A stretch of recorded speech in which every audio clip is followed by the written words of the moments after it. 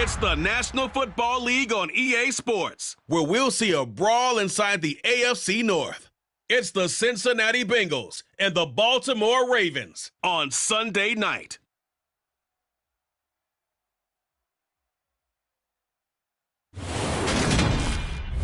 With Chesapeake Bay gleaming in the distance, we are inside M&T Bank Stadium near the Inner Harbor in Baltimore, Maryland. Tonight, we've got a great Sunday night matchup between the Cincinnati Bengals and the Baltimore Ravens.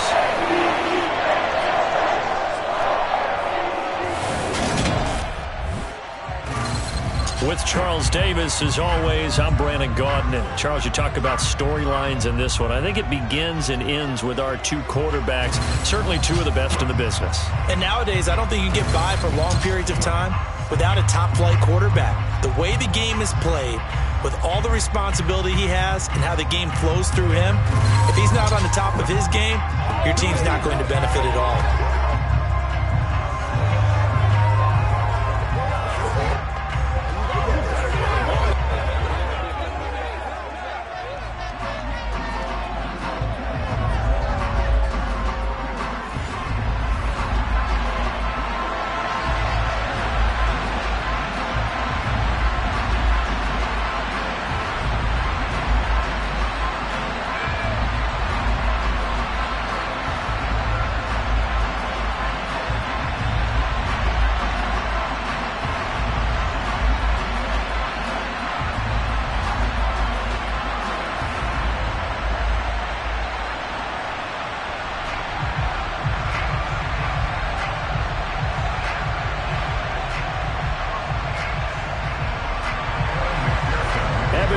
Has this one teed up, and off we go from M&T Bank Stadium.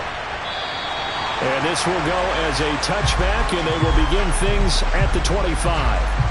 Time to see this wide-open Baltimore offense go to work, and leading them, pretty darn good one, Lamar Jackson out of Louisville.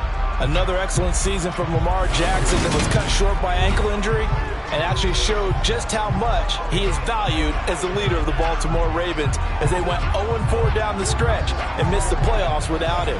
Prior to that, they were 8-5 in a tough AFC North, and he was on his way to his third 1,000-yard season as a runner and career-high marks as a passer.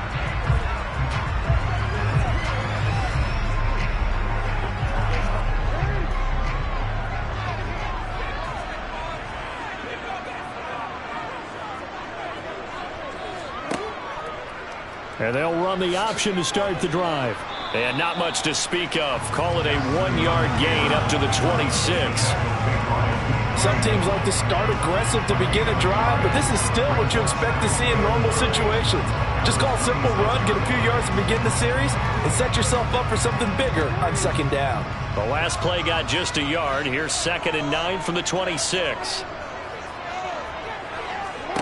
Throwing is Jackson. That's complete. It's Devin Duvernay. And they get him down, but not before he takes it across the 40-yard line. They get 14 on that one. That's good for a Baltimore first down. And that's a more than acceptable read right there because it's zone coverage, so timing is everything. This time he waits for his man to come open, puts it right on him, and they pick up a first down.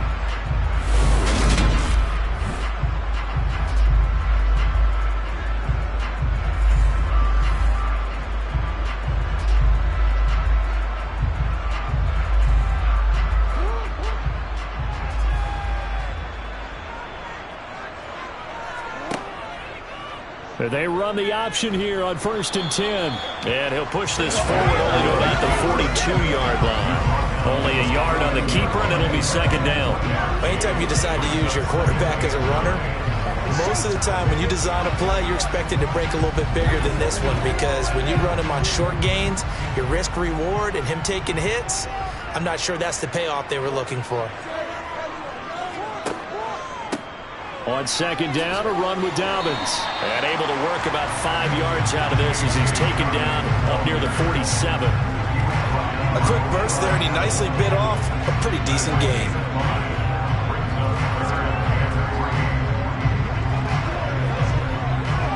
The Bengals with 2 extra DBs, a nickel look on 3rd. Blanketing the passing lanes. From the gun, it's Jackson. And incomplete on the deep ball. And that's exactly what defenses talk about. You've got to find ways to get off the field when you can, especially on third down. And third down defense going to be vital in this game. Able to knock that one away and force a fourth down. Fourth down, and out comes Jordan Stout here to punt. Back deep, Trent Taylor. This is away, but boy, headed straight for the sidelines. And the punt over the side in the air, and the spot will be inside the 35. Cincinnati's offense takes the field, and leading the way for the reigning AFC champs is last season's comeback player of the year, a man who needs no introduction, Joe Burrow. Joe Burrow could have won comeback player of the year last season simply for his statistics. 4,600 yards, 34 touchdowns through the air. But he brought the entire Bengal organization on a comeback after 5 straight losing seasons. First with a division title, then an unexpected AFC title, and led the team to their 3rd Super Bowl ever. And he had them less than 2 minutes away from winning it for the first time. Keep an eye on Joey B. He expects to bring a Super Bowl title to Cincinnati in the near future.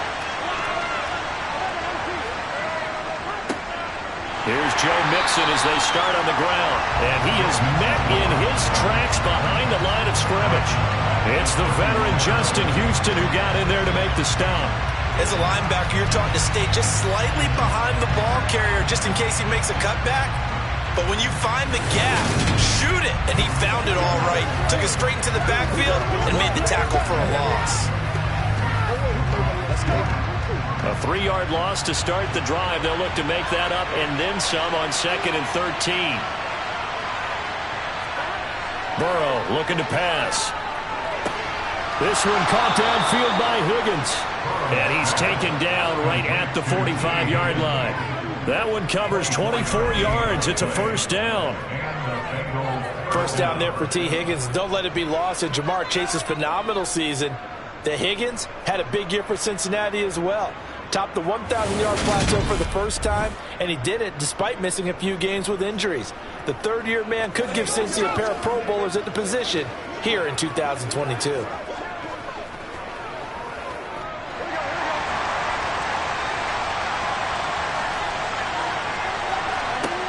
First down. Here's Burrow. Trying to lay one up deep. And he bats it away, and it falls down incomplete. So many times we see teams go on the road and want to lean on their running game, but this crew just announced they're going to try and air it out and make hay downfield. So after the incompletion on first, now 2nd and 10. From the shotgun, Joe Burrow. Over the middle, that's caught by Chase. And he's going to be taken down with the first down at the Ravens' 32-yard line. The Bengals passing game finding a rhythm. They've got another first. Well, I think when they look at their offense, they think to themselves, weapons, weapons everywhere. And they want to move the ball around. They want to spread it to different people. But you absolutely know they want to get this man involved as well. And that's what they just did on that play. From the 32 now, here's 1st and 10.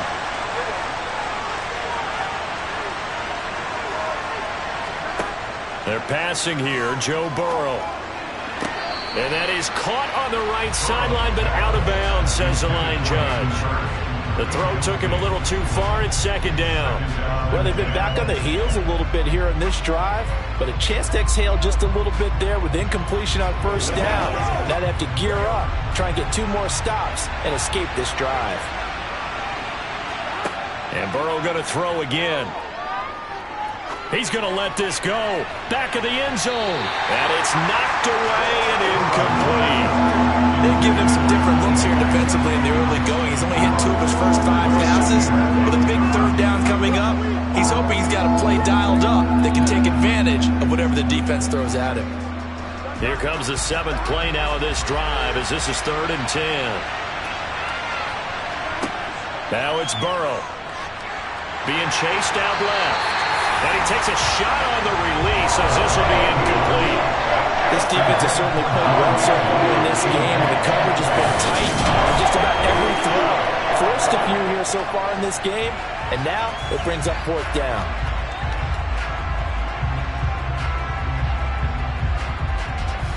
So on fourth down, off goes Burrow. On comes Evan McPherson for the Bengal field goal. This will be from 49 yards out. McPherson's kick is good. And the Bengals are on the board first here. It's 3-0. So the opening drive stalls out, but the field goal does get them the first points of the night. And 3 points, not to be underestimated. How about this, right? You're on the road. You're under the lights. National television audience. This is not a dress rehearsal, partner. This is for real. And a pretty nice opening statement.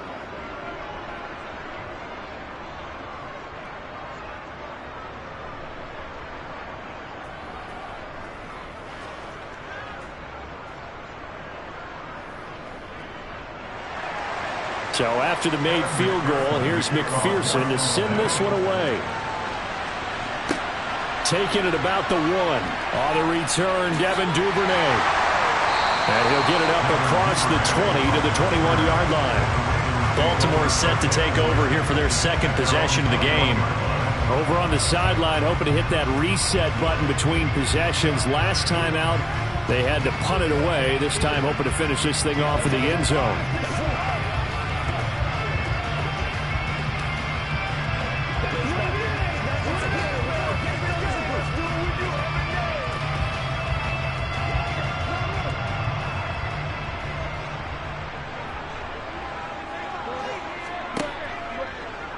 They'll start with the option.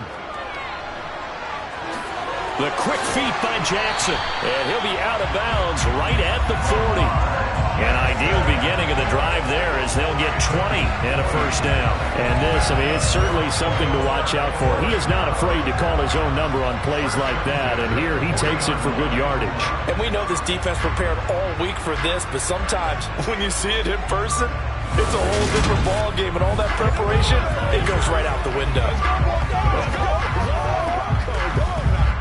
So quickly all the way up at the 40-yard line.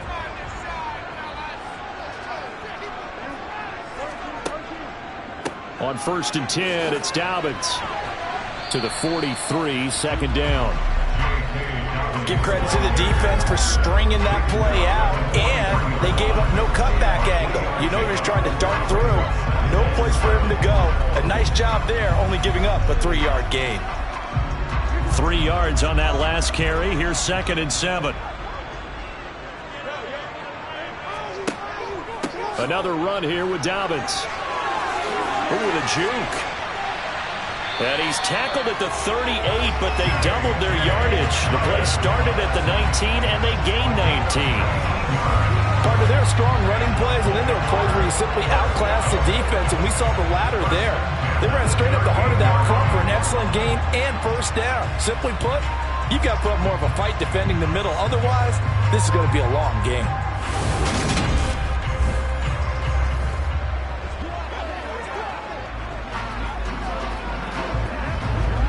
So they'll come up in Bengals territory now with a 1st and 10 at the 38.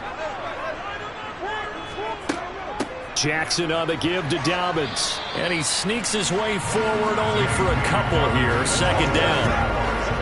Well, any lane that might have been open there was closed pretty quickly, and that's because the defense in front, they won that battle at the point of attack at the line of scrimmage.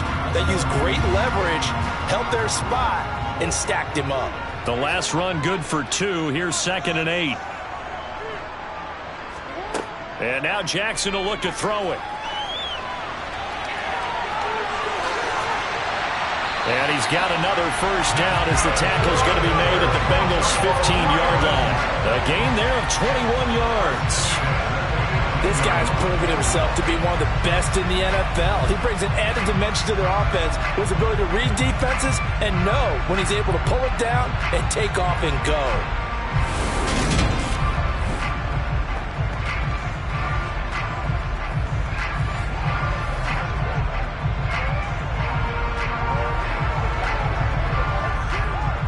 All runs on this drive so far. It's 1st and 10.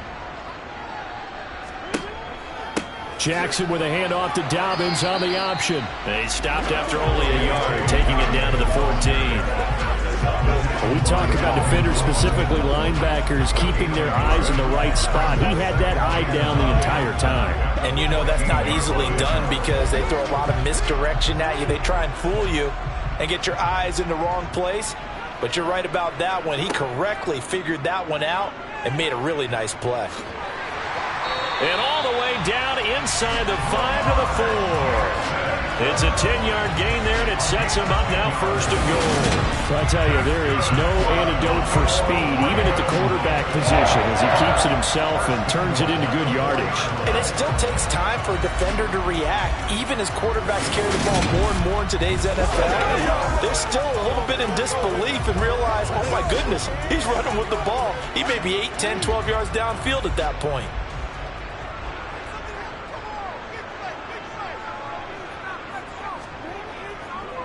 Davis will take this into the end zone. It's a Ravens touchdown. Did my eyes deceive me, or was that an eye formation play that was just run there for a touchdown? A little old school eye. How about that? Was that a fullback, tailback, running it into the end zone? Well, that's what that fullback's for, right? That's why you use that. Let him pave the way. Oh, without a doubt. He's an extra blocker, and he did his job well on that play.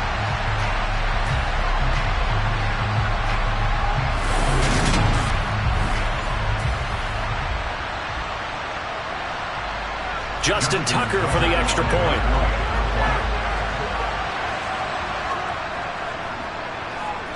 He's got it. They'll see that opening drive field goal and raise it a touchdown, and that makes it 7-3. So an 8-play drive covering 80 yards, and it results in a 4-yard touchdown run.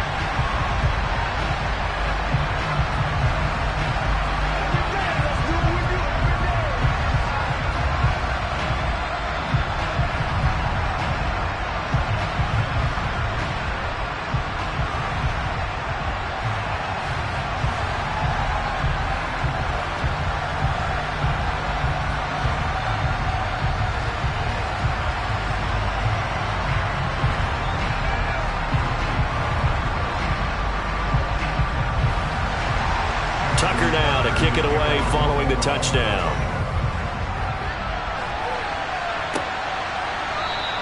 And no thought to bring this one out. He'll just go down to a knee, and they'll take over at the 25. Cincinnati coming back onto the field here for their second drive.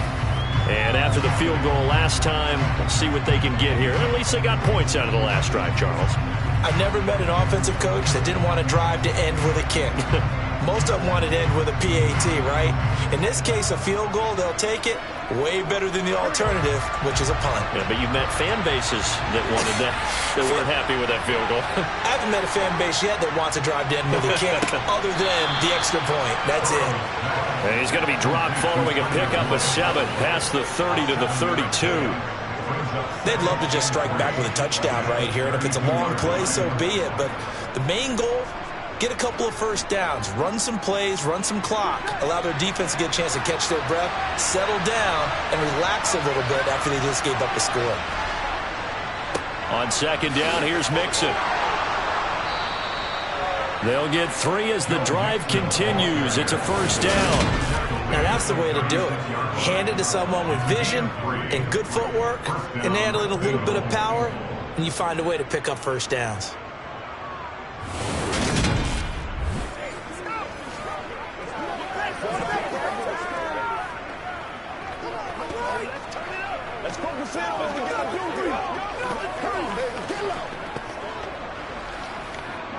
So from the 36 now, 1st and 10. Now it's Burrow. He's got a man, complete. And he's going to get this down to the 35-yard line. That one nearly 30 yards, 29 officially. You know I'm going to lean towards the defender, right? You know I'm going to do that. I know. That's a tough situation for him as I see it. But the truth of the matter is, that ball was not streaking towards him. That little arc on it, he's got to find a way to get his head around and make a play on the football.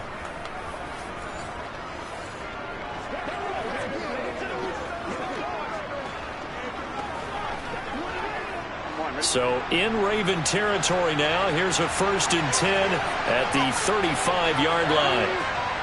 Burrow will throw.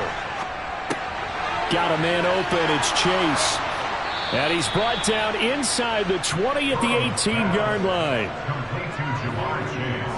And this has been a nice answer to the touchdown drive against them a few minutes ago because they've come out and reestablished the tempo. A nice throw there, and they're putting together a very strong drive as a response.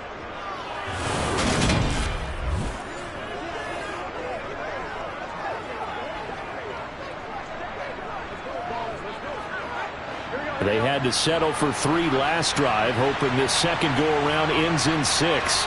In good position, 1st and 10. From the red zone now, they'll look to throw. And he'll go right back to Chase. That's caught again. And the Bengals are going to be looking at 1st and goal as they move this down to the 4-yard line. Just picking up yardage in bunches here these last few plays. They have moved right down the field, and just like that, they're going to be set up with a 1st and goal.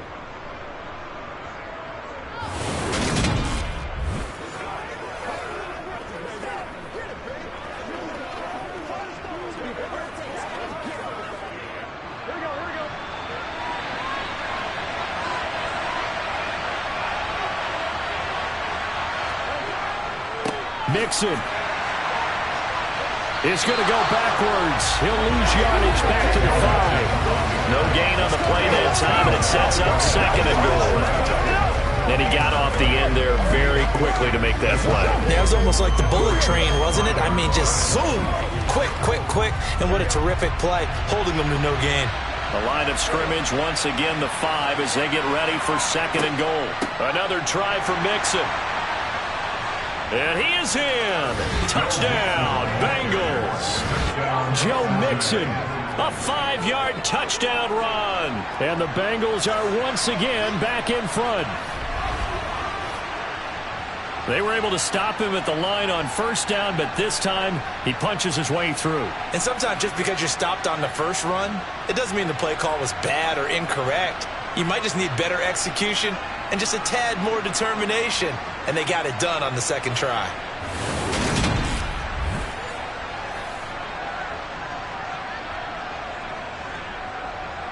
Evan McPherson now for the PAT.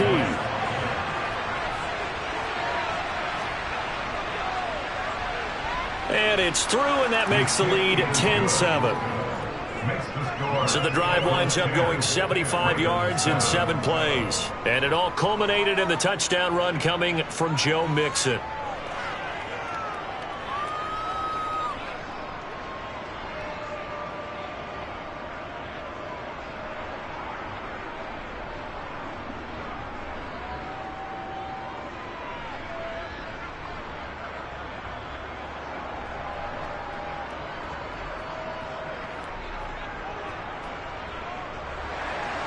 After the touchdown, McPherson on to kick this one away. Devin Duvernay now returning from the end zone. And that decision to bring it out ends up not being a good one. Cost him about 5 yards as he's tackled into 20. And now Baltimore gets set to take the field. And now last drive so successful with the ground game, ending in a touchdown. Do you stick with that formula? That would be the #1 thing you would think of, but so many guys now would look at it and say, we've got them set up so well for play action, now's the time to take a shot. Yeah. But, you know, there was a big-time coach in the state of Ohio who once said, if you throw the ball, if you put it in the air, 3 things can happen, and 2 of them are bad. Is that what he would have kept it on the ground. They take a shot downfield there, but it winds up falling incomplete. Well, they've got man coverage on the outside, and my scouting report on these DBs tells me that they love to take matters in their own hands. They want man coverage, not zone.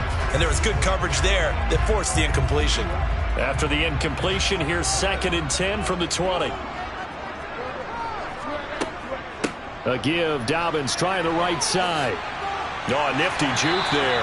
Not much fun for a guy trying to tackle it. And he's going to hammer Ravens 1st down as he gets this up past the 30. Well, they're making an effort to get the ground game going tonight. So far, it's working. I like what we're seeing from the offensive line. They seem to have the leverage going and they're controlling things and reestablishing the line of scrimmage, moving that defensive front backwards. But also like what the runner's giving us, too. It appears that he's been waiting all day long to get out here and take off. Line of scrimmage, the 31 now on 1st and 10. Dobbins going to take the handoff on the option. And he is going to lose yardage here. Score that tackle for loss to the Wyoming alumnus, Logan Wilson. I like the strategy. Extra tight ends, extra beef. They want to run the football, but that means they probably want to run it inside. If you get strung out on the perimeter, you're in peril. Yeah, we saw the result, negative yardage. That's what it is. That's what it is, baby. Come on. Let's go, baby. So the first down run lost a couple. Now they come up 2nd and 12. Here's Jackson to throw. That ball caught. It's Mark Andrews, the tight end.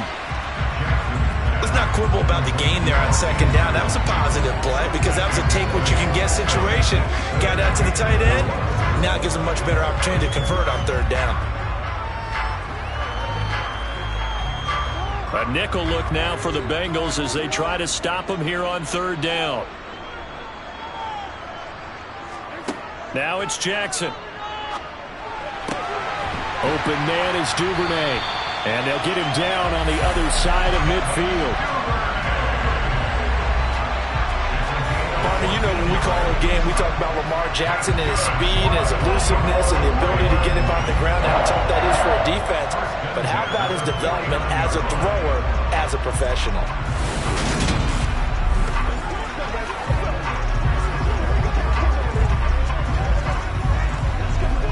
So they'll come up in Bengals territory now with a 1st and 10 at the 49-yard line. They go back to the ground with Dobbins.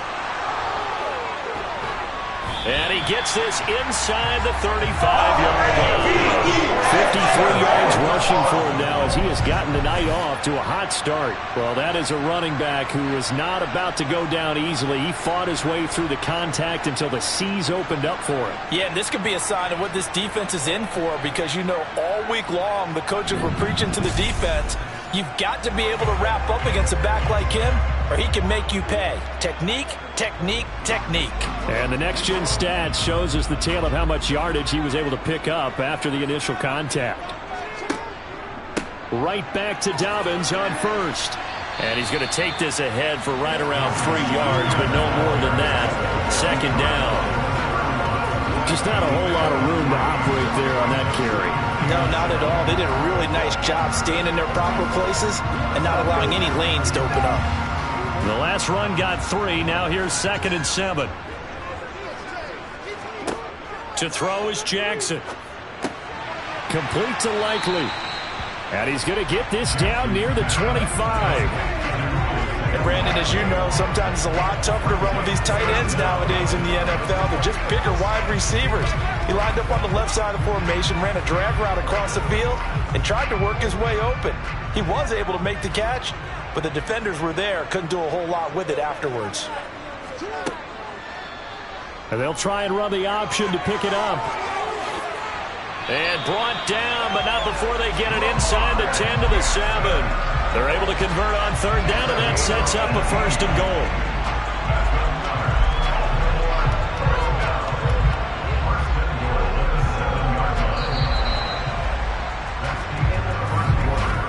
(10-7) our score after 1 right here on EA Sports. Second quarter now from Baltimore. It's the Ravens in possession as they go to work on a 1st and goal. Jackson. This will be caught at about the 5. Nice job defensively to hold him to 4, and now it's 2nd and goal. But there wasn't much there with that hitch route. They didn't gain what they expected. But sometimes when you call a hitch, you really don't have an alternate to go to. You don't have a second route to throw it to. So sometimes you have to rifle in there and hope for the best. So the ball position now at the 3. Here's 2nd and goal. Here's Jackson. And in for the Ravens touchdown. Lamar Jackson hooking up with Mark Andrews as his guys have now moved out in front. You get down near the goal line, this is where having a sure-handed tight end becomes a luxury, and it pays off big time, especially when the defense sells out against the run. He finds himself open for an easy touchdown.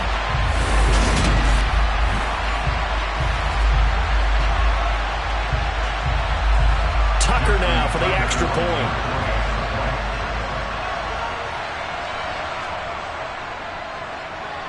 And that makes it 14-10.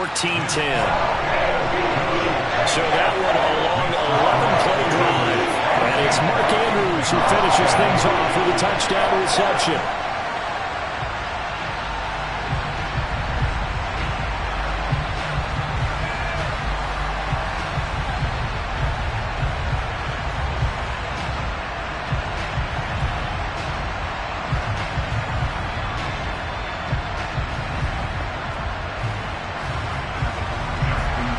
Tucker now to kick it away following the touchdown.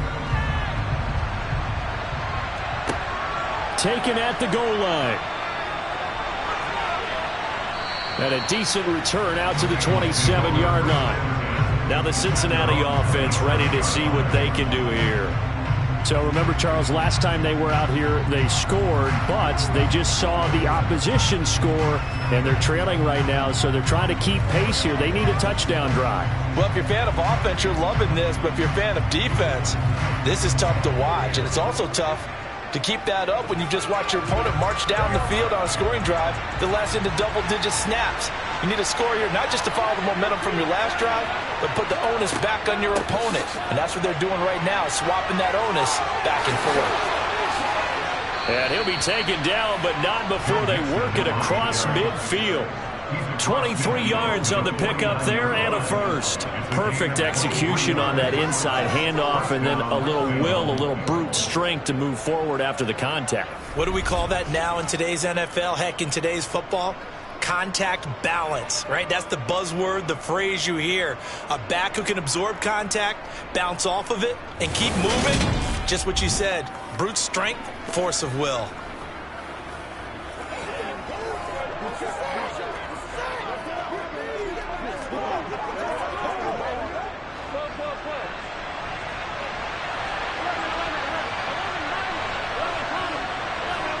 Burrow going to fake to mix it and now look to throw. He's going to go for a big play downfield. It's incomplete. Took a shot, couldn't connect. And I think they'd be well served to take that type of a physical approach against him the rest of the game. He's had his way so far, but on that last one, that worked quite well for the defense. An incomplete pass on first down. That leads to a 2nd and 10. From the shotgun, it's Burrow. Over the middle, he finds Higgins. And he's going to be taken down with the first down at the Ravens' 37. That one goes for 13 yards, and it moves the sticks. Good, strong throw and catch right there. And so far in this game, the alleys have been open for them to get completions, and they're taking advantage of it.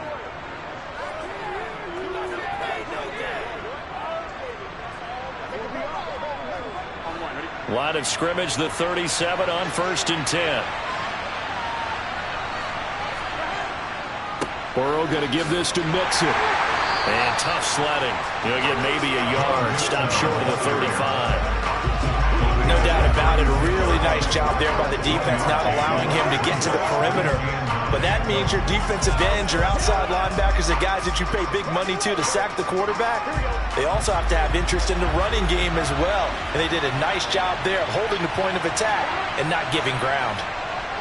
On 2nd and 9, Burrow dancing to his left. And he'll just get rid of it. It's not like pressure to affect the accuracy and the timing of a guy trying to throw the football. And on that play, they ended up flushing him to his left.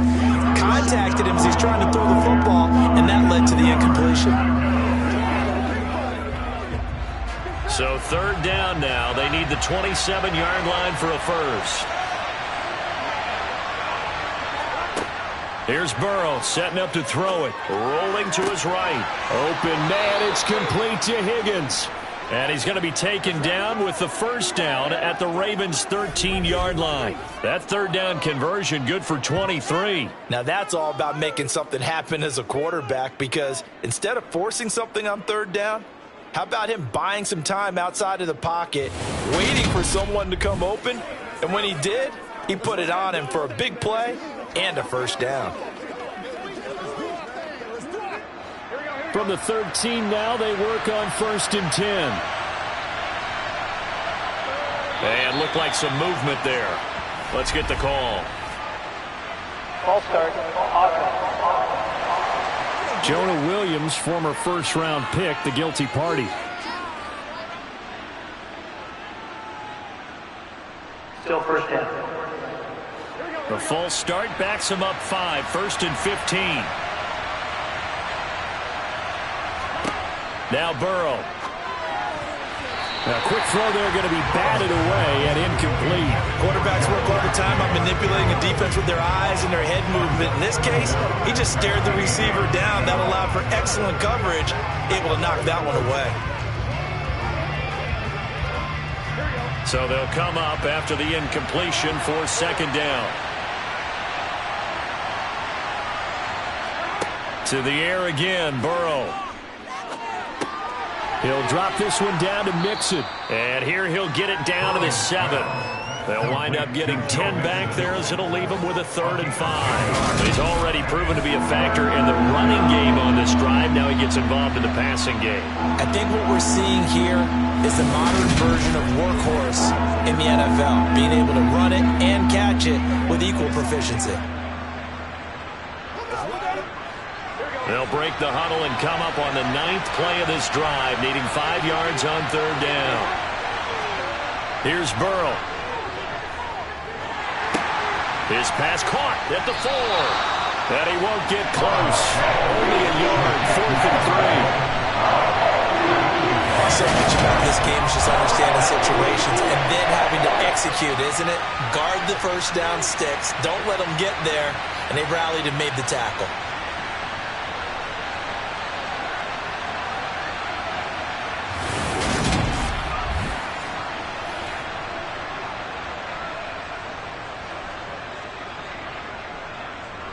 So on 4th down, off goes Burrow. On comes Evan McPherson for the Bengal field goal. From the left hash, a chip shot here. McPherson's kick is good. And the lead is down to 1 now at 14-13. So no problems at all on that one. And you know, there's virtually no wind. This is a kicker's dream here tonight. It absolutely is, isn't it? So to me, with no wind, it should be a passer's dream as well, right? But in this case, the defense held out. They had to force the field goal.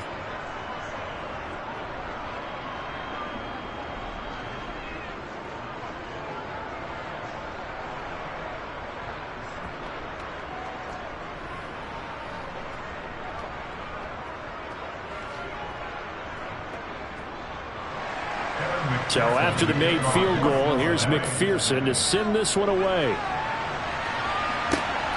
Duvernay now going to bring it out. And only able to get this to the 19, so probably should have opted for the touchback. For the football back over to Baltimore and J.K. Dobbins. And it may just be the 2nd quarter, but he's in his zone, well on his way to eclipsing that 100-yard mark. And when a back has a game, as we're witnessing right now, his name's going to be in the books, but it's really a collective deal, isn't it? Because that means he's getting plenty of blocking, a lot of help from his teammates, but he's making the most of it. Yeah, he's made the most of it to this point. They'll start by running the option to the right. Gets by him at the 25. And he's got it past the 30 before he's hit and dropped. First down yardage on the first play of the drive. Give him 14. It looked like almost a miscommunication defensively, because once he decided to keep it, he had pretty smooth sailing. Yeah, it became a question of, wait a minute, who's got the quarterback? And when you talk about miscommunication, it's supposed to be called assignment football on the defensive side of the ball. But the assignment gets mixed up. That's the end result.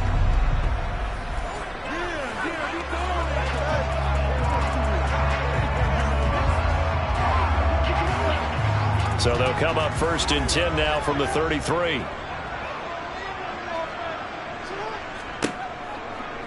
Jackson running again. Give him 4 yards there on the first down keeper. Well, if you're going to run the read option, typically, you've got to keep an eye on the defensive end. And what does that mean? What are you looking for with a defensive end? Well, you want to play off of what he does. If he collapses inside towards the running back, then you pull it and take it yourself outside in. If he stays outside, you go ahead and leave it with the running back. In this case, pulled it and got good yardage himself.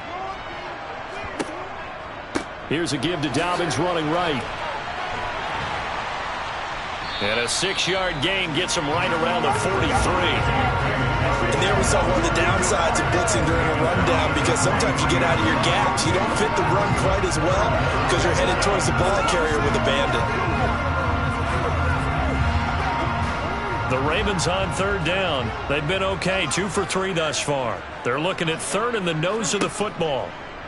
They'll try and pick it up by running the option to the right.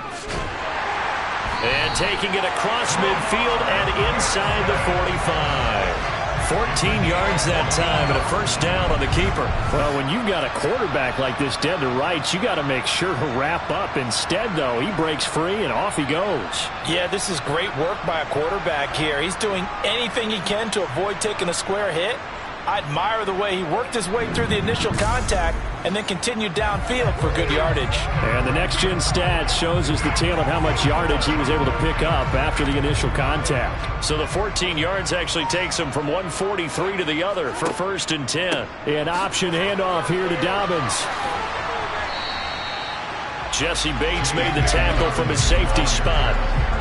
Offensive linemen love creating space for their guys carrying the ball, but when that guy also breaks tackles and creates extra yardage, they almost feel like he's one of them, and they really embrace him.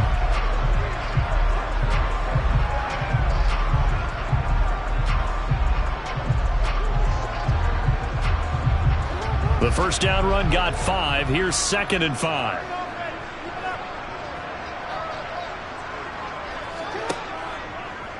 They'll try and run the option left side. And he is swallowed up right at the line of scrimmage. Call it no gain on the keeper, and it's going to bring up a 3rd down. Well, for that being an option play, there really weren't too many options available for him, were there? No, there weren't, and at least he was able to get back to the line of scrimmage, so they didn't lose anything, but you're exactly right. Nowhere to go. On 3rd down, Jackson. Open man is Bateman. It's complete. And he's got another first down as the tackle's going to be made at the Bengals 18. Last play they got stuffed at the line. Different story here, over 20 yards. That's a play that will likely be forgotten when you talk about big moments in this game. But plays like this are critical to keep drives going. And if points result, we'll call this play significant.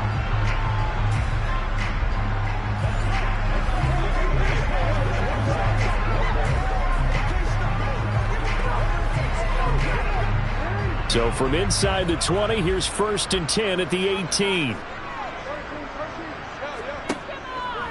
Option play, and they'll hand to Dobbins.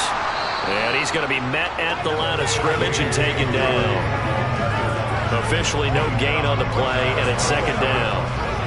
And Brandon, every running back wants to use their speed in order to get out in front of things. Sometimes you just have to be patient, let blocks develop. On that play, that didn't happen. Officially nothing on that last run. They'll try again, 2nd and 10. Jackson with a handoff to Dobbins on the option. The 2nd down play, not much better than the first, just a gain of 1 there.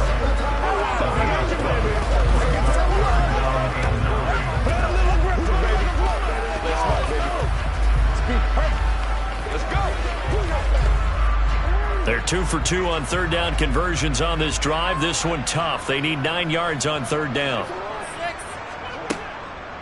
They'll try the draw here with Dobbins. And they'll hustle up to stop him well shy of the first, right around the 15. 2 yards on the pickup there. It's 4th down. And the big fella stuffed that one up in a big way. I think doubling him has to be a priority because you can't move up to the next level if you don't take care of him first.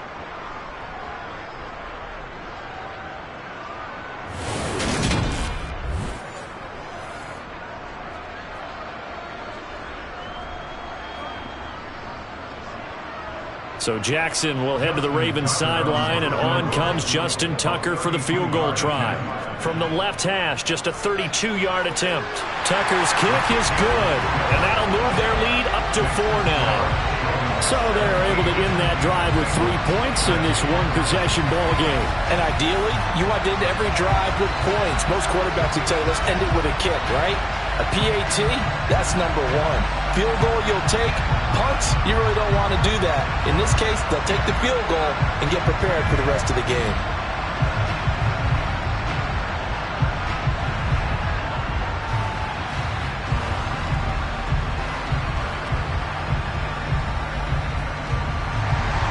Tucker now following the made field goal, set to kick it away. And there will not be a return here. It's a touchback, and it'll come out to the 25-yard line. Cincinnati set to take over once again. Their drive last time, it stalled out. They were forced to take the short field goal. And the key phrase, you nailed it, forced to, because you know coaches look at these short field goals as a last resort, right? To them, that's not how drives are supposed to end. You're supposed to put 6 on the board. That's a consolation prize, like going to the county fair. You don't get the big stuffed animal on that one, do you? No, you don't go top shelf. That's bottom shelf material. Throwing now, Burrow on first down. To the sideline. Wow, what a catch. Doesn't get a lot out of it, but he is able to keep the feet in bounds. Yeah, that one was covered pretty well because they were trying to leak the tight end out into the flat. I think they were hoping he could catch and turn upfield and pick up the first down. They'll break the huddle, come up on 2nd and 8 at the 27-yard line. Burrow looking to pass. He completes it to Boyd. And give him 6 yards here as he stopped near the 35 at the 34.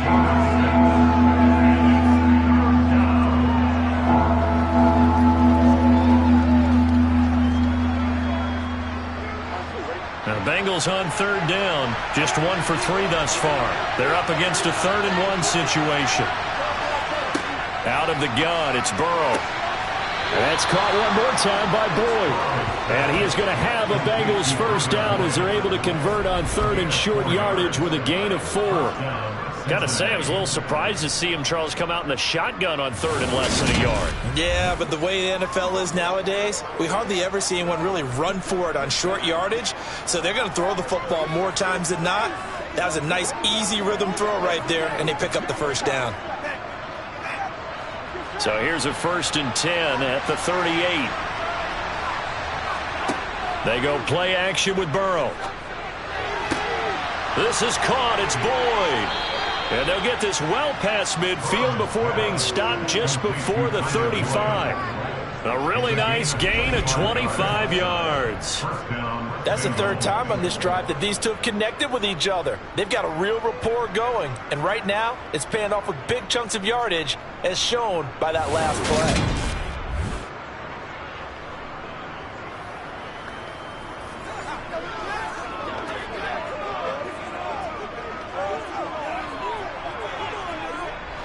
So in Raven territory now. Here's a 1st and 10 at the 37-yard line.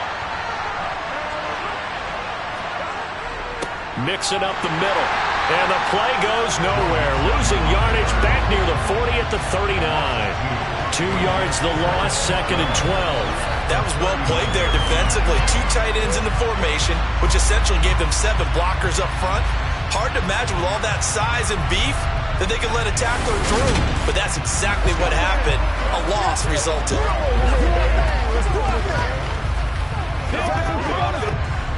Now they contend with a 2nd and 12 after the loss. Now it's Burrow. Over the middle, that's caught by Chase. And he's going to be taken down at about the 33.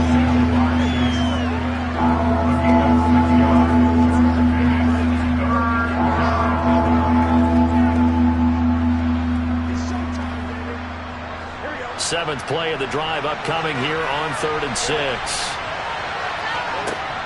They're passing here, Joe Burrow. And he's going to go down. They get turned back at the 40. They overloaded that time with a safety safety blitz, and he winds up being dropped for a loss of 7. A CD, so often we talk about quarterbacks holding on to the ball too long. Well, we can't say that there. He had no time to do much of anything. And they decided to go with the safety blitz there. And look, if that gets picked up, quarterback really has the advantage then because he'll have more time to throw the football and some wide open space. But when it doesn't, that's a guy who gets a free run into the backfield. And oftentimes, the QB ends up on his backside as he did there. And the next gen stat's going to show just how much time he had to make a decision, and it's not much. 3 seconds, the final clocking. McPherson, as a rookie last year, made a league-leading 9 kicks from 50-plus yards and added to it in the playoffs with some other big kicks to help propel his team to the Super Bowl. But that time, unable to convert. Now the Baltimore offense heading back out onto the field. And they split the uprights last time for 3. They've got the lead. They're not going to play this conservative. They're not hoping for another field goal. They're hoping for a touchdown. I'm with you on that one. I like where your head is. I like the way you're thinking because you're exactly right. Trying to sit on a lead and play that way, that doesn't work too well for most teams. Run your offense. Run what you do best. Exactly. Put it all the way down and try to increase your lead in a big way. And the best way to do it, touchdowns. He'll lose a yard there, and it's 2nd and 11. 2 minutes remaining in this first half of football. 2nd and 11.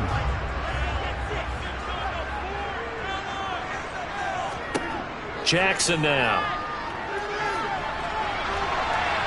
And he works his way past the line of scrimmage and then slides to a halt. It's just a gain of a couple there on the scramble, and now it's 3rd down.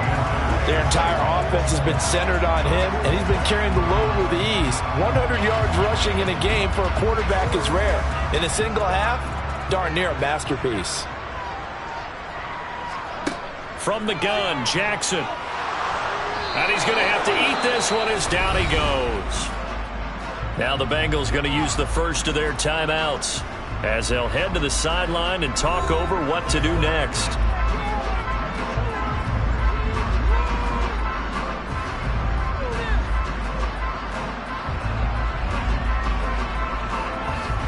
Now is the punter, Jordan Stout.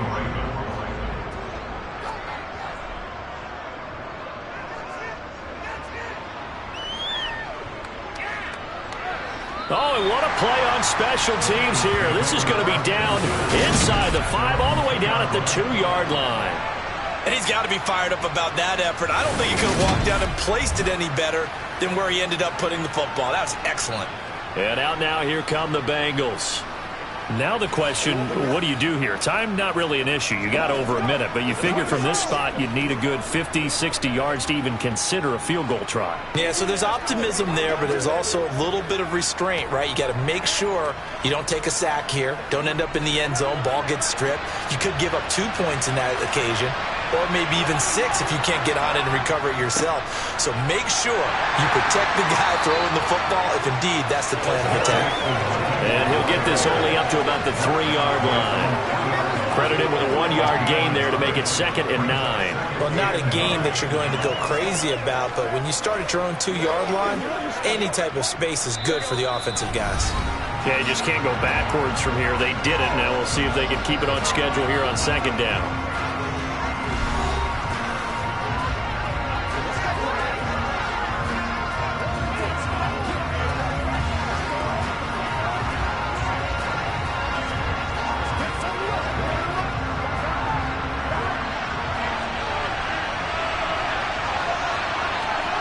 Now Burrow down around his goal line. Open man is Chase, complete. And he will have a first down here as they get into field goal range as well, down at the 17-yard line. And now with that completion, he's north of 200 yards here in the first half. And he's going to break our statistician, Marvin, isn't he? Because Marvin right now is just tallying it up. Hope his hand doesn't hurt too much doing this or keeps hitting the calculator. But my goodness, what a start he is off to. By the end of this game, he could have monster numbers. He just wants to continue to be accurate. First down. Here's Burrow. Dumps it off to Mixon. Only able to gain a couple there, and it'll be second down. And we see another pitch and catch there to the running back. This position just continues to evolve. They become just as critical to the passing attack as a lot of receivers, tight ends, because their ability to make people miss in the open field can really generate big plays for an offense. To throw again on second down. Burrow. And this one incomplete. Too much contact to hold on to that one, and it's third down. They went with a dime look on defense. 2 extra defensive backs on the field and covered up essentially every blade of grass. That allowed them to disrupt the play.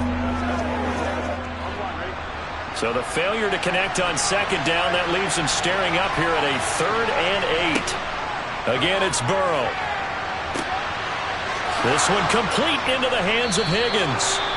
Now the Bengals going to signal for their 3rd and final timeout as the clock will stop with 18 seconds to go in the first half.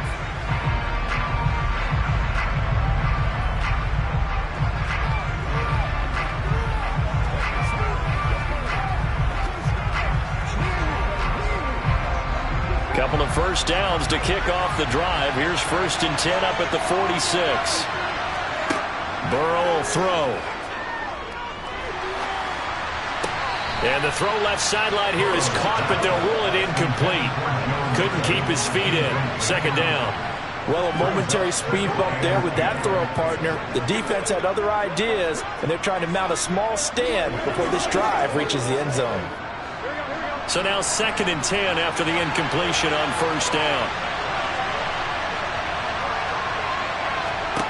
Throwing again, it's Burrow. Incomplete, and we're down to 8 seconds now. That is the first time that they've targeted him that he has not come down with a catch. He's caught everything that's been thrown his way. A dominant pass receiver that can break down any defense, because when he's doing that kind of work, it really hurts you on the back end. And even though it's an incompletion there, I think they're going back to that well. Now they go play action now. Burrow.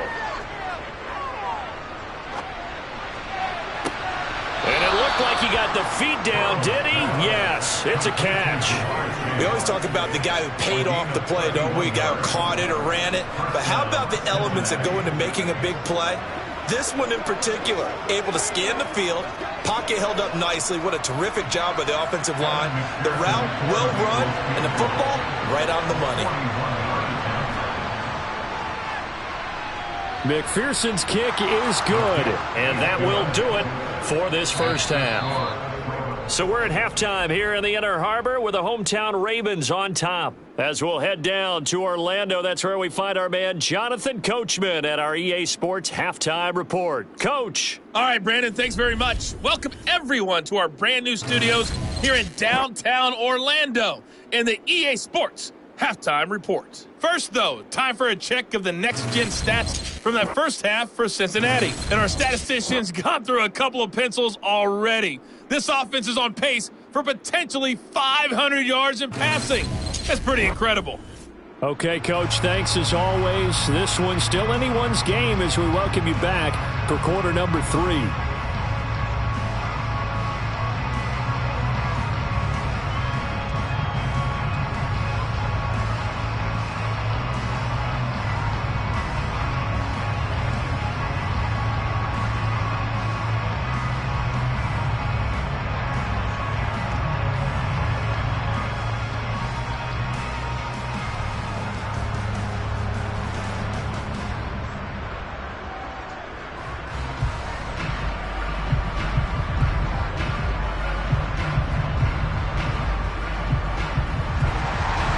The Bucs set to get the football first, and they trail here as we get started in the second half. Fields it right around the goal line. And he'll get it up past the 20 to about the 22. And the Bengal offense ready to go here to start the third quarter. This offense, Charles, had a strong first half throwing the football, at least in terms of yardage, but that hasn't translated so far on the scoreboard as they begin the third quarter here, trailing and looking for a little momentum. Yeah, you're right about that because, let's face it, in the first half, most of their focus was in the passing game. And to their credit, resulted in a healthy amount of yardage. So I would think that at halftime, They're going to anticipate that defense loosening up a little bit to try and cover the passing lanes. They've got to get the running game going, and there should be some gaps to run through now. They will throw on first down with Burrow. Over the middle, he finds Higgins. And he's going to get this one across the 30-yard line. 5 catches for him in that first half, and that's number 6 that we just saw, and also a first down. I think that's a big pickup for a first down because when you run a drag route against zone, you're sometimes asking for trouble because you might run into a defender. Yeah, well, there they ran into a first down, executed it to perfection.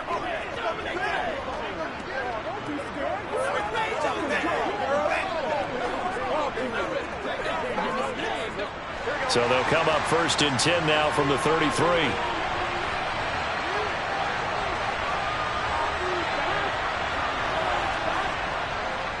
Inside handoff to Mixon. And he'll be taken down right around the 34 after a pickup of only a yard. I have to think a major focus of the halftime meetings had to be figuring out how to create space for the running game to get operating. Well, what you pointed out to me at half seems accurate. That line has struggled to sustain blocks. Yeah, I would agree with that totally. They've got to focus on staying on their double teams at the first level, make sure that block's secured before they slide off and try and chip someone at the second level. Here's a throw out wide complete to his running. Mixon hit, and all the ball is out. And the Ravens have got it. We just saw the dilemma for every coach. You want them to fight for the extra yardage, but somehow continue to cover the football.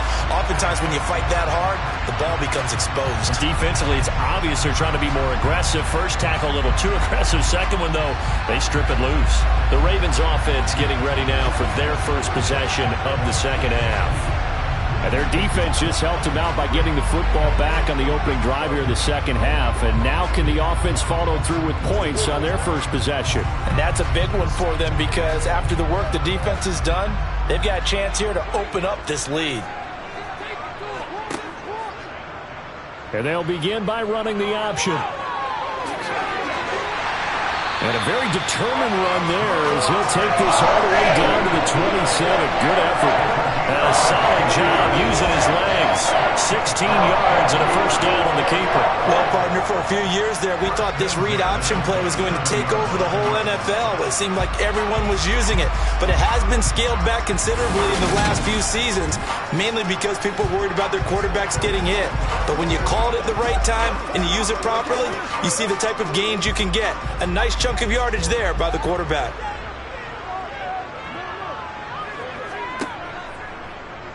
Jackson going to run again. And just good downhill running there as he'll take this to the 15-yard line. A really nice effort that time. 12 yards on the keeper, picking up the first. Well, you certainly have to give a little credit here because they're playing this game now at their pace. This is ball control football, sustained runs, taking their time, and making it work.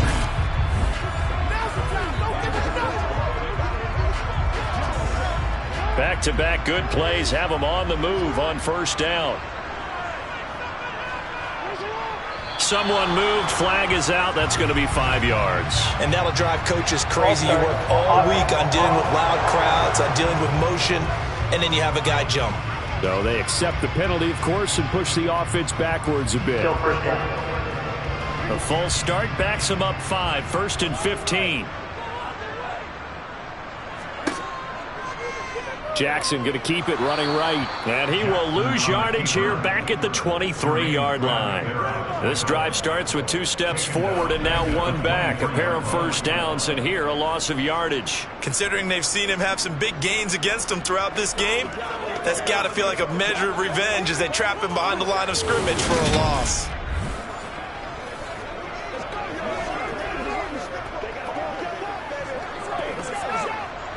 Well behind the sticks here with a 2nd and 18. Off the play fake to Dobbins. Here's Jackson. And he can't find a receiver, and he's brought down. Trey Hendrickson showing off his pass rush repertoire that time. All Trey Hendrickson did in his first season in Cincinnati was set the team's new single-season record with 14 sacks. In his last 2 seasons, 1 in New Orleans, he's become one of the best in the league.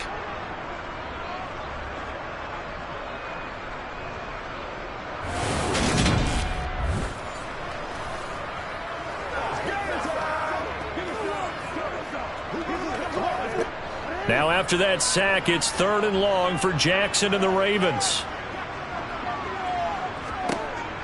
They'll drop to throw. Slings it to Anders, and it's complete. The tight end has it. And he's going to be brought down at about the 16. One hallmark of good defenses is understanding the game, understanding positioning, and tackling immediately in the secondary after catches. I think we just saw that on display right there. Got to him before he ever had a chance to think about turning it upfield.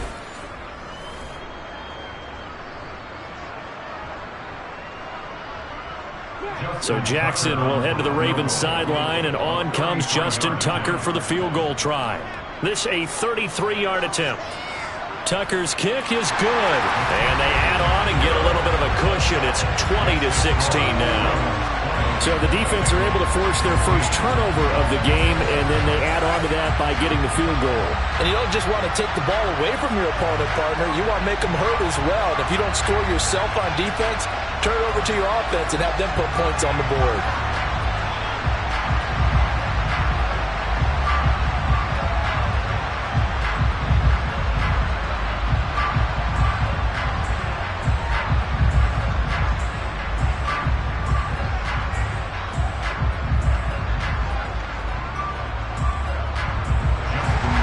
Tucker now following the made field goal, set to kick it away. No run back here, down to a knee, and this drive will start at the 25. The Bengals set to take over. And last time they coughed it up, led to a field goal. They're fortunate that it only led to a field goal, but still, they're not happy about it. Could you sense the relief, though, when they only gave up the field goal? And they were able to trot back out on the field and start this drive a little more pep in their step because they didn't cost their team a touchdown. But they know they've got to do it a lot better than they did on the last possession. The coach will just be relieved, though, if they recoup with a score here, right? I think the coach will be ecstatic to see them pick themselves back up and now take it downfield and punch in the end zone without turning it over. They take a shot downfield there, but it winds up falling incomplete. Sure, that pass was incomplete as they made an attempt to get a big one downfield. But that's okay because the second part of that is if you don't get the completion, at least you've told the defense you're trying to stretch them out a little bit, and they may have to change accordingly. So following the incompletion, here's 2nd and 10 from the 25. Here's Burrow. This goes out wide from Mixon.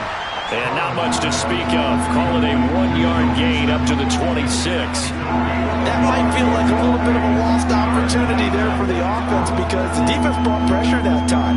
And sometimes against that, you can get out to your running back, and it can turn into a big gain downfield. But what a nice job they did getting to him quickly and holding him to a short gain. On 3rd down, Burrow. And he's got Hurst, his tight end. And he is going to have a Bengals first down as they're able to get the 3rd down conversion. And with that last play, he's now up over that 300-yard mark. And in today's NFL, it almost feels routine. And I hate that when you talk about a 300-yard passing game. To me, 300 yards still signifies excellence, and he's achieved that in this performance.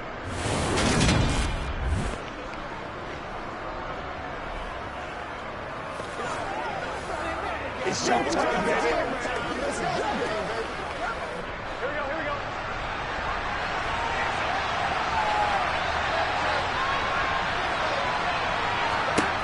To the air again, Burrow. Looking left side, and he's got a man. That's Boyd.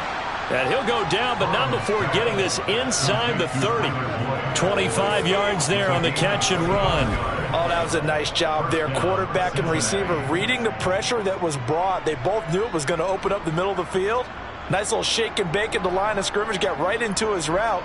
And the quarterback hit him in stride, and he was able to run free after the catch. So in Raven territory now, here's a 1st and 10 as they're down to the 29-yard line. From the gun, a give to Mixon. Oh, and fine work there as he gets this thing down to the 11-yard line. Add the gain here to the previous play, and it's better than 40 yards total. Sometimes it's hard to believe, but there are times this game is about patience, isn't it? has had the game he expected, but that run there, that may get him going. I was just going to say, maybe that gives him a little juice, because you're right, he struggled, especially in that first half. Yeah, and I know the great ones always think to themselves, just hang in there. I'm just one big carry away from busting this open. That's a good start for him. Back to Mixon on first down. And a short pickup there down to about the 9. Only a yard on the pickup there, and it'll be second down. You know that old expression, it's not my night? It hasn't been his so far. I don't know if the legs are a little bit heavy. Sometimes having to hang out all day and play doesn't exactly play to your advantage, but it's been a tough go for him. And every time he looks up, somebody's there defensively. That was the same case on that play. On second and 9, Burrow. So 5 yards here, 5 on the play. And now we've got a third down and 3. I know sometimes we can get fooled when we watch him make catches, as we just saw him do there, because he really looks like a wide receiver the way he goes about his business. Yeah, 230, 240 range. Yeah, not super huge. Maybe not counted on to be that inline point-of-attack blocker that we used to have in the good old days, but you can flex him out. You can run wide receiver routes with him. You can make him a primary target, and that's how he'll shred a defense. Burrow on third down, and that'll be caught. Touchdown, Bengals. It's Tyler Boyd. 4 yards on the touchdown grab, and the Bengals have taken the lead here in this third quarter. On those slants, everything happens so quickly. What makes it work? The timing between the passer and the receiver. In this case, a slant route ordinarily is probably about 3 steps before you go on the slant. In this amount of time, I think it was a 2-step deal. Boom, put his foot in the ground and got inside for the pass. Got inside for the pass, got inside for the catch and the score. Extra point by McPherson, up and good. And that gives him a 3-point lead. So that drive takes him down the field in 8 plays. And it's finished off by the touchdown from Tyler Boyd.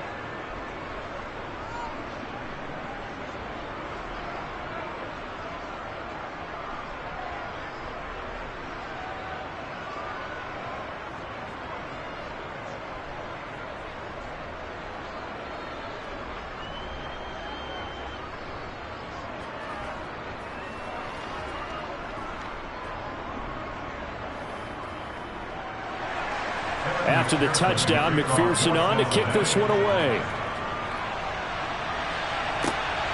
This taken in at the goal line. And makes it across the 20 as his guys will set up shop at the 23-yard line. The Ravens offense now, they get ready to head back on the field. And last time able to get 3.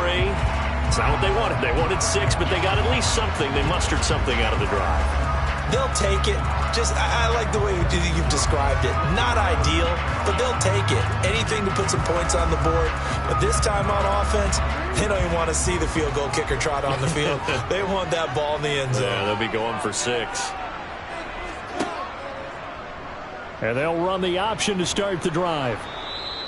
Only a yard on the keeper, and it'll be second down. Well, it's time for them to be good teammates right here. And what I mean by that is possess the ball for a little while. Get at least 2 first downs.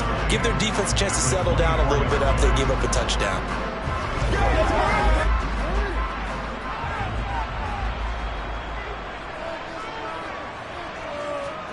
On second and 9, Jackson. They set up the screen for Dobbins. Give them 5 on the screen play, and that'll set up a third down. Caught that look from you there, partner. I think we're on the same page on that one. Just his first catch. I think we both thought he'd be a little more active in the passing game. Let's see if that's the start of them trying to get the ball to him a little bit more here in the second half. In search of 4 yards here to pick up the first down. From the gun on third down, Jackson. Open man is Bateman. It's complete.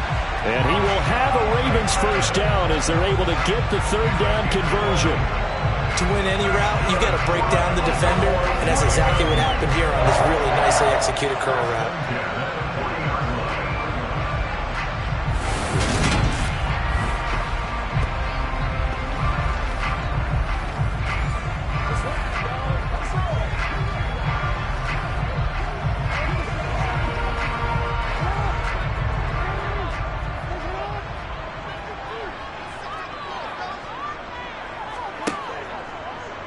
And they'll let the quarterback keep it here on 1st and 10. And that play is blown up, losing yardage back at the 35. Across the line and to the ball quickly there, Trey Hendrickson. Well, he's had success running the football in this one. Yeah, that's undeniable. But that time, the defense was on to it. And, partner, I think the more you see a play like this, the more they're able to diagnose it quicker and easier for them to defend it. I think you have to dress it up a little bit and show maybe some different formations and looks. So a 5-yard run the other way in the wrong direction, and that leads us to 2nd and 15. Now it's Jackson. And it's incomplete. Took a shot, couldn't connect. It's been a struggle for him accruing yards in this game passing the football. So there he said, hey, I'm going to try to chuck it deep, but another incompletion. Has to be a little bit frustrating because of what you just described. It's been a struggle for him here in the second half, hoping for one big shot to get him out of the doldrums. Now on 3rd and long, they'll look to throw. And he will slide down with a good gain. The scramble good for a nice gain of 10 yards, but still 4th down. And this is a rarity in the NFL, a 100-yard game on the ground for a quarterback. Even as those passers get more athletic and mobile, we only see about 5 of these a season. It takes a special set of circumstances for it to happen, and, of course, a special player.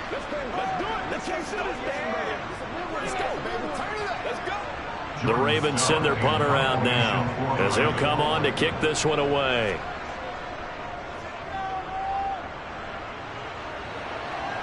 And a fair catch called for and made just outside the 15-yard line. They'll call that a 33-yard punt with no return. And the Bengals will take over here 1st and 10.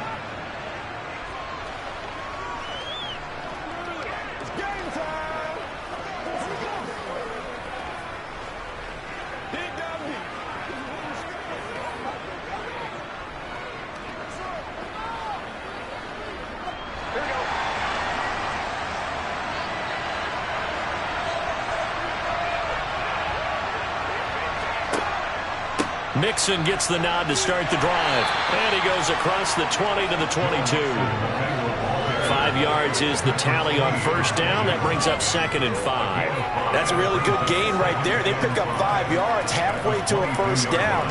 The only problem now in the huddle, everyone's going to want to touch the football. Be a lot of chattering now because they've seen that they can move the line of scrimmage. From the 22, Burrow. Quick slant caught by Chase. And he's free going down the left side. It's a foot race. And all the way in for a Cincinnati score. Jamar Chase. 78 yards. And the Bengals are able to strike quickly to add on to their lead. And nothing too crazy there. A quick slant, and then he just had a seam. He found a seam.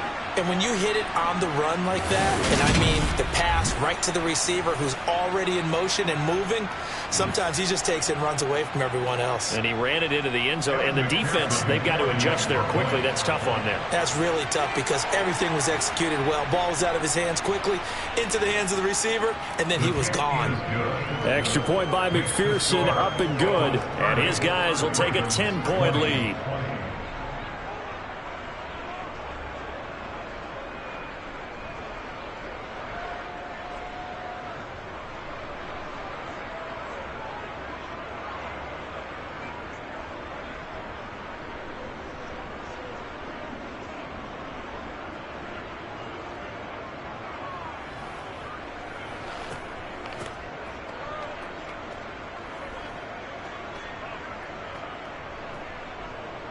After the touchdown, McPherson on to kick this one away. Duvernay now going to bring it out. And only able to get this to the 19, so probably should have opted for the touchback. Baltimore about ready to go on offense. Defense got the better of them last series, forcing a punt. See if they make a few changes in the game plan here and try to get points out of this drive. 1st and 10.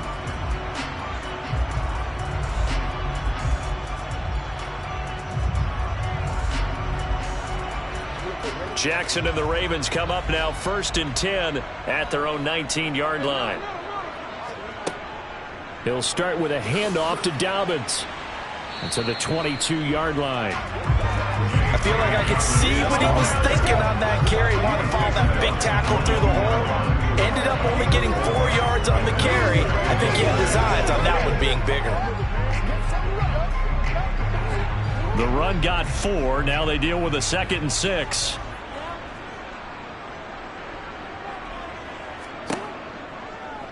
They'll try and run right on the option. Try to find a lane, but instead he'll get back to the line of scrimmage and no more. Call it no gain on the keeper, and it's going to bring up a 3rd down.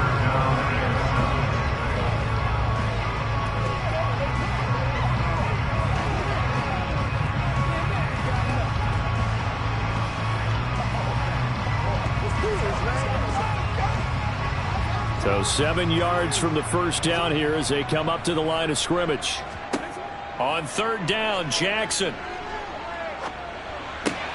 Toward the sideline, he will have the first down. Good catch. He was able to keep the feet inbounds. A strong pickup of 11 keeps their drive alive. We often hear the phrase sure-handed tight ends, and he certainly fits into that category. Plus, he's got a quarterback who knows to look his way when they need a big pickup. And on this play, he finds it for the first down.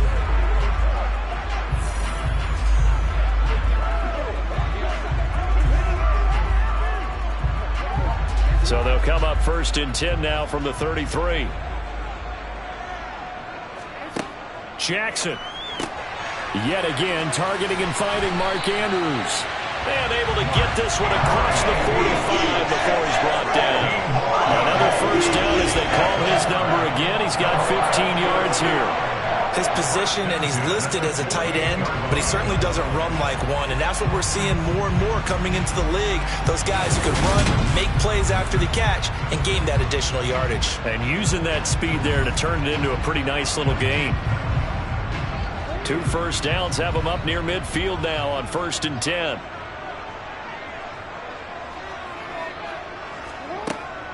They'll run up the gut with Dobbins.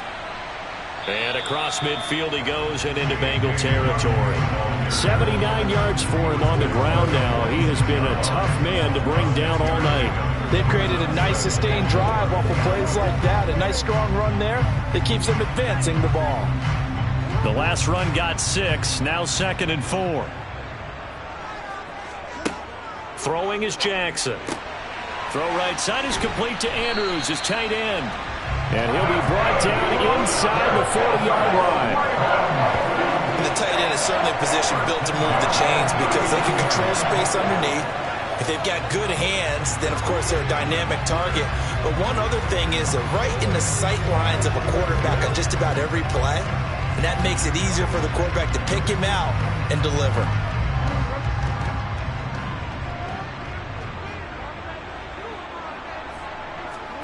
On 1st and 10, it's Jackson. And that'll be complete to Dobbins. And he'll be brought down at the 27. There it is, a staple of most teams' playbooks, the angle route. A lot of times you want to take away that inside route like that. But when they sell it like he's going to the flat, that is tough on inside linebackers. One false step, and that ball's completed.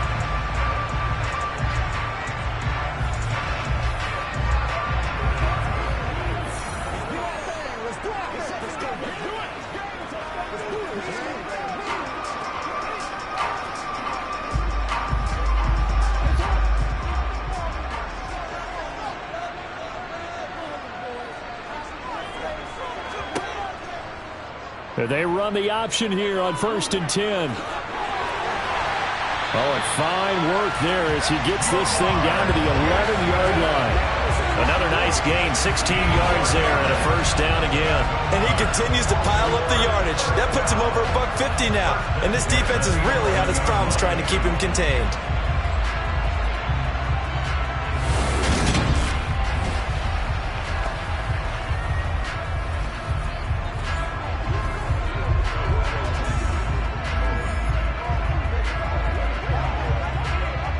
Now a 1st and 10 at the 11.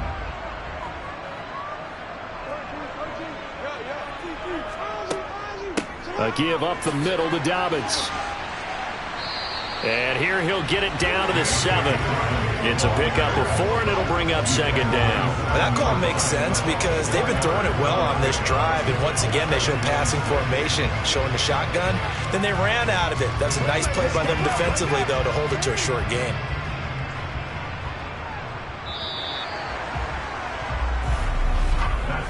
One quarter remains here on a Sunday night. We'll return with more after this break. You're watching the NFL on EA Sports. Back now in Baltimore. 2nd and 6 with the ball on the 7. It's the Ravens with possession of the football, but trailing on the big board as we get set for the 4th. Flush to his right, and he can't get rid of it. He's taken down. Trey Hendrickson able to drop him that time for his 2nd sack of the evening. I remember throughout my career hearing defensive coaches always say, guys, you got to earn the right to rush the passer. Well, they put themselves in a great spot with this big lead, and they know they've got to throw the ball. These pass rushers have to be salivating. It is pin your ears back time indeed.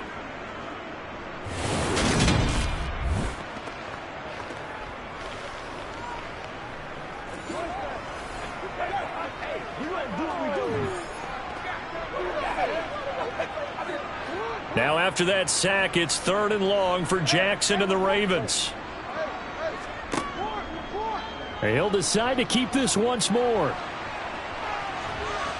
And he will get him down a couple yards shy of the 1st down marker. A nice tackle coming up from his free safety spot. A solid chunk of 11 yards there on the keeper.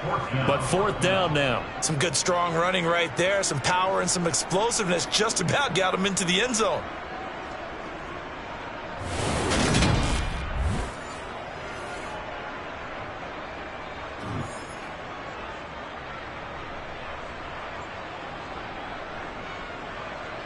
So here we go. Maybe the biggest kick of the game forthcoming. From the left hash, he'll have to cut this at a tight angle. Tucker's kick is good. And this is back down to a 7-point game. All right, so they needed 2 scores to get back in the game. The field goal there, maybe not exactly what they wanted, but the necessary first step. There's still time remaining, and there's enough time to get it done. They've got to get at the least a 3 and out here to get the ball back, preferably a takeaway.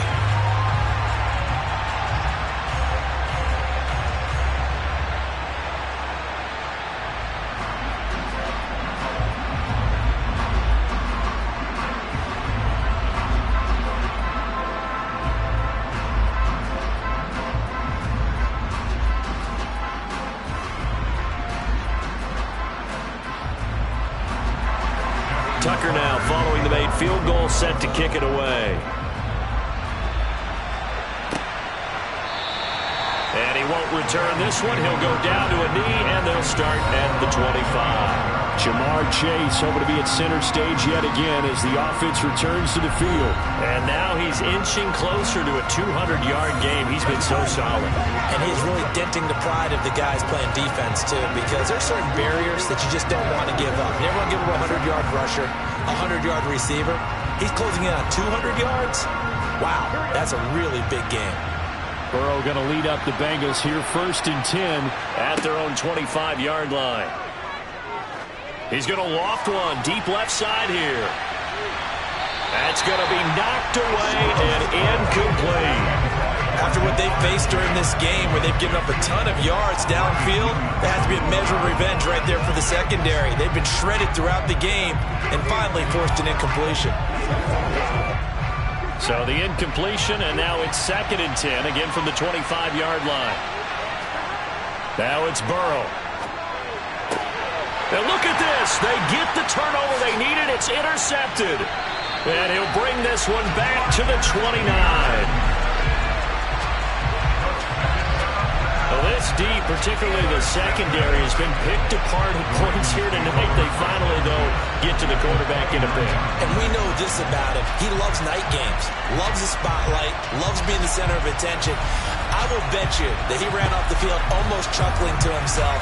They finally got one. They finally got me. The offense for the Ravens returns to the field. The interception sets them up with an opportunity to erase this 4th quarter deficit. Now, this series could very well determine our outcome.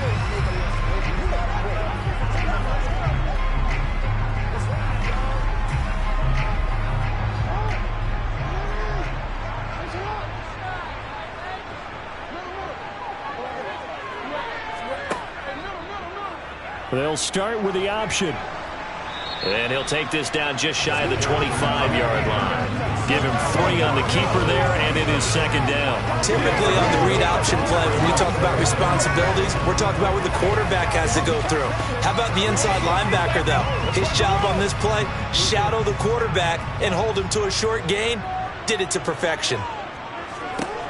On 2nd and 7, Jackson. And his throw's going to be incomplete. Well, he's smart enough to avoid the taunting rule, but I'll guarantee he quietly has told them, you might want to stop coming after me downfield because I just broke up another pass and took away a big shot that you were trying to succeed with. They head to the line facing a 3rd and 7 following the incompletion on 2nd down. Jackson.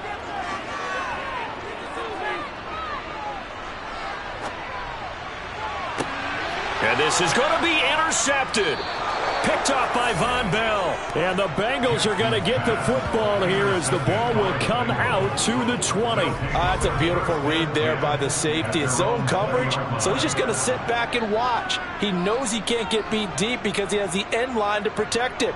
So he can react to everything in front of him, and he makes a great break on the football and comes down with the interception. Now this offense back out and set to go for their next drive. Another important 4th quarter series coming up. That last INT helping to maintain their slim advantage.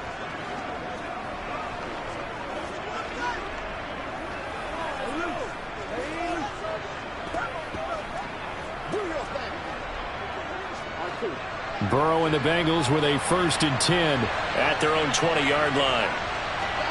Trying to shake off the interception from the last drive. He'll look to throw. That's going to be complete on the sideline, but, you know, that throw left him no room to run, and the good footwork nearly all for naught. They should have got more out of that, though. He was wide open. I love how emphatic you are with that call because that's exactly what I was thinking. Wide open in the flat. Give him a ball that he can use to get upfield with, not just catch and go over the sideline. They cost themselves some yardage there. Throwing again on 2nd down. Burrow. He's got his big tight end. That's Hurst. And down he goes, but he takes it up to the 40. That one good for 15, and the Bengals get a 1st down. Well, that should be a reminder defensively, and I think it's a reminder to myself because you just can't sell out to stop the run. There's still enough time that this offense can move the football through the air, even on 1st and 2nd downs, and they obviously picked the right spot to throw the ball there.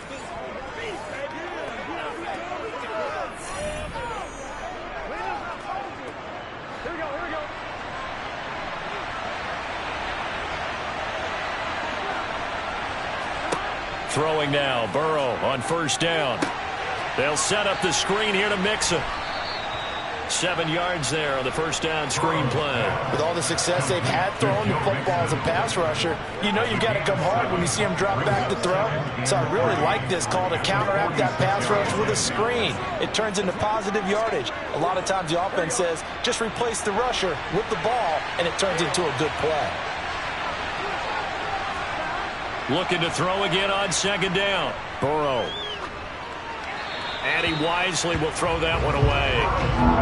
Good coverage on the outside, and I think that's where he wanted to check that down to. But once he saw the danger over there, he just threw that one over everyone's head. Smart play.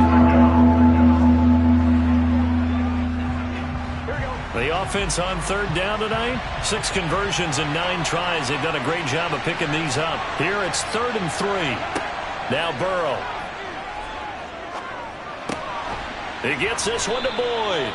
And he's going to be taken down with the 1st down at the Ravens' 37. The Bengals passing game finding a rhythm. They've got another 1st. And that certainly appears to be a critical conversion right there because not only do they keep the drive going, they take valuable time off the clock as well. They have to feel really good about that last completion.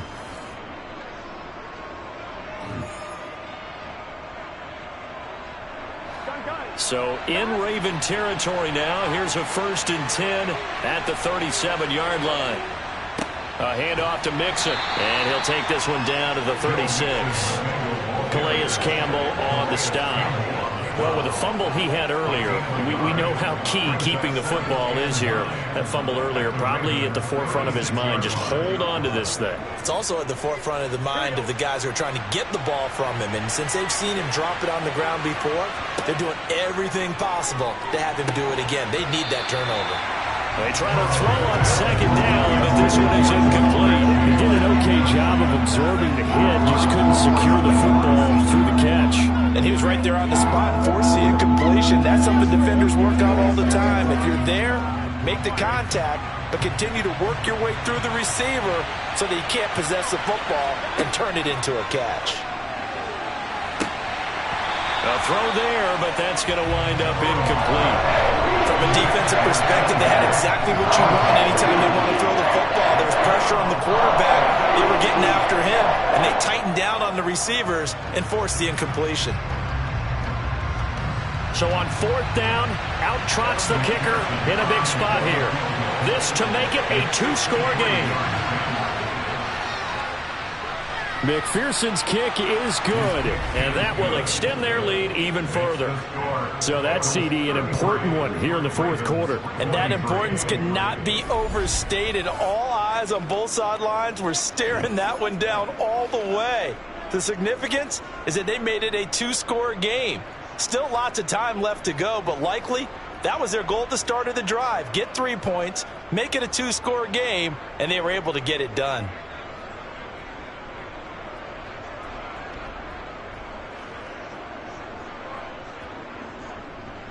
So after the made field goal, here's McPherson to send this one away. This fielded right at the goal line. And not much happening on the return as he'll get this to about the 23. And Baltimore's offense set for this next possession. And the complexion of this one has changed a fair amount. That last field goal made it a two-score game, so they need to get points out of this drive relatively quickly.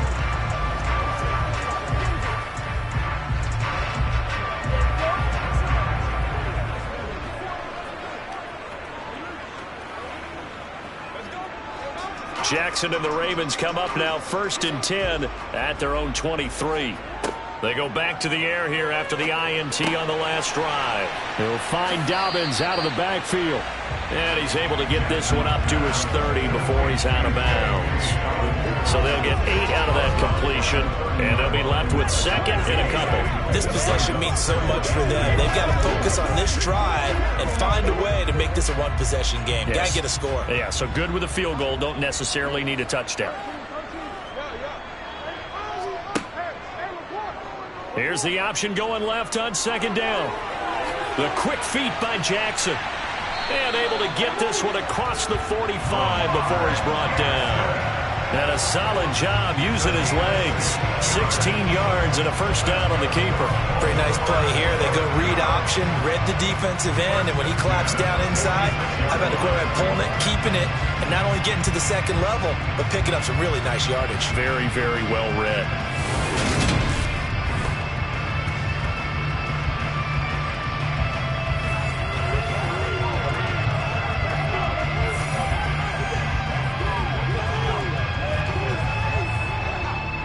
Back-to-back good plays have them on the move on first down.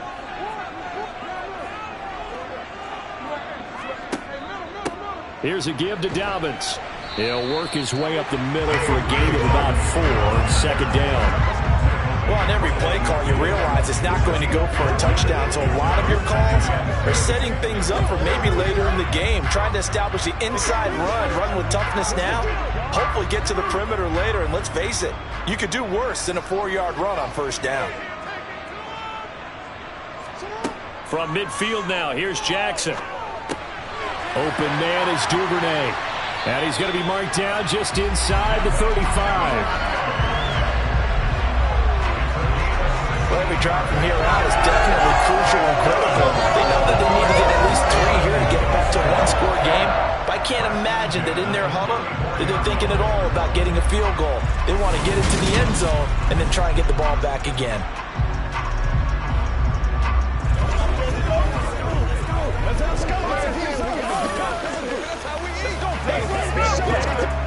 From the 34 now, here's 1st and 10.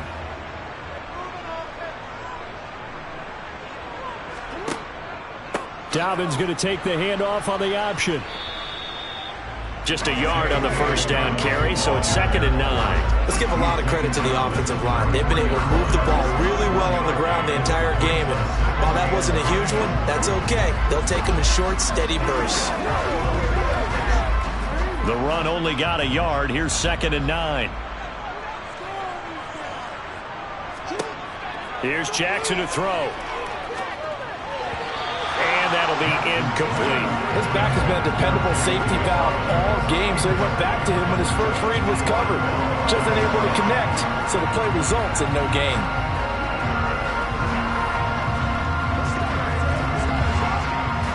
They need to get this to the 24 on 3rd down. To throw is Jackson. And he knocks the ball away, and it falls incomplete.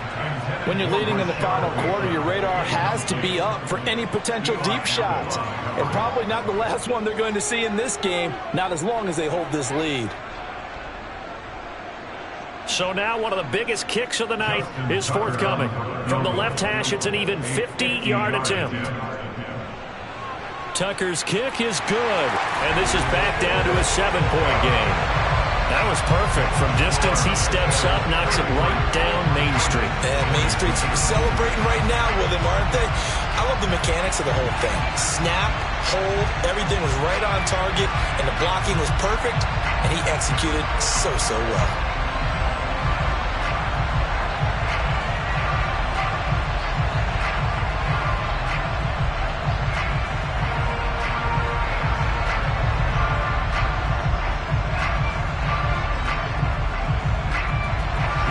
Tucker now following the made field goal, set to kick it away.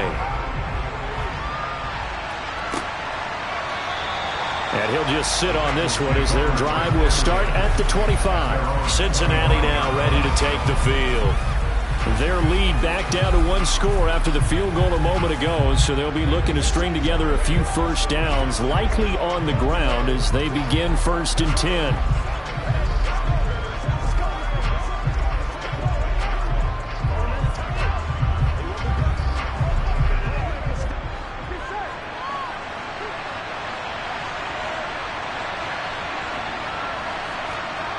Here's Burrow. And he will find his man on the outside. And he'll be out of bounds across the 30-yard line. Not a big window to throw. Coverage wasn't too bad there. Yeah, they had him under wraps pretty well, but somehow able to muscle his way open and catch the ball. John Harbaugh never shy about bringing out the red challenge flag, and he'll do so here. Did he keep those feet in bounds? That's the question they've got to decide. And I got to say, watching it in real time, it was awfully close. Yeah, it certainly looked like a heck of a catch because he didn't appear to bobble it, which could complicate things. But even with the benefit of replay, that's pretty tight. Well, here's the call.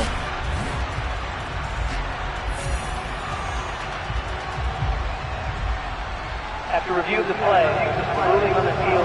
So the challenge there does not go their way. This will indeed remain a completed pass.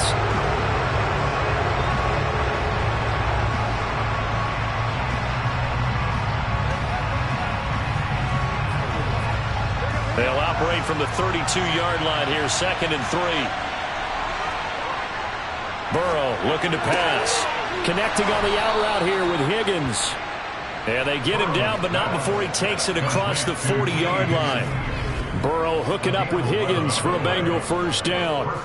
Charles, he's now over 400 yards passing in this one. It feels like he has a zillion completions. Just a very memorable effort from a guy that we thought could be in line for a big game, and he has exceeded our expectation. That he has, and I'm not really surprised at all because when you look at this offensive unit, they are loaded across the board. And, of course, the guy throwing them, he's a big-time player himself. They brought it from start to finish and really helped get the better of the opposing secondary. Burrow bats it forward. It's a jet sweep. And he's going to take this one up only to about the 44-yard line. That's a nice job there defensively, being able to diagnose that little touch pass. They saw it coming, converged on him before he could get much out of it.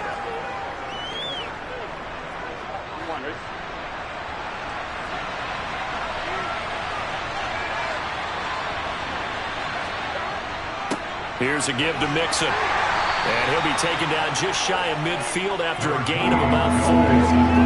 The recipe's pretty simple, I think, right? Just give your superstar the ball and continue to feed him. Yeah, don't overthink this one, right? Make sure he's touching the football, but you're also counting on his intelligence in playing the game as well.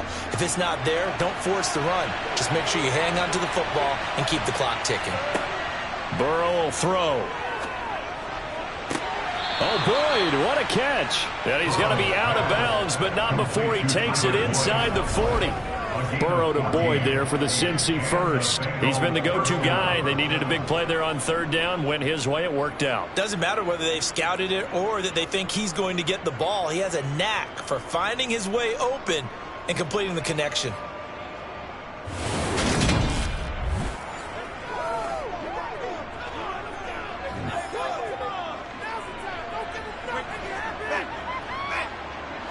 So in Raven territory now. Here's a 1st and 10 at the 38. Out of the shotgun, they run with Mixon. And this time they were ready for him as they'll stop him right at the line of scrimmage. Officially, it's a 1-yard loss. That's going to bring up 2nd and 11. Run blitz there defensively, something we might see more of here in the fourth quarter. I think we'll see a lot of it. And the difference between that and a pass blitz, you're just trying to get to the quarterback. You're trying to scheme someone open who will get to the QB and make sure he gets on the ground. In a run blitz, you're actually trying to cover up gaps, trying to cover up holes so they can't run the football. Burrow's throw going to be caught by Boyd. And he gets it down a yard or two shy of the 30 before he's out of bounds. So 8 yards on the completion there. And now it's 3rd and 3. One thing you're hoping for when you run drag routes, you're able to hit a receiver in stride and you can pick up a lot of yardage after the catch. But in this situation, the defense was effective, able to stop him before you get a good head of steam going. The 8th play of the drive coming up. It's 3rd and 3.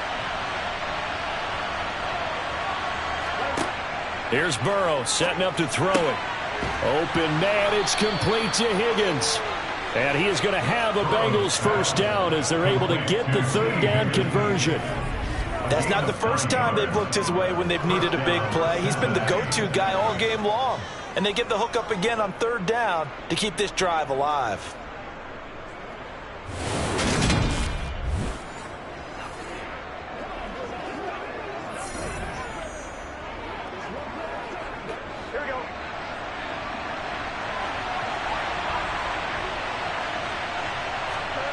First down. Here's Burrow. This is caught. It's Boyd. And stopped a few yards shy of the goal line at the 3.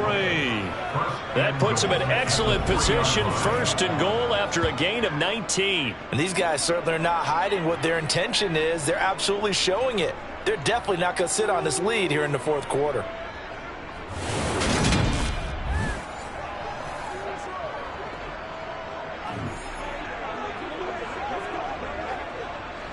So 1st and goal, 6 points here would go a long way toward wrapping this one up.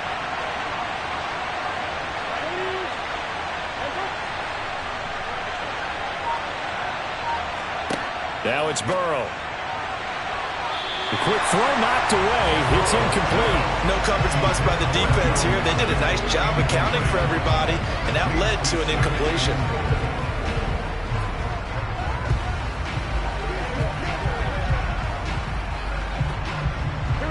They'll go again from the 3 here on 2nd and goal.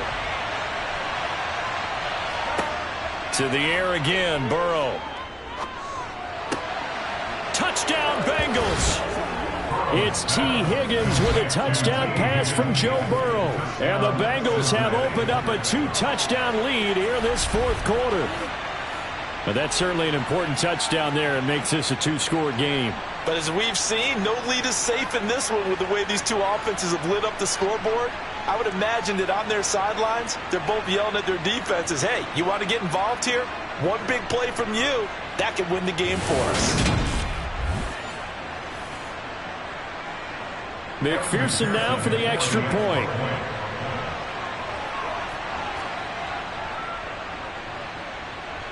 And the lead is up to 14. A pretty long drive that time. 11 plays all told. And it was T. Higgins who capped the drive with the touchdown reception.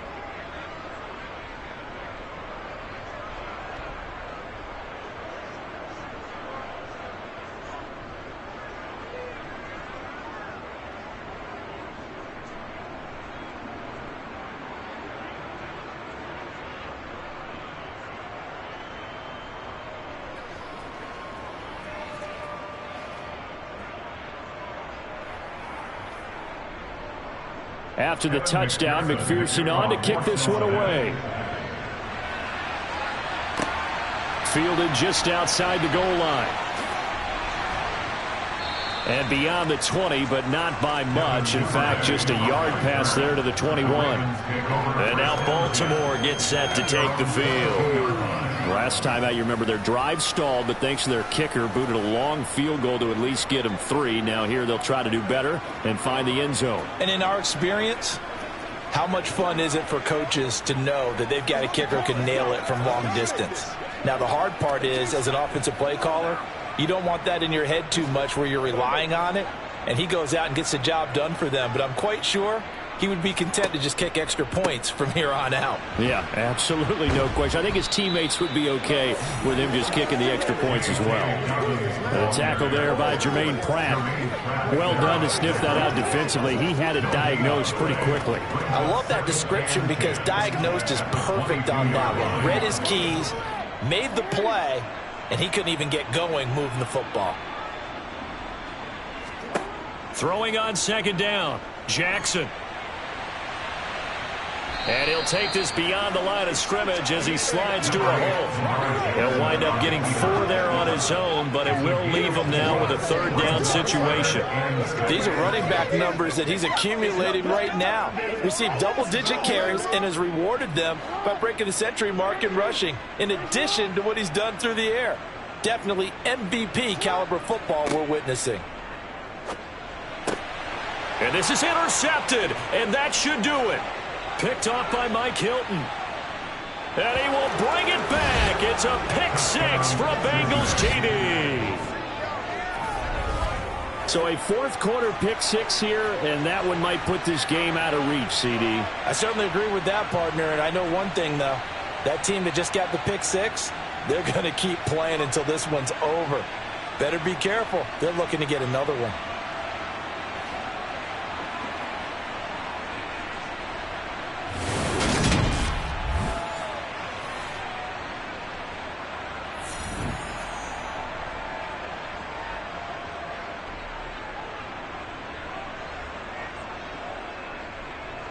And McPherson on for the extra point.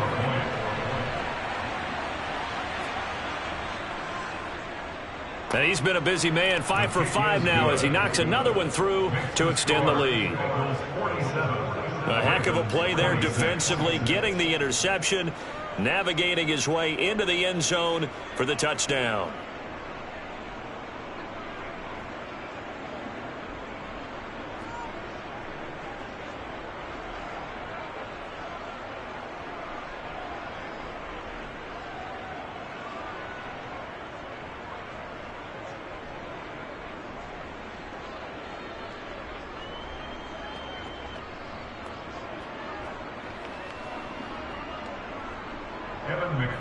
So they throw the pick 6. They'll get another shot at it now as this one's in the air. Taken at the goal line. And taken down just past the 20 at about the 21-yard line. And now this offense comes back out onto the field. Well, this game, it has had no shortage of offense. They've been able to put up a decent amount of points on this side, Charles. They just have not been able to keep pace with the other offense they're going against here. Yeah, that's a good way of pointing things out because now it's not a total loss because, as you said, they've scored some points, so there's some plays they can build on, moments where the game plan actually worked. But overall, though, they were just out-personnelled. They were going up against a team that's playing at an elite level. Back to the air, Jackson following the pick 6. Over the middle, and it's incomplete.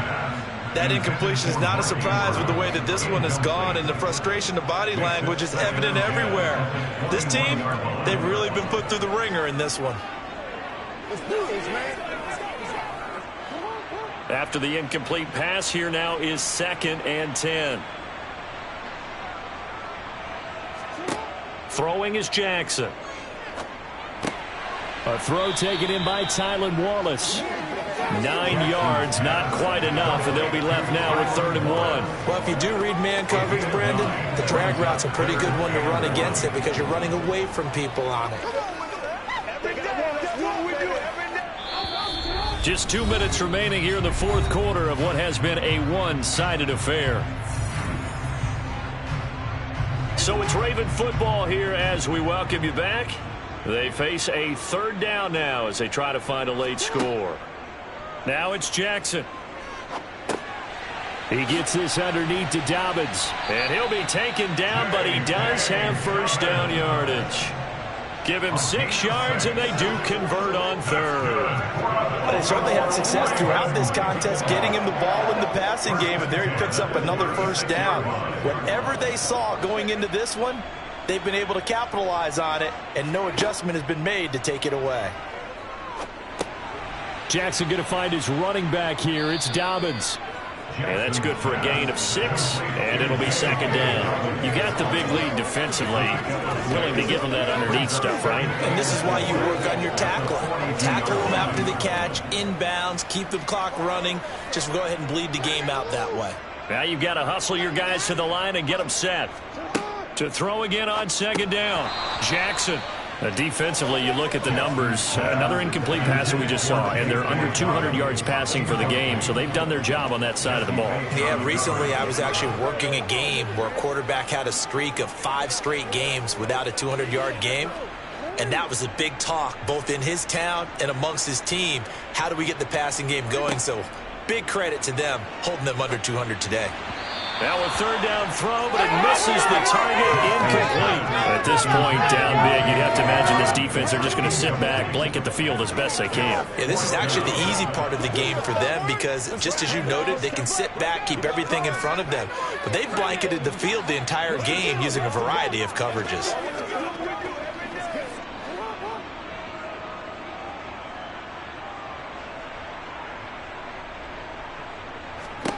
Here we go. It's Jackson on 4th down.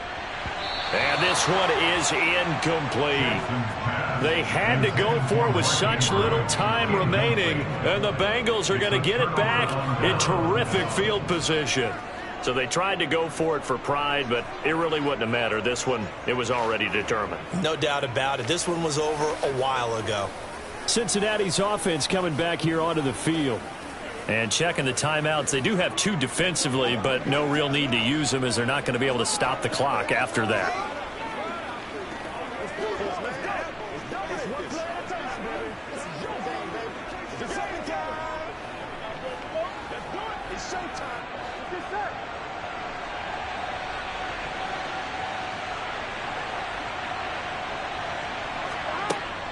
Mixon with a 1st down carry. And he's got room on a nice burst there as he'll take this inside the 30 to the 28-yard line. 72 yards rushing here for Mixon. He's got a 1st down. No doubt those are the types of carries they're looking for here, Charles. The lead in the 4th quarter. This is when coaches that have a reliable running game, they breathe a little easier on the sideline. Yeah, they love the idea that they can take the air out of the football at this point of the game. That means they're really counting on that offensive line, counting on the runners, taking care of the football. Because you're going to tell your quarterback, hey, no time to be a hero. We're not going to throw it here. Just eat up that clock. And if you have the ball, they can't score. Malik Harrison on the tackle.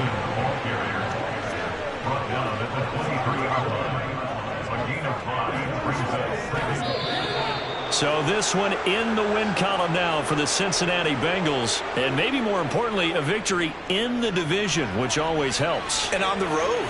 How about all of that rolled up into one? Because how often do you see division games get decided by this much of a margin? Yeah, they thumped them. Yeah, they jumped all over them. And a division game is usually a touchdown or less because these two teams know each other better than most teams in the league. In this case, that didn't hold up. On the road, big margin, big victory. Oh, yeah, that flight home will be good.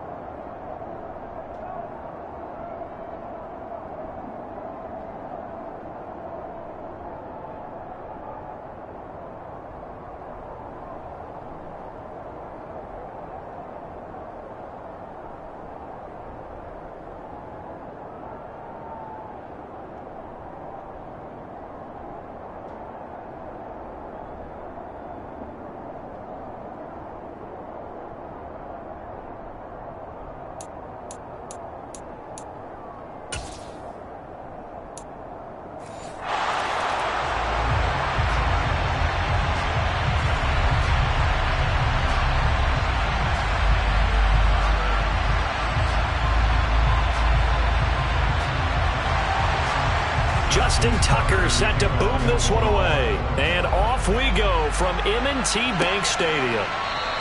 And we will not see a run back on the opening kickoff. This will be a touchback.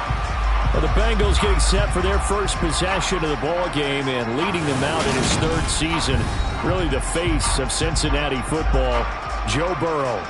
Hey, we all love a good story, and what we like even more, guys who can fight through adversity. Joe Burrow coming out of high school, goes to Ohio State, doesn't get a chance to start, transfers to LSU, not thought to be a top prospect, ends up the #1 pick in the draft, and justifies it.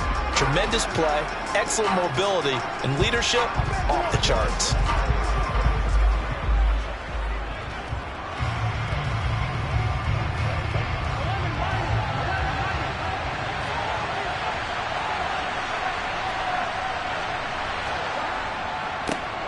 Here's Joe Mixon as they start on the ground. That's to about the 28. Second down coming up.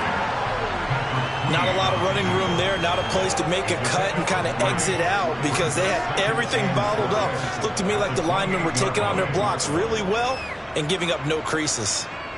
Here's 2nd and 7 now from the 28. Burrow going to fake to Mixon and now look to throw. He's got his big tight end. That's Hurst. And he'll be out of bounds across the 30-yard line. It'll go as a gain of 4.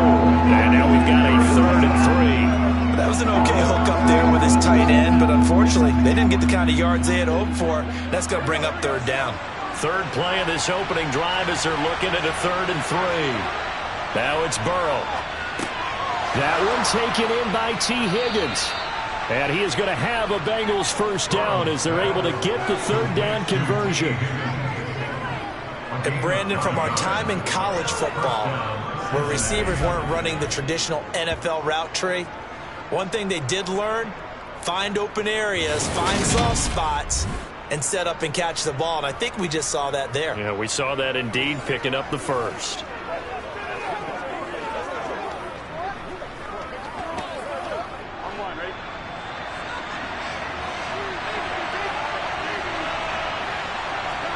Throwing now, Burrow on first down. Man open, that's Jamar Chase complete. And he'll be taken down, but not before they work this to the 45.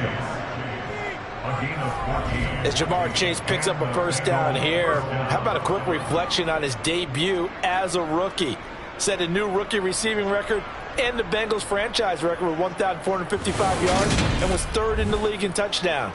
He became only the 2nd rookie receiver named All-Pro since 1998, joining former LSU teammate Justin Jefferson, who did it in 2020. So in Raven territory now. Here's a 1st and 10 at the 45-yard line. Burrow on play action. And he goes down. The Ravens able to get to him. Patrick Queen got in there to stick him. He gets the sack. The #1 mission of any offensive line, you got to protect that quarterback, keep him safe back there. This time, the rush got to him in a hurry. Yeah, that's one where you turn to your lineman and say, guys, can I get a little help here? And you have to ask politely because, remember, they're blocking for you the entire game. But as a quarterback, you've also got to have the clock running in your head when you need to get rid of the football. But this time, he had no chance. They were on him instantly. A handoff running left, Mixon. And he's got some space here. And he'll get it inside the 40 to the 39. It's a pickup of 12, and that'll set up a 3rd down. I was pretty surprised there when they lined up to run it on 2nd and long, but it worked out for them. It certainly did, and that requires some confidence, some fortitude, and a little bit of hope, doesn't it? You hope you catch the defense just right and break off a big run to help yourself out on the next down. Now Burrow. To the sideline, and wow, what a catch there. He doesn't get a lot, but he was able to get the feet down complete. So the completion good for just 3. And that's going to make it 4th down. Interesting decision here. Opening drive, Charles, 4th and short. You're in field goal range. We'll see what they do. I just shake a fist at my offense and say, go get it, guys, because if you can't pick up 4th and short here, we're probably in trouble the rest of the game. Show some confidence, show some aggressiveness, go pick it up.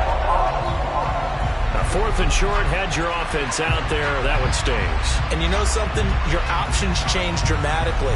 Not only is it tougher to go for it, but what if you decided just to line up and try and draw them off sides? If you did it on 4th and short, you could pick up the cheap first down. Now, you still won't get a first down even if you do exactly the same thing.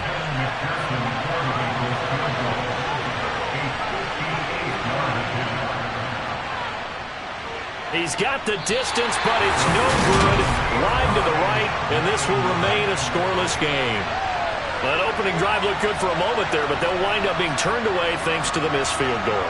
And those especially hurt when you come into a game on the road. You're trying to get things to go your way early, and now you suffer a setback right out of the gate. Baltimore about ready to go on offense.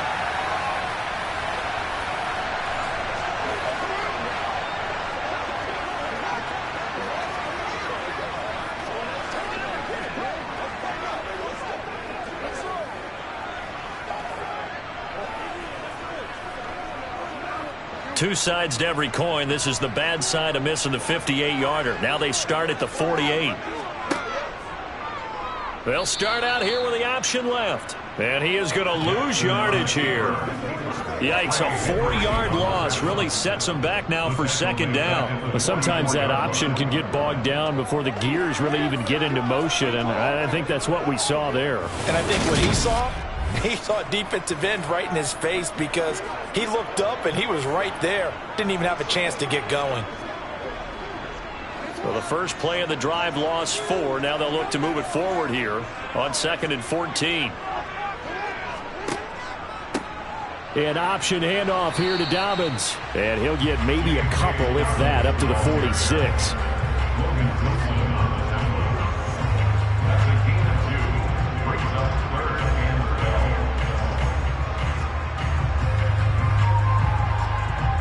And a nickel look here for the Bengals as they try to defend this on 3rd. From the gun, Jackson. That's complete. It's Rashad Bateman. Touchdown! Rashad Bateman, 54 yards. And the Ravens will claim the early lead as they're on the board first here tonight. For as big and strong as some of these guys are, especially when you see them in full pads, it is sometimes hard to appreciate how truly fast they can move. That was incredible. And that's the kind of play where you have to kind of catch your breath afterwards. So just give me a second here because when he shifted into high gear, he was an absolute blur out there. No substitute for speed. We talk about that all the time. The evidence was right there. And if you're wondering how fast he was going, next-gen stats clocked him at close to 21 miles an hour. Tucker able to connect on the extra point, and it's now a 7-0 game.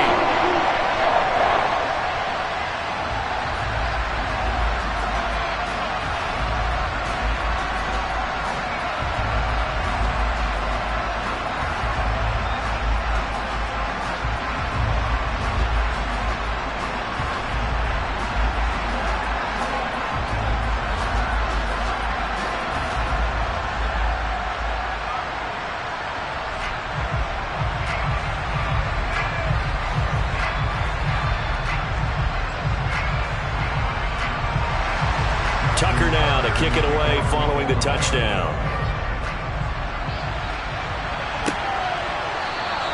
And he'll decide to not bring this one out as their drive will begin at the 25. Cincinnati coming back onto the field here for their second drive. And they were in field goal range the last time out but couldn't connect. And it's early in the game, so I don't think that the confidence just goes entirely out of, running your kicker back out there. But let's face it, some coaches have a little bit less patience for that than others. Let's see if they call the game differently now in terms of what they do on drives and not try and settle for field goals. On 1st and 10, Joe Burrow. That's the tight end Hurst with it. He'll be dropped after a gain of about 6 across the 30 to the 31. We've seen quite a bit of the short passing game here early on first quarter, haven't we? We have, and I think it works a couple of ways for this team because, number one, you throw the short game until they stop it. And if they're not going to stop it, you keep throwing it, and occasionally you'll break a tackle and turn it into a bigger gain. Also, if they start to creep up, start to pressure receivers, now you go over the top, take it deep, and now you get some of those big shots downfield. And they get him down, but not before he takes it across the 40-yard line. 10 yards there on a Bengal first. But one of the ways that quarterbacks keep all the receivers alive in a play, never lock in on any one guy. Make sure you keep your eyes moving, scan the field. And here he finds the open guy for a nice pickup.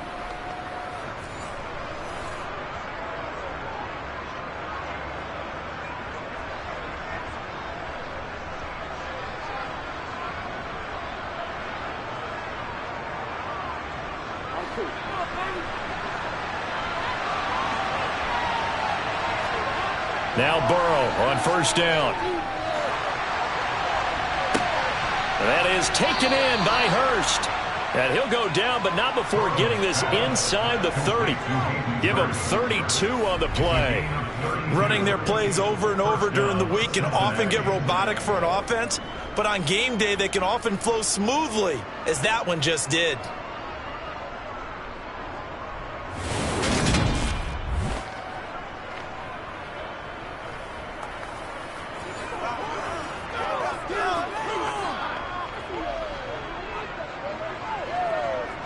So now then, the big play has him all the way inside the 30 now, 1st and 10.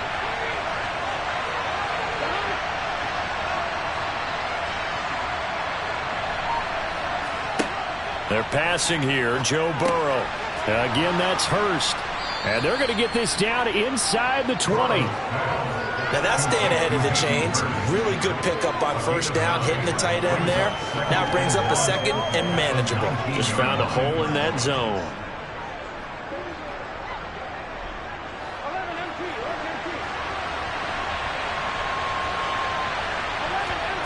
Throwing again on second down. Burrow to the right side and complete to Hurst. And the Bengals are going to be set up with a 1st and goal here as the tackle made at the 9. It's been all passing all the time on this drive. 5 for 5, and now 1st and goal. Feels like a case of until they stop us, we might as well keep running the offense that we like to run. Don't change up and do something different just because you think you need to. Let's go, man. Here we go.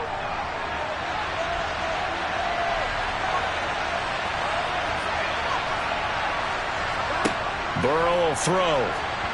And that incompletion breaks a string of 5 straight connections. And it's 2nd down. From the snap, he certainly looked like he knew where he wanted to go with the ball, but surprise, that guy was covered. So that took his attention elsewhere to no avail. Another shot from the 9 on 2nd and goal.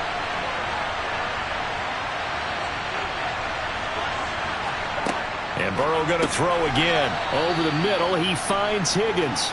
And he gets halfway home from the 10 to the 5 on a pickup of 5. And I think this is a route we'll see more of as this game goes on, because with his speed, they want to get him the ball in space on drag routes just like this.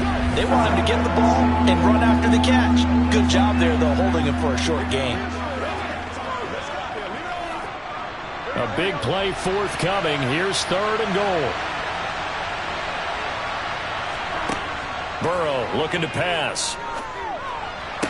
And that'll be caught. Touchdown Bengals. It's Tyler Boyd. A 5-yard touchdown catch. And the Bengals are within an extra point of tying up this ball game. And down near the goal line here, they're able to throw it in. And the key word, quick. Quick hitter. Out of his hands fast, into the receiver's hands even faster.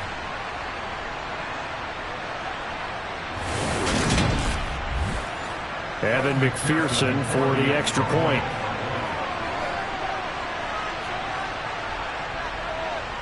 It's up and good. So these teams match touchdowns here in the first quarter, and we're tied 7-7.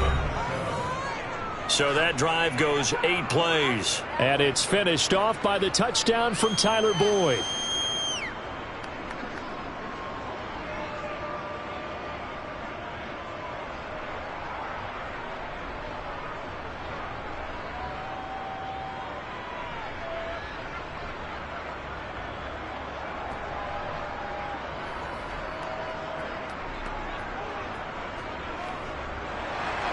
So all even at 7 now as they kick it away. Devin Duvernay now returning from the end zone. And he had no room to run as he's tackled down inside the 20. Baltimore set to take over here for their second possession of the game. As the offense begins another drive here, pretty simple, Charles. They want to carbon copy what happened the last time out when they ended their drive in the end zone. You're right about that, partner. Sounds pretty simple, doesn't it? Just score again, but we know it's not that simple because we don't just make adjustments at halftime if you're a good football team. You spend that time on the sideline, you study what's on the notes and the tablets, and you make those adjustments to prevent a repeat of the last drive. Series to series, the best teams, that's how they get it done. And we'll find out here soon enough whether those adjustments are enough defensively. And able to get this across the 20 before going out of bounds. So just 3 yards on the completion there. And that's going to bring up second down.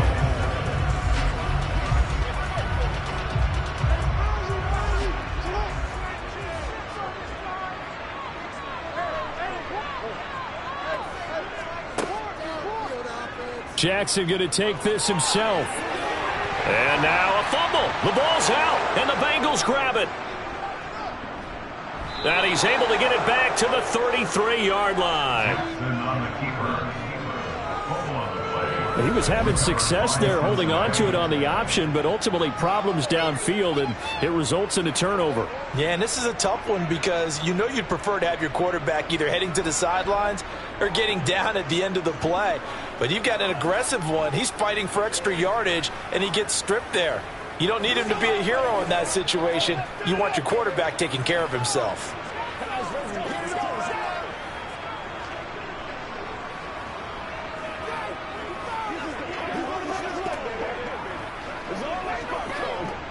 So they'll come up 1st and 10 now from the 33.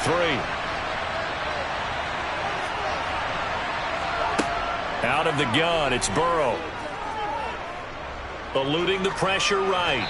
Nothing open downfield, so he'll throw it away. But these are the situations that really test the defense, those sudden changes. They're already inside field goal range to start the possession. Their goal now, keep it to a long kick, if indeed they end up trying one. 2nd and 10 from the 33-yard line.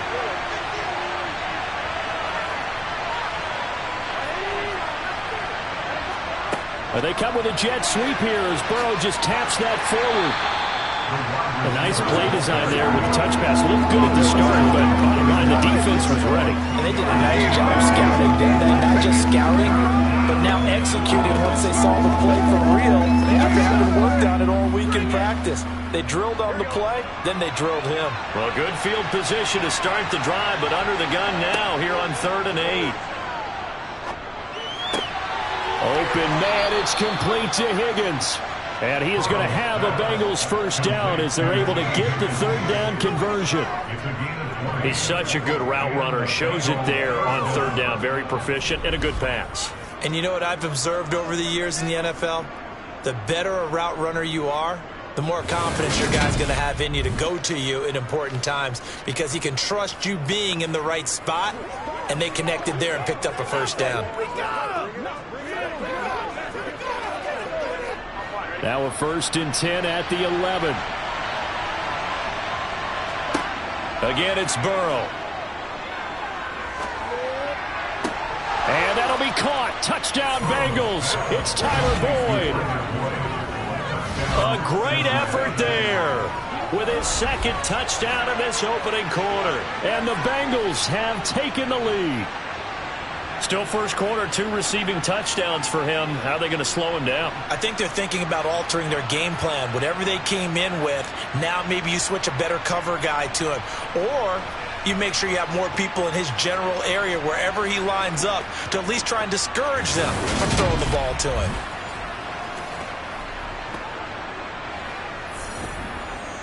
McPherson on for the point after.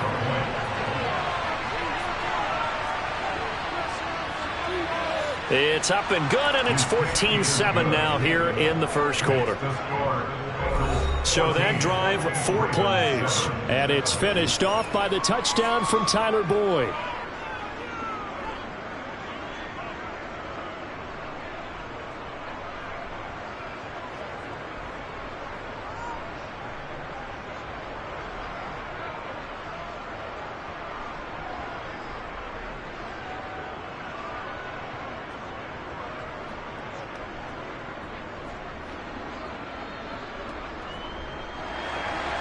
After the touchdown, McPherson on to kick this one away. Taken in at the 3. And he'll get it up just past the 20 as his guys will go to work at the 21-yard line. The Ravens ready to take over.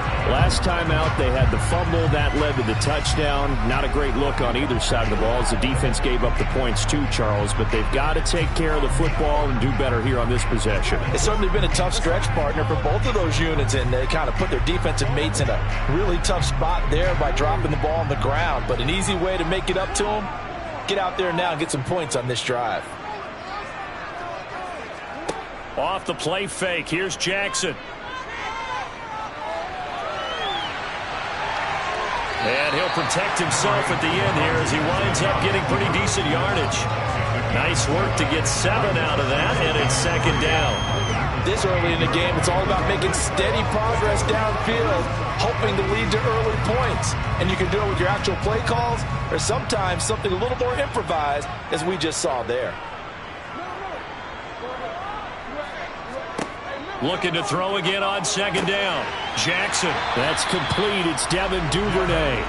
And he slips up past the 45 before being tackled. First time that they called his number tonight, and it gets him a first down. Well, that certainly has to feel good. It's not all the time that the play caller should get all the credit. Sometimes I think in the huddle, the quarterback just says, hey, who's going to make a play for me? I just need something right here. And the end result there, nice first down. Drive keeps moving.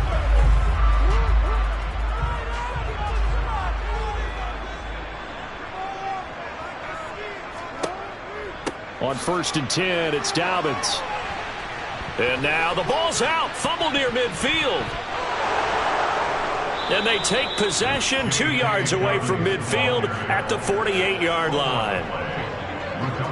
Whenever I see a team turn it over on back-to-back drives, fumbles on their last 2, I know one person's blood pressure who is starting to rise, and that's the head coach. Absolutely. And when's it going to go down? When they stop fumbling? When they stop fumbling and after he's assessed the game film, and only if they manage to win the game. Let's do our thing. Let's do our thing. Let's go.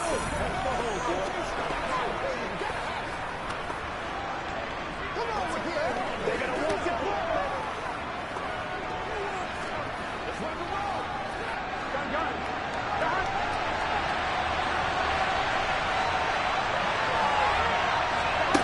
First down. Here's Burrow. Throw left side complete. That's Boyd. And he'll be brought down inside the 40-yard line. They like going to him in the slot. He catches another one. I think this comes under the heading of until they stop him, why not go back to it? He has something going really well. Great working relationship with the guy throwing the ball, and they keep making the connection.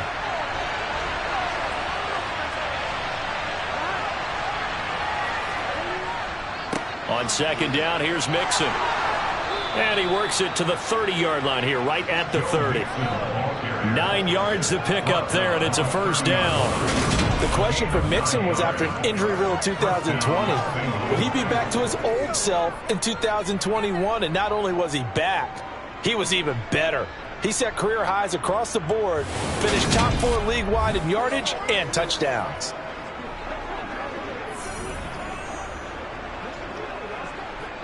Back-to-back good plays have him on the move on first down. From the shotgun, it's Burrow.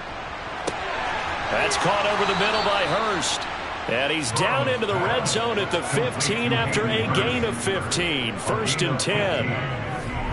When this offense can get their tight ends involved, they can move the football. Here, a nice route, able to look it in, and picks up the first down.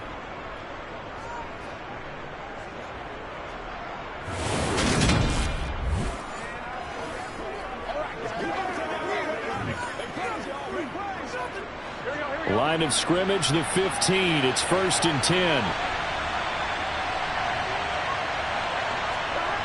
Inside the red zone here. They'll look to throw. Flushed out right. He'll get 5 out of the scramble. It's second down. And that's an early scramble that can be viewed positively by either side. From the offensive point of view, it begins to establish it as a possibility to keep it on certain plays. And defensively, they avoided giving up a huge play in one of their first tests in containing a quarterback on the run. Mixon on the toss right. And here he'll get it down to the 7. Give him 4 on the carry, and it'll make this a 3rd and about 2. I like the call. Inside the red zone, running the toss. Why? They want to get to the edges. They want to see if guys who don't normally make a lot of tackles are willing to actually do that. That usually means the guys at the cornerback position.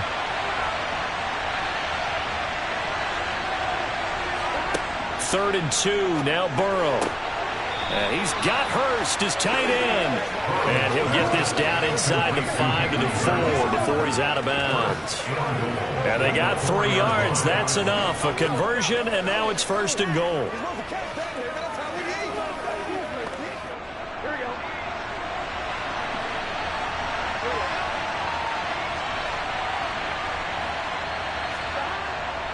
They'll give it to Mixon.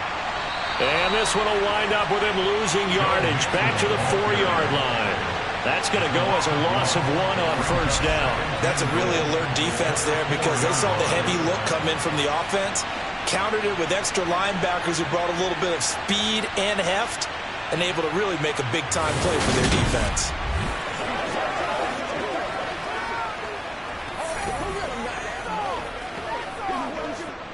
From back at the 4, here's 2nd and goal. Another try for Mixon. And he is met quickly in the backfield. Down he goes, folded like a lawn chair. That'll be a loss of a yard, and it leads to a 3rd down. We all know how much running backs love getting the ball down near the goal line. They think they're going to find a way into the end zone. He hasn't had that kind of luck so far. Ends up not getting in on the last 2 carries. You know he's going to be upset about a missed opportunity.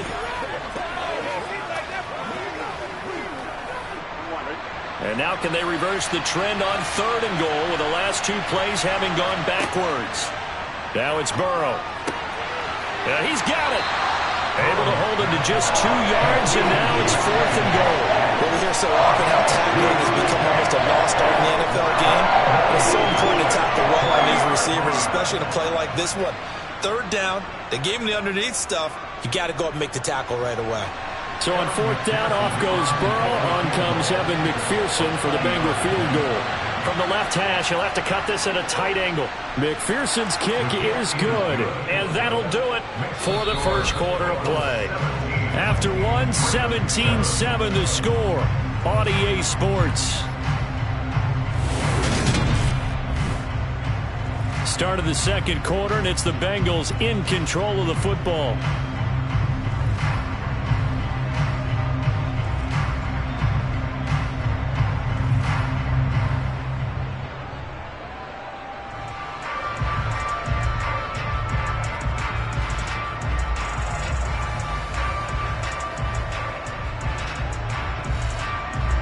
Here's McPherson now to send it away.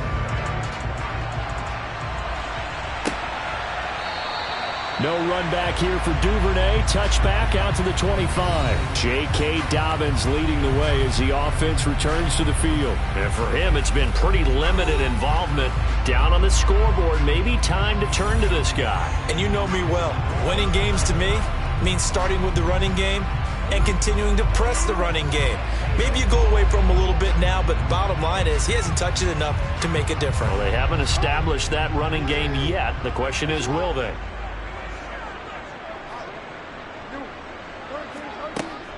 They'll start on the ground with Dobbins. And this will be a gain of 5 as he gets it to the 30. That's a really nice, tough run inside, and they gained 5 yards on it. And to be frank about it, most offenses don't expect to get 5 yards on a play call like that. So when they do, they go back to their huddle with a little pep in their steps. They're starting to think that they're starting to dominate the line of scrimmage. From the 30 on 2nd down, Jackson. And his throw here is incomplete.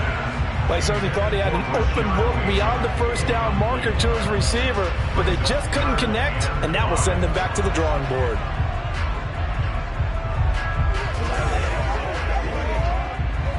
They come up now 3rd and 5 following the incomplete pass.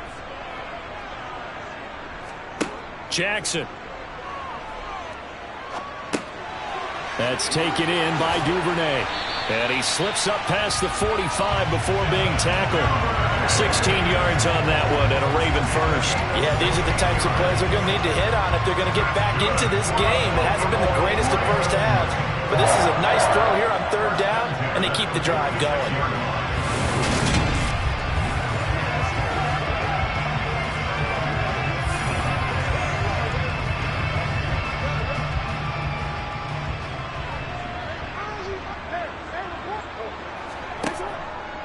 Jackson on the give to Dobbins. And a gain of 4 gets him right to the midfield stripe. If you're a football guy, that's a pretty run because everyone is in sync right there. Obviously, the guy carrying the ball, but how about the people up front? Leverage, athleticism, they created some nice space for him. Following the pickup of 4, here's 2nd and 6. From midfield now, here's Jackson. Open man is Duvernay. And he's going to be taken down right at the 40-yard line.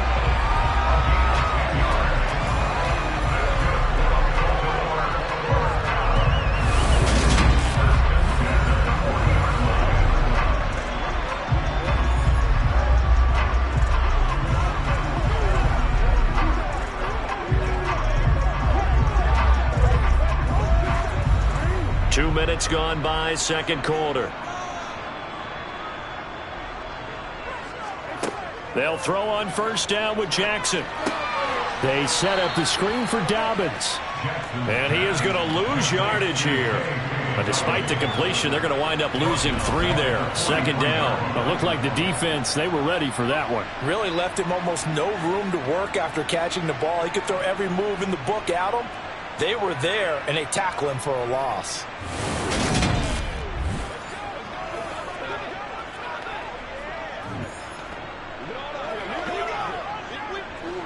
$13 yards remaining on 2nd down.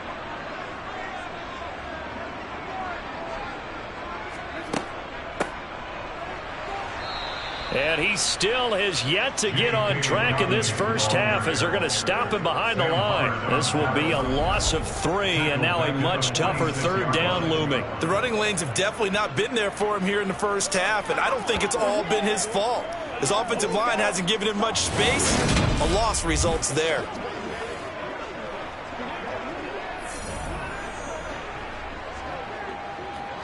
So 2 plays with only negative yardage to show, and now it's 3rd and 16. Here's Jackson. And that is incomplete. But the pressure there on 3rd down, forcing the errant pass. 4th down coming up. And based on my math, they've only converted 1 time thus far in this game, so you can see the frustration starting to come out a little bit.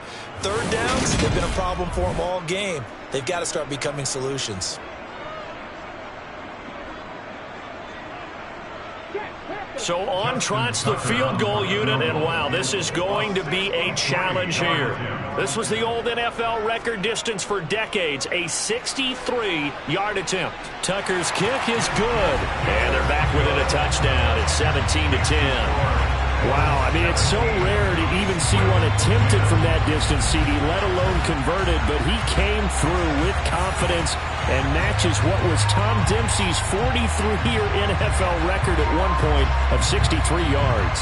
Yeah, I can still see that highlight of Dempsey making that kick, and nowadays we see it a little bit differently because, remember, Dempsey was a straight-on kicker. But these guys nowadays, the range keeps increasing, and they keep putting it through the posts.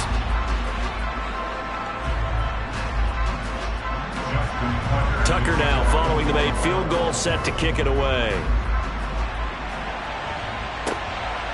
From a couple yards deep, he'll bring it out of the end zone.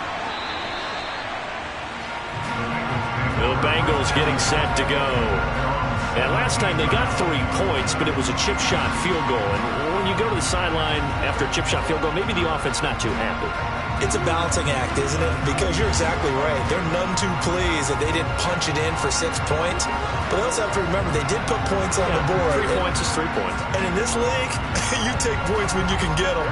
Not easily done. Burrow going to lead up the Bengals here, 1st and 10 at their own 17-yard line. They'll come out throwing here to start the drive. Throw left side, caught by the tight end, Hurst. And that's good for a pickup of 10 yards. And they'll be left with a second and about a foot. It certainly feels like there are more stars at the tight end position than there were even 10 years ago. And I think it's become more of a glamour position because of the ways it can hurt a defense. And guys want to be involved. They can be in line, close to the line of scrimmage. They can split out like receivers. But hands, route running, speed, and some toughness to go across the middle, you put it all together, you get a heck of a tight end candidate. A gain of 5, good enough for the first down. And Brandon, you know that expression? He just does what he does. It sounds trite, doesn't it? But in this case, it's perfectly apt. This is one of the better runners in the NFL. And all he does is just find avenues, find ways to pick up key first downs and big runs. From the 32 now, here's 1st and 10. Here's Burrow setting up to throw it. It's a short one here, complete to his tight end. And he gets this up across the 35 before it is out of bounds. So give him 5 yards there on the pitch and catch, and that'll make it 2nd down. How about the timing on that one? Boy, they were in sync, weren't they? 3-step drop, ball's out of his hands, right to the tight end. Nice completion, just like they do it in practice. Burrow going to give this to Mixon. And he's got a Bengals first down as he's got this up to the 45-yard line. And that's a nice pickup of a first down on that 2nd down run. And at that yardage gained, they can run that play on any down.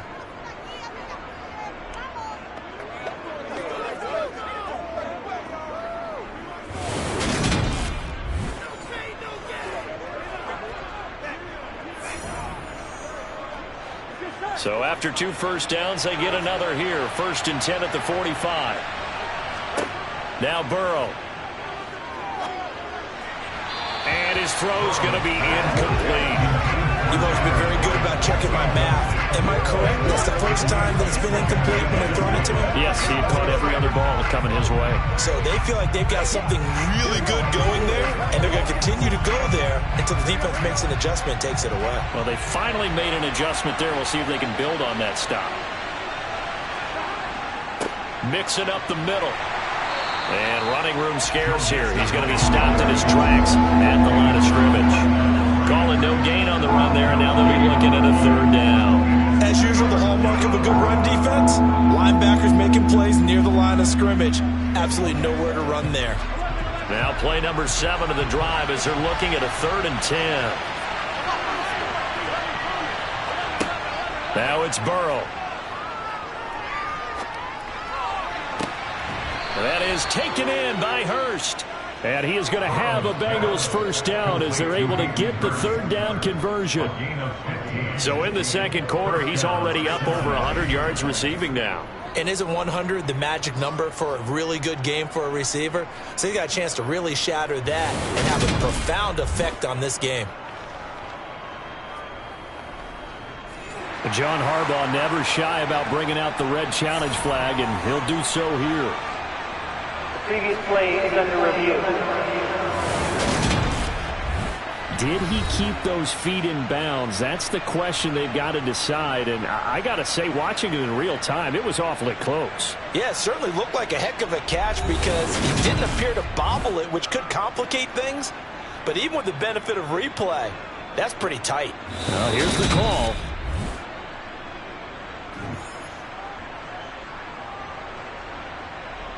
After review of the play, ruling on the field stands. So not successful there on the challenge, and he'll have to be careful from here on out because he'll only have 1 challenge remaining. Let's go, baby. Get low.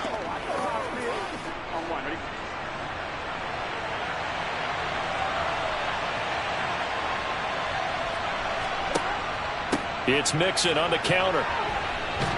to the 36-yard line. Stop there. On any running play that's called, they're always hoping that it's going to break big and go the distance. But when you get a nice gain like that, you're able to do so many things anyway. You can come back and run essentially the same play again, continue to move the ball on the ground, or you can decide to throw the ball now because usually you have the defense back on its heels. From the 36, Burrow. That's the tight end Hurst with it. And he'll be marked down at about the 26-yard line. And with that completion, he's now north of 200 yards here in the first half. Boy, a tough start for the secondary defensively. It is, and it's got to put a dent in their confidence. And, you know, you always want to keep that up and feel like you can always bounce back after plays. But with the kind of numbers he's putting up here, it's starting to wear on them a little bit, I think. So they're looking at each other and trying to figure out what defense will work and how can they play better without getting beat deep for big passes. Now Burrow on first down. Dumps it off to Mixon. And he'll be out of bounds just inside the 25-yard line. And just 3 yards on the catch there. He couldn't get away. And that will bring up second down. All defenses worry that whenever anyone catches the ball and has a head of steam come out of the backfield, it can turn into a big play with missed tackles or he runs through people. But they were right there waiting, and they stopped him for a minimal gain.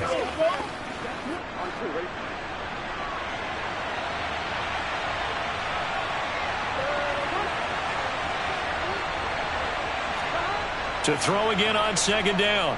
Burrow. He's going to have the hook up here to Chase. And they're going to get this down inside the 15. And defensively, they were in zone coverage there. Do you have to be a little careful? You're losing playing against a good quarterback like he is to not play too much zone? Yeah, you have to be careful about how much time you're giving up. I think it's a good point you just brought up. So maybe if you still want to play zone, you go to a zone blitz scheme. And you can drop anyone out of your defensive front, defensive end, defensive tackle. It doesn't matter. You just exchange someone to bring more pressure towards the quarterback and still try and cover downfield. Inside handoff to Mixon. And they get to him quickly here as he stopped right around the 13. Just a yard on the pickup there, and it'll bring up a 2nd and 9. And this is why aggressive defense coordinators love to blitz. It wreaks havoc because they end up taking their attention to the blitzers, freed up the D lineman to make the play. Here's 2nd and 9, just a yard on that last run. Here's Burrow. And it's caught, and it's a fumble, and it's picked up by the Ravens. And he'll be stopped shy of the 15 at the 14-yard line on the return. I don't know about you, but I'm going to go to the positive side this time. Yeah, there was a fumble at the end of this one, but what a sustained drive. And if they keep stringing those together, you got to like their chances. And credit the defense, though. You're out there for that long, you start to get tired, but they were able to get the turnover. Did you just credit the defense? I like to credit the defense and the offense. I like you. And the analysts. That's perfect.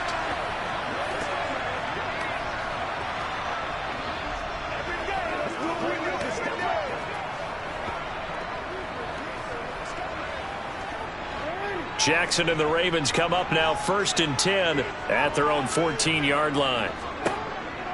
He'll start with a handoff to Dobbins. And a nice gain there as he'll be taken down just shy of the 20.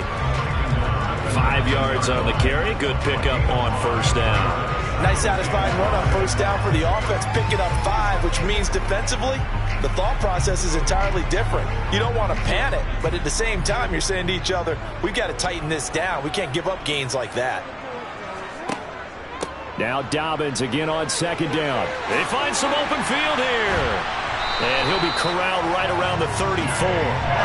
That's good for a Raven first down, 15 yards there. If they continue to run the football this strong, right up the middle, I don't know if they can wait till halftime to make adjustments. They better find a way to get it done series to series. I don't know if they need to sub some guys out, bring in extra people, maybe change what they're doing on the defensive side of the ball. But right now, they're running the ball very well right at them and right up the middle. From the 34 now, here's 1st and 10.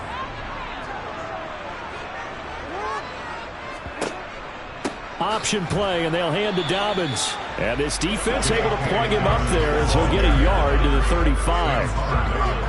You know, it's not just all athleticism from defensive linemen. Let's give them a little credit for their football intelligence as well. Read and react by them, understood the play call, and stacked it up and stuffed the run. On second down, a run with Dobbins. Give him 3 yards, and now they're left needing a conversion here on 3rd and 6. Some of the most unselfish players on any football team, defensive tackles, because we ask them to just eat up blocks, allow other people to make tackles. But when he can make a play himself, as we just saw there, that's a big day. On 3rd down, Jackson. And this is going to be incomplete. Well, they came up with points in their first 2 possessions, but it looks like they'll come up empty here on their 3rd drive. The defense finally starting to get locked into them a little bit. Might have to go a little bit deeper into their playbook on their next possession.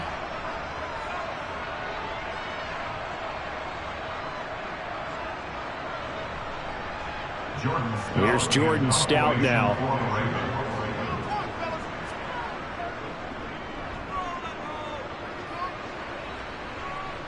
Fair catch called for and made at the 16 or maybe the 17-yard line. A 40-yard punt, no return. And the Bengals take over 1st and 10. Joe Mixon and the Bengal offense ready to go back to work. We're in the 2nd quarter. They've got the lead. The lead, though, not so much because of the ground game, because of their air attack, Charles. So what they're seeing so far is the possibility of things loosening up later in the ground game. Through the air first, maybe they have to start respecting that even more as the game goes on, and then there will be running lanes to find later. Yeah, try to get him more involved here on this drive, maybe. Meanwhile, Burrow's throw here into the hands of Boyd. And he'll be out of bounds near the 30. In fact, right on the 30. Solid way to start the drive. 13 yards, picking up the first.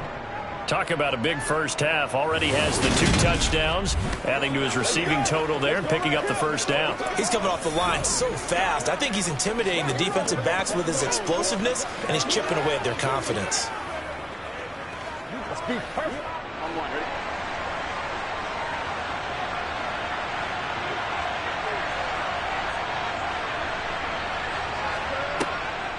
A draw play for Mixon, and he is going to lose yardage here. He'll lose a yard there, and it's 2nd and 11. When a draw works, it can be a thing of beauty, but when it doesn't, oh, it can be ugly. And in this case, loss of yardage ugly.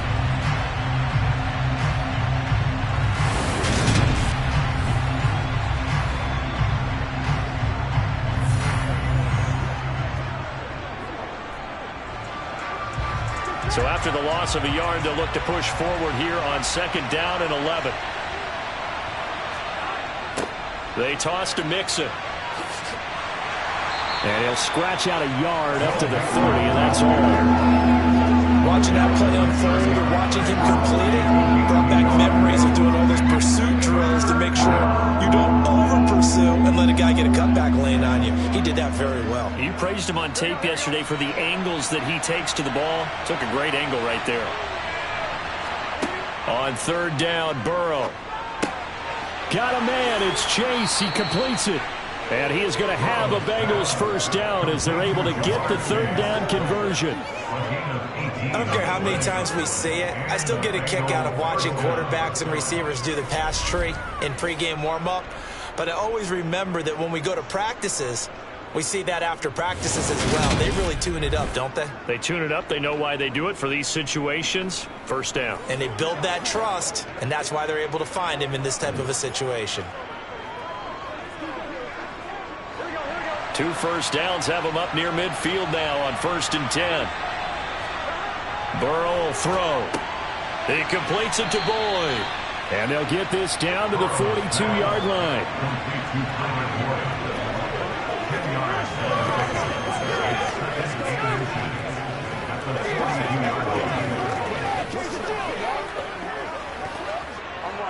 So not quite a first down just yet as they come up on 2nd and less than a yard. They go back to the ground now with Mixon. And he will get enough for a first down, and that will lead us to the 2-minute warning. Only a gain of a yard, but that's all they needed. And we've hit the 2-minute mark in this first half of action.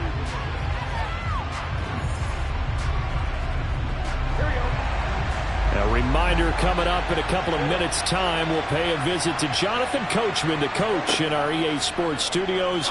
He'll have a look back at the next-gen stats from this first half of action. And they'll wind up getting this one all the way down inside the 20. 23 yards on the play. And a good quarterback facing zone coverage. If he has just a little bit of time to survey the scene, that's what's going to happen. No doubt about it. If there's no pressure, he's going to continue to pick them apart because he'll have all that time to find someone open downfield. You can only cover for so long. So maybe they want to go to a zone blitz scheme, get a little bit more pressure. Remember when Carolina did that against Denver? They lost the game ultimately. They dropped the defensive end out, and he ended up with an interception in that game in Super Bowl 50. Maybe some sort of scheme like that to try and get more pressure at the passer. And they're going to be set up now with the ball at the 13-yard line.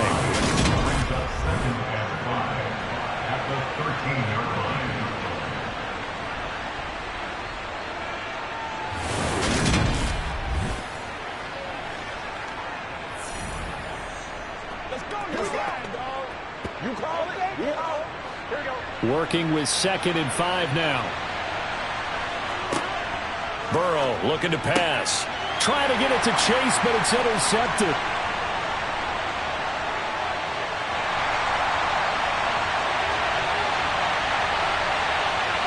And he will bring this back. It's a pick six and a Raven touchdown.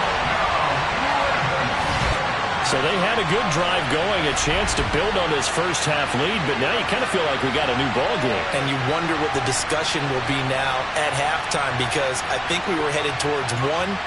Now it's a different discussion altogether. One side optimistically, the other side wondering what could have been.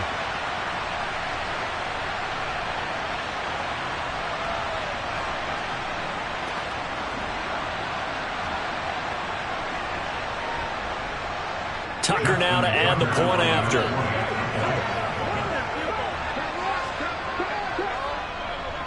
And he gets it to go, and we're all even, 17 apiece.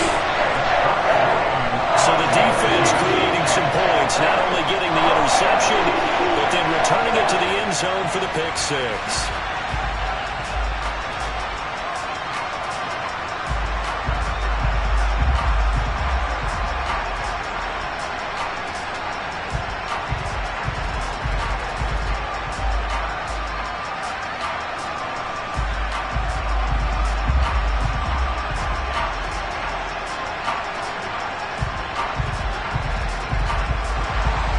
$17-17 the score. All even to this point as the kick's away. From a yard or two deep, here comes a return. And they'll get him down right around the 25, actually the 26 officially, so a net gain of 1 there. The Bengals going to take over late in this first half. And they've got just under 50 seconds, so time enough to try to work their way downfield if they so choose.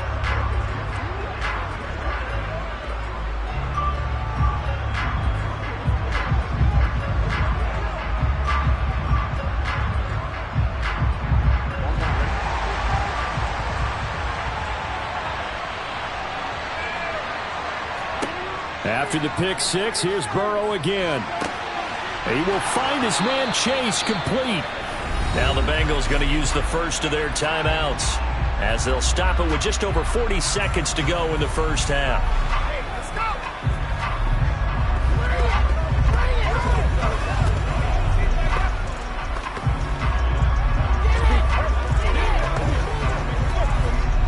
A big hitter to start the drive has him up near midfield here for 1st and 10. They're passing here, Joe Burrow. Out of his hands quickly to Higgins. Now another timeout called for by the offense as the clock will stop with 35 seconds to go in quarter number 2.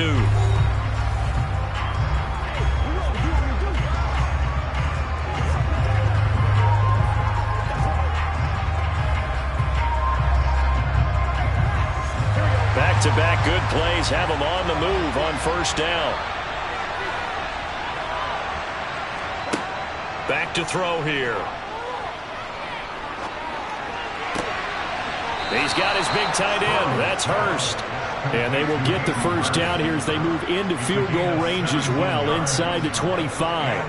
My goodness, they've come out locked in on this drive. Play calling, execution, they are fully in sync. 3 straight passes, 3 first downs. They're moving the ball downfield almost at will. This defense really struggling to find answers.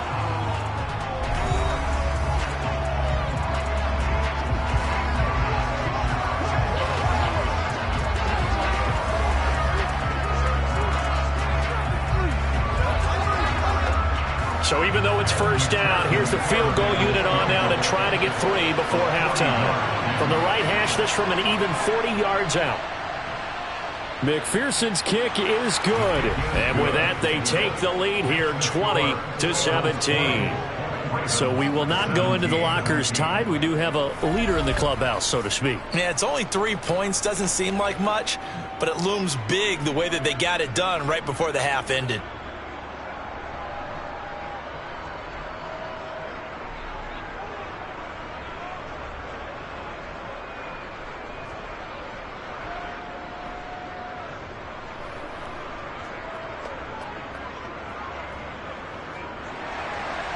Maybe time for one play on offense. 7 seconds to go in the half as the kick is away. This will be fielded inside the 5.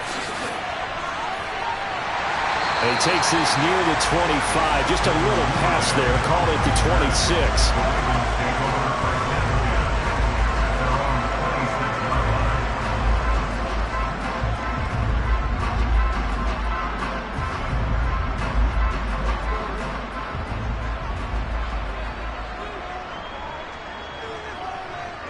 The final second ticks by, and that's going to do it for the first half of play.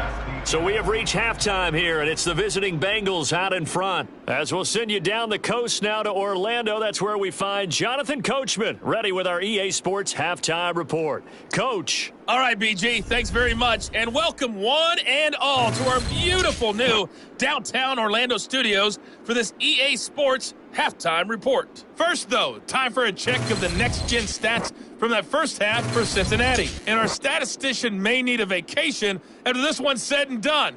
What a first half they had throwing the football. Over 300 yards passing already.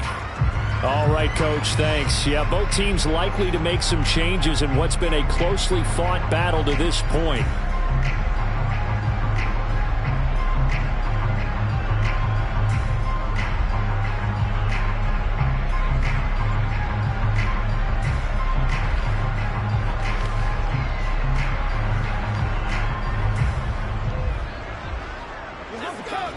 That's how we eat.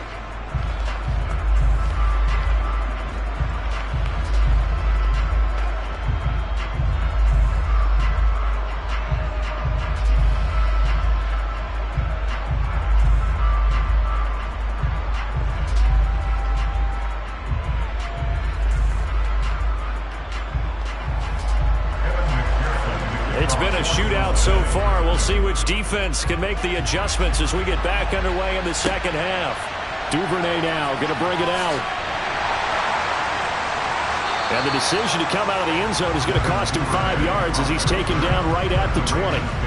The Raven offense set to start this third quarter. Well, Charles, in that first half, we saw a fair amount of offense on both sides of the football, and now the team trailing here will start with it in the third quarter.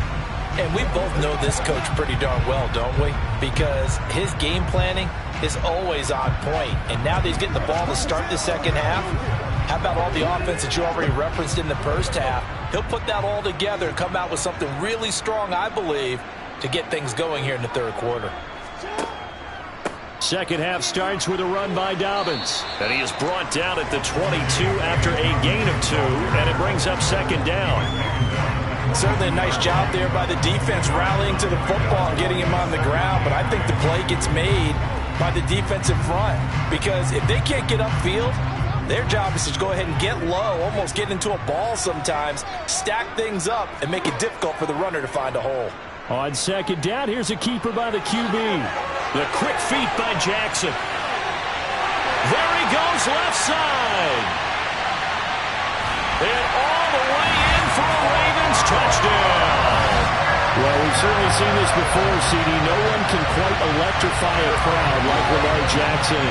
Really don't know what else to say other than that was special right there. I think you pretty much said it all, but I go back to what you said about electrifying a crowd. He's also electrifying us, and we're calling the game. This guy is simply sensational.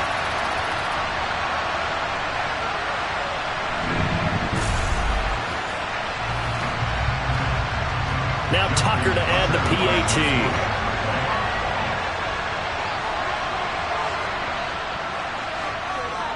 And that will make this a 4-point game. The quick strike ability certainly intact there. 2 plays, 80 yards to score.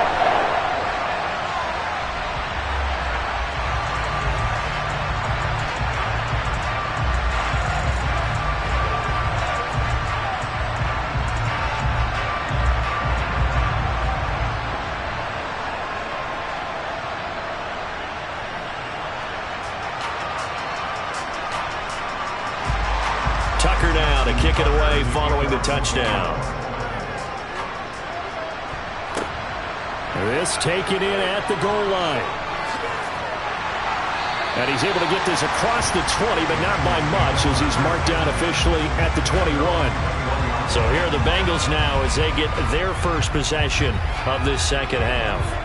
And, Charles, it feels like we're set up for a good second half here. Came out of the locker room, 1-score game. Now the lead has already changed hands. Well, this offense, they've got an opportunity right now to take that lead right back. Yeah, and it feels like you're going back and forth almost a little bit like a tennis match, right? And we're just already know our heads just keep moving. Which side has it? Which side's going to score? How are they going to go out doing it? A little bit of a challenge for each side trying to match each other. A little jet sweep to start the drive. And he's upended after a gain of 4 up to the 25-yard line. But defensively, they had that one pretty well figured out. Yeah, and one of the things about this play, it can be even more effective when you run a lot of motion, and there's plenty of times you don't hand it off. From the 25, here's 2nd and 6. Now flags will come in. I think this one's going to be on the defense for jumping.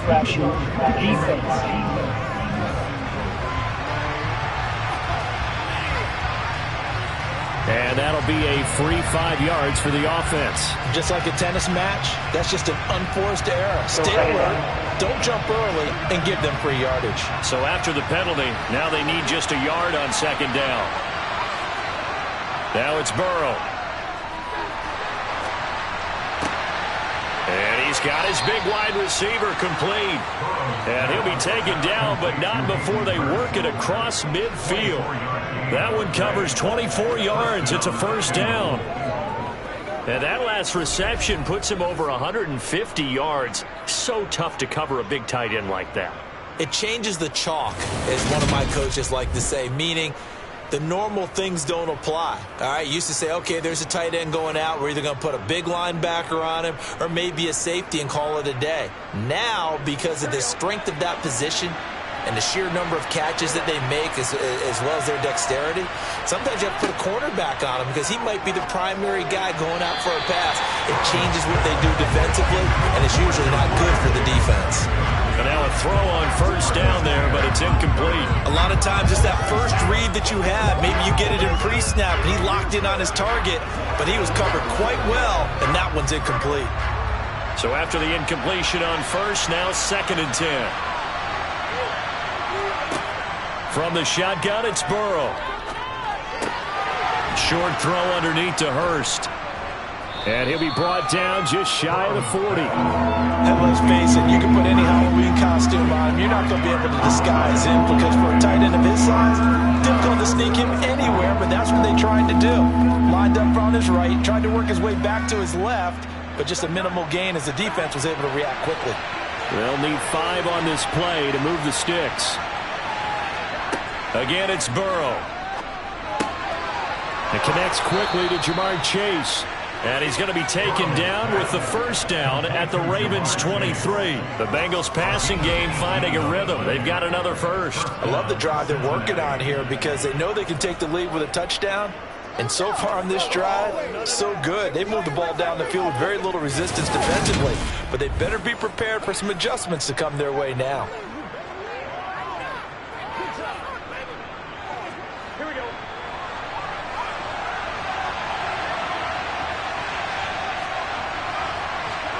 They will throw on first down with Burrow. Here's Higgins out of the right side. And he's going to be marked down just outside the 10. And with that pass, CD, he's now over 400 yards in the game. And even in a pass-first league, that is still a tough benchmark to hit. And all week leading up to this one, all we read, heard about was the confidence he had that he could put up big numbers. Kudos to him for coming out here with that belief in himself and for making it happen. Now a 1st and 10 at the 11. Throwing again, it's Burrow. This goes out wide for Mixon. And he'll be brought down this time at the 5-yard line. It'll go down as a gain of 6, and it'll be 2nd down.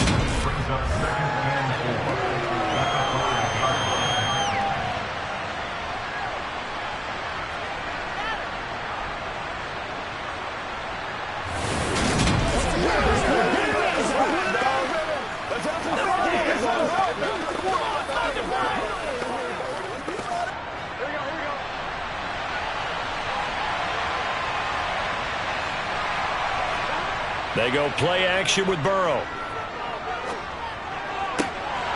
To the goal line, but it's incomplete. That's a pretty play there. Got in at the last second, helped force the ball free, and kept them out of the end zone. Drew Sample, the intended receiver, and it's 3rd and 4.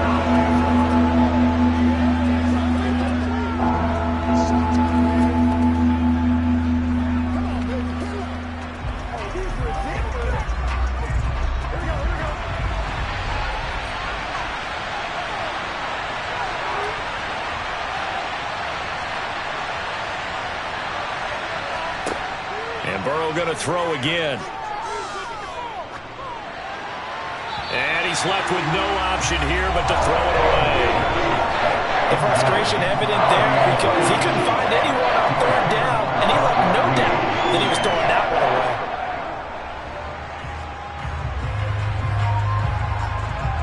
So on 4th down, off goes Burrow. On comes Evan McPherson for the Bengal field goal. From the right hash, and this one just a chippy. McPherson's kick is good, and that'll bring him back within a point. So the response to that touchdown on the other side to begin the 3rd quarter. Look, just 3 points, but still a response nonetheless. You're exactly right about that because I think you needed to answer back with something, even though it's not 6. Just enough to send the message that says, hey, we're not going away.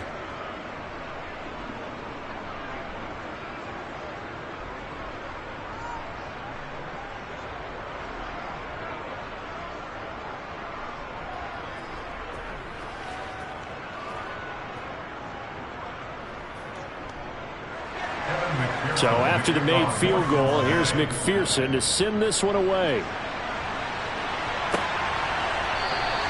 Duvernay going to sit on this in the end zone, so it'll come out to the 25. And now here come the Ravens.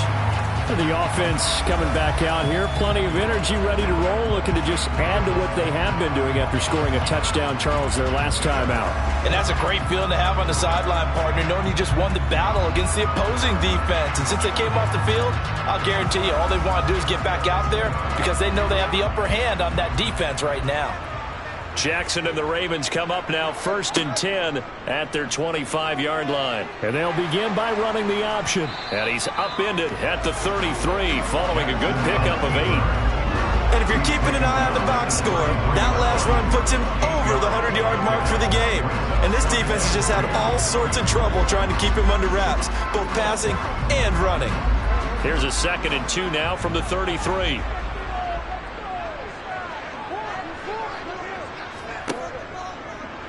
And Jackson going to hold on to it again. And he is going to lose yardage here. 2 yards the loss, and now they go from 2nd and 2 to a tough 3rd and 4. And not a lot of success to be found there. Oh, you got that right, partner, because if you're trying to make guys miss about 10 yards or so downfield, That's a pretty good play. But if you've got to do it in your own backfield, I consider that a problem. That doesn't work too well. On third down, here's Dobbins. And he won't be close to a first down as he runs into a wall right around the line of scrimmage. No gain on the play there, and it'll bring up fourth down. Now, that's a mountain of a man that just made that stop, isn't it? But he's more than that. This guy's nimble and quick. More than a space eater, he just made a great play there.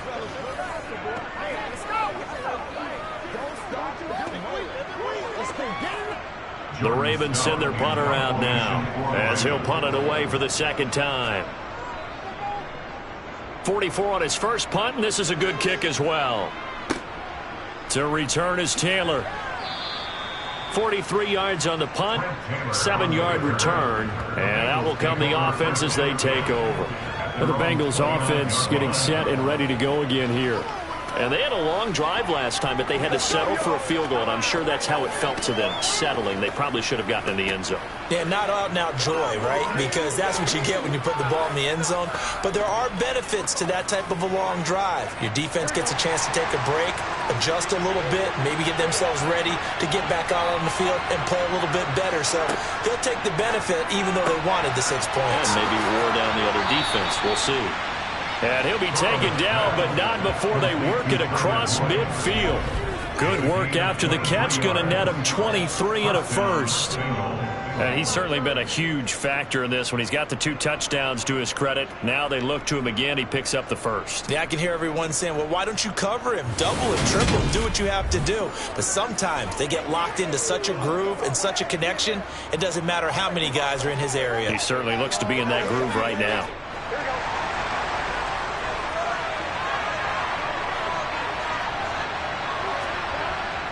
Mixon with a first down carry. And a 6-yard gain gets him right around the 43. And that looked like some pretty easy yardage there right up the gut. And he's a guy that has some height to him. So when you don't have to drop a shoulder or create or get through contact or trash, makes it a lot easier to stay upright, see the field, and make a run as we just saw there. Off the play fake, here's Burrow. Oh, the ball comes out on the hit, but they'll say it's incomplete. Part of what we're seeing so far is the defense is certainly coordinated. Both levels doing their jobs in tandem. The back helping the front helping the back. The pressure got home on that last play and forced him to try and throw through contact and short of the sticks. Burrow going to fake to mix it and now look to throw. Throw left side, caught by the tight end Hurst. And he'll lose yardage on the play back at the 45-yard line. It'll be a loss of 2 on the play. And that'll bring up fourth down. But plays like that, Charles, no doubt, they're just going to continue to fuel this crowd. And this defense is already playing well, but it also feeds on the energy of that crowd that you're talking about, and that takes them up to another level. Right now, they're playing really loose. They've got the lead, and what a nice stop they just made there behind the line of scrimmage. Here's Kevin Huber now, as he should be able to pin him back deep here with his first punt. And that'll hit at the 5 and go into the end zone for a touchback. Ravens offense getting set and ready for this next drive. And our game's hit a little bit of a lull here, a little bit of a snag. Punts on back-to-back drives.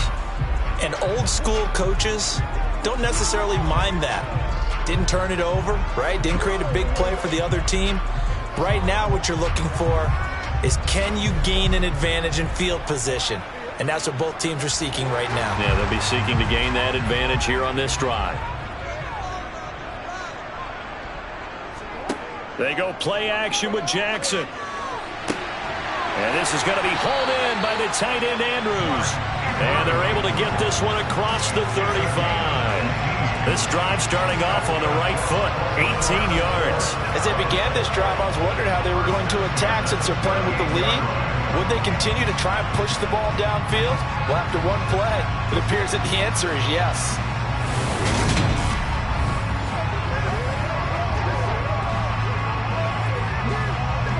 From all the way up at the 38 now after a good start to the drive. Jackson with a handoff to Dobbins on the option. And they will only muster a yard here to the 38. Vision is so important for the man in the middle because his ability to look through all the clutter that's happening in front of him, diagnose a play, and then go make it and finish it, that's when the great ones know that they have the goods. On 2nd and 9, Jackson. Nowhere to go here. He lost the football.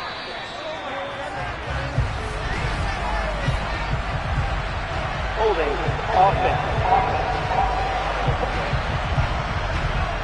So they will take the sack instead of the penalty. And it takes another down off the series. But the biggest one of all, do you want to tell the guy who just got the sack that it no longer counts? No. No, not at all. And some secondary help here for the defense in the nickel on 3rd and long. Jackson. And the throw there going to be incomplete. And that's a really good job there defensively. They went into this possession knowing that they needed to get a stop. They're in a tight ball game, and they got it done. Great work to force the 3 and out. Got the football right back for their offense. They've got to go to the sidelines feeling pretty good about themselves and encouraging their offensive mates to get some points. So they're forced to punt on 4th as this one's away. It's a 42-yard punt. They keep him to just a yard on the return. And it will be 1st and 10 as they take over. Now the Cincinnati offense ready to see what they can do here. The last series for them, a little disappointing, forced to punt. And now they'll try to do better here and come away with some points as they begin this drive, 1st and 10.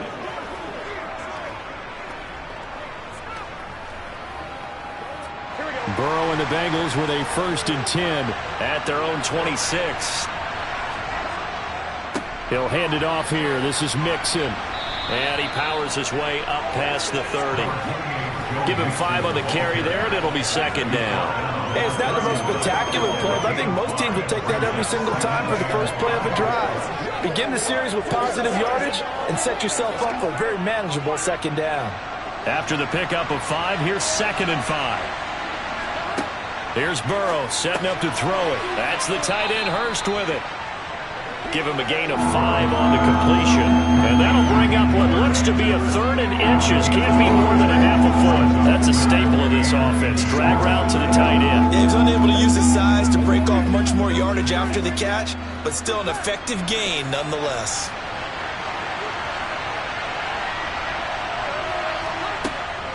They give to Mixon to try to pick it up. And he's got a Bengals 1st down as he'll get this up to about the 42. I think I saw a lot of shoulders just drop there. And what I mean by that is they finally were able to relax a little bit because that was an important play call. They needed to pick up that 1st down at this stage of the game. Yeah, couldn't afford another quick drive and out.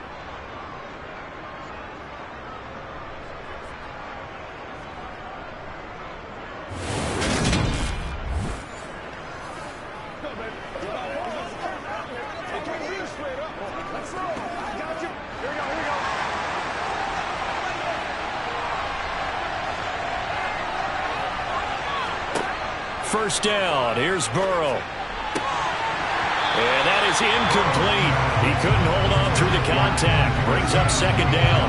As his old brain remembers, when I see 5 wide receivers on the field as a defender, I know the ball's coming out high. They expected it and got there and popped it free.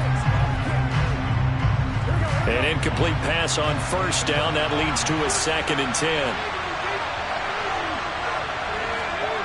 Now it's Burrow. He gets this one to Boyd. They get 6. That'll leave him with 3rd and 4. When you see zone defense and you know you got a drag route on as your primary call, you got to be really careful as a passer about how far you let your guy go because he might wander into some tough coverage. The Ravens bring out an extra defensive back here on 3rd. Here's Burrow. Dumps it off to Mixon. And he's going to be a yard short. Needed 4, but got 3. It looks like they got what they wanted. They got the completion, but they weren't able to break any tackles or gain nearly enough yardage to pick up the 1st down. Now to be 4th and short.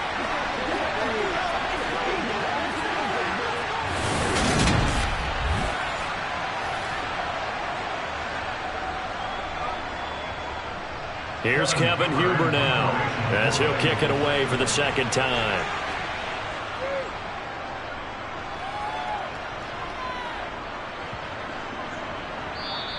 And that hits at the 6 and carries into the end zone for a touchback. Baltimore's offense set for this next possession. No points last time out. They were forced to punt, if you remember, but no time to dwell on that. They've still got the lead here and a chance to add to that here. 1st and 10 as this new drive starts.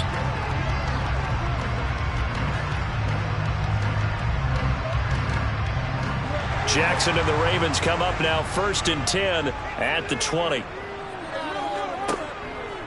The drive will commence with a run by J.K. Dobbins. And he'll take this ahead for about 4. 2nd down coming up. Well, the end of all that hitting and hollering, it was a 4-yard run, so the offense is going to go back there and feel pretty good about themselves. Defensively, you have to feel okay because you didn't let it turn into a bigger run, but the goal, shut it down for 2 yards or less. That's when you start to feel good about yourselves. They'll go option on 2nd down, right side. It'll be a loss of a couple on the play, so now 3rd down coming up. Well, that play never really got off the launching pad. He had a linebacker in his face before he had a chance to do much of anything. Yeah, I think it's big boys up front, that offensive line. They've got to do a little bit better job of protecting him if they're going to continue to run the option like this. On 3rd down, Jackson. The Bengal pressure gets him that time. Down he goes. That time, multiple defenders getting pressure, and it's a loss of 6. We've seen him escape similar situations earlier in the game and get away for pretty good yardage. At that time, they get him down. Yeah, they've had enough evidence that he can get away and run for good yardage, haven't they? That time it felt like, okay, enough of this. Let's play it the right way and get him on the ground before he does any damage. The Ravens send their punter out now, standing just outside his own goal line.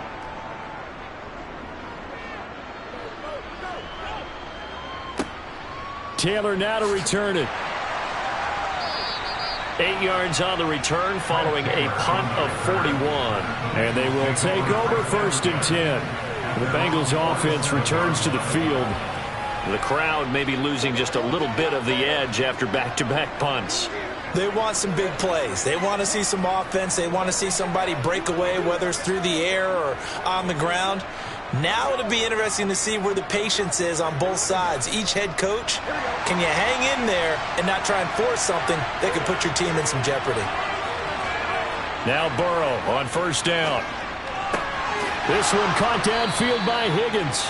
And he takes this one down almost all the way to the 30. A good pickup there at 22.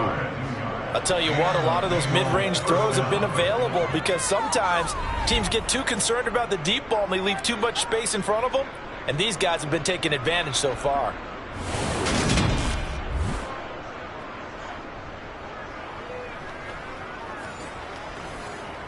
Let's go to From the 32 now, here's 1st and 10. Burrow will throw. He will find his man Chase complete. Touchdown Bengals. Jamar Chase. 32 yards. And the Bengals have retaken a third-quarter lead. And on that one, able to catch it, also able to have the wherewithal to take it in for the score. And how about the phases of a successful catch and a completion of a play? Look the ball in, secure the catch, and then, of course, the run after the catch that ends up in the end zone. Here we go.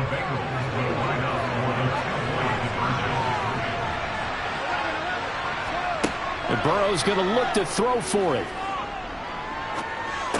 And this will be caught as they convert here for 2. And around the goal line, especially on two-point tries, sometimes the QB's best friend is that big target, the tight end. I love how you described it because you know he's going to have some length and some catch radius as well as a big body to keep people away from the football.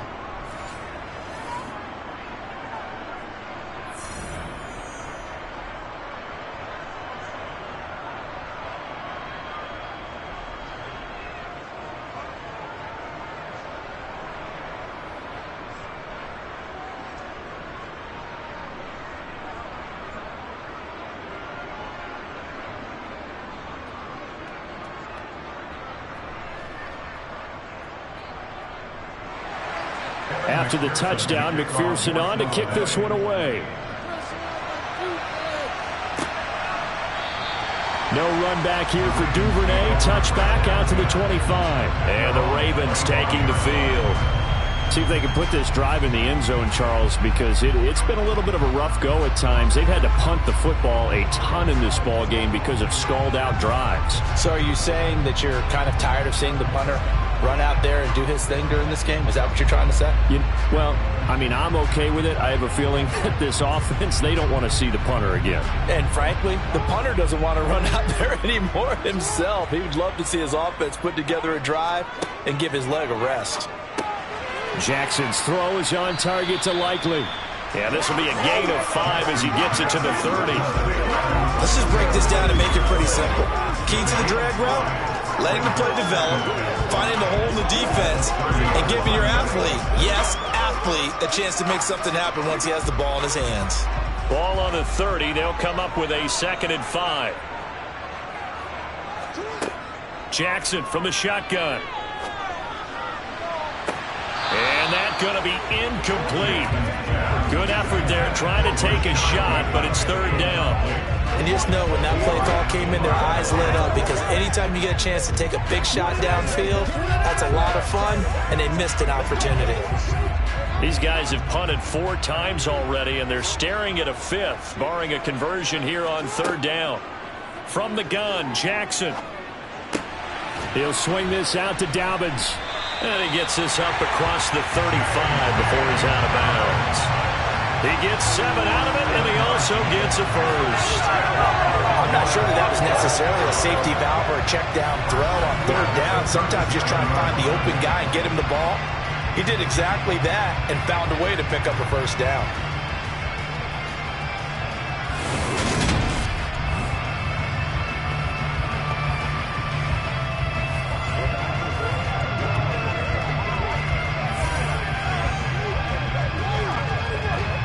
Line of scrimmage, the 37 on 1st and 10.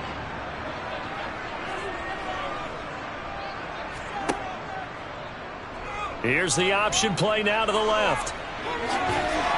And good vision there as he's across midfield and down to the 45-yard line.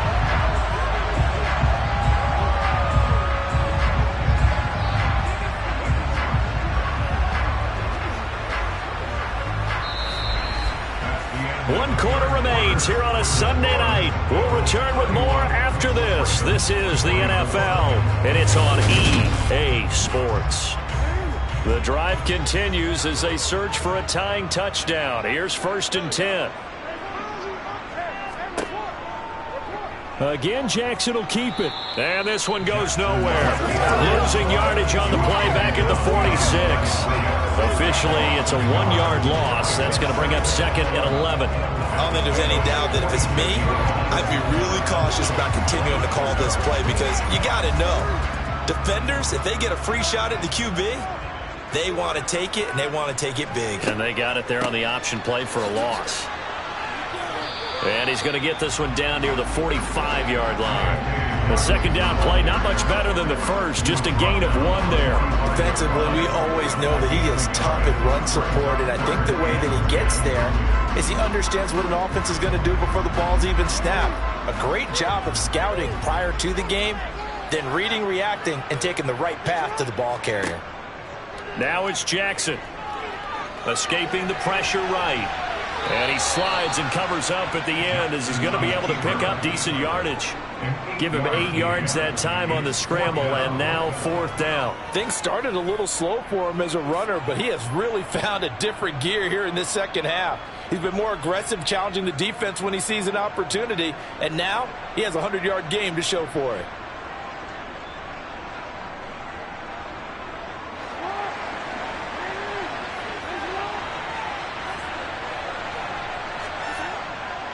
They'll run with Davis. And he gets it to the 34. Good enough for the first. Just a gain of 3, but they'll certainly take it as they convert on 4th down. 4th and 2 in the NFL, not ordinarily a running down anymore. Usually that ball is moved through the air, they went ahead and gave it to the back, and he ends up picking up the first down. I'm not sure if they fooled him as much as they just did a nice job executing. Needed 2, and they got 3.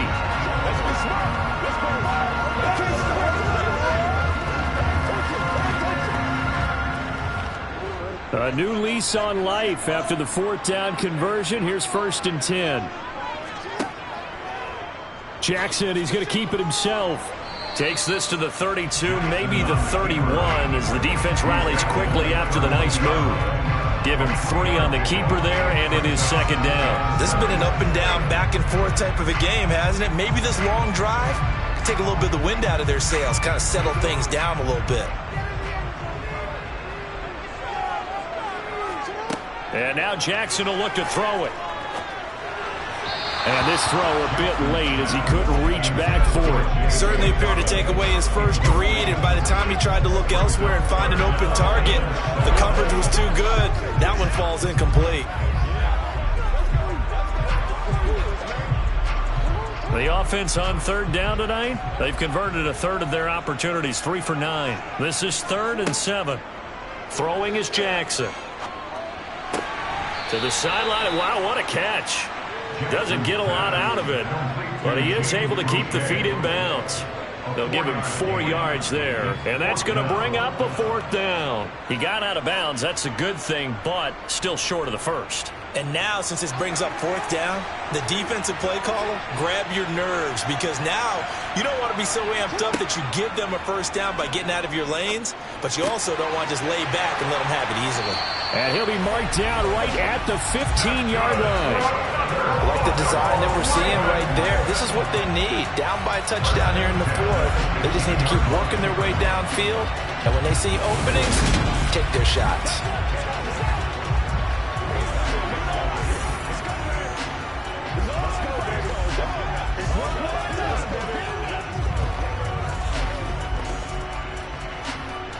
A new lease on life after the 4th down conversion. Here's 1st and 10. A shotgun snap and a give to Dobbins.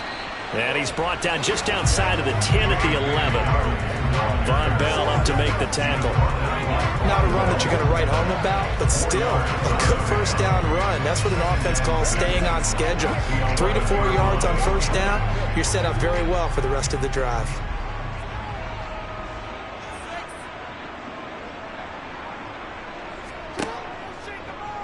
On 2nd down, here's the option. And this play doesn't go anywhere. Backwards, losing yardage to the 11. A loss on that play, and now 3rd down gets tougher. 3rd and 6. Bear in mind, that wasn't a big lineman back there for the tackle for loss. That was a cornerback. So are you saying the myth has been shattered? That all of them are not just cover corners? Some of them actually will stick their nose in and tackle when necessary? That's what we just saw, isn't it? They are in need of 6 yards here if they hope to move the chains. Here's Jackson.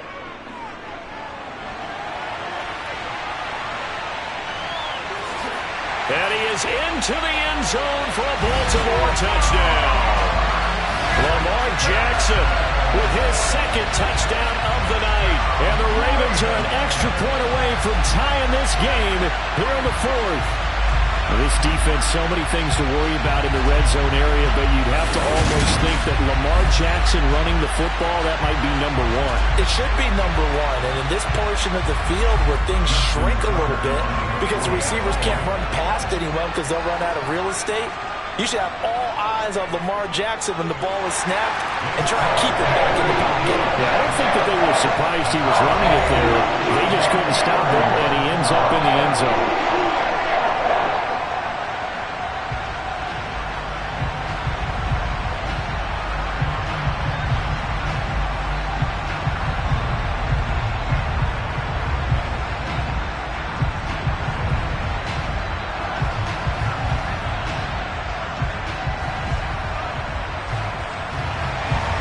So here comes the kickoff now, all even here in this 4th quarter. This fielded right at the goal line. And he'll take it a yard or so past the 20, call it the 21. There's a look at receiver Jamar Chase as the Bengals get set to go on offense. And I know that they've double-teamed him a couple times, but not a ton. Whatever they're doing isn't working. He's up over 100 yards. We'll see how they adjust. And when they do that, they weaken their defense in other places as well. And how many times have we done games where we've seen a guy have a big game like this, but it's usually not by himself, is it? Right. Usually it opens it up for other people to have big games as well.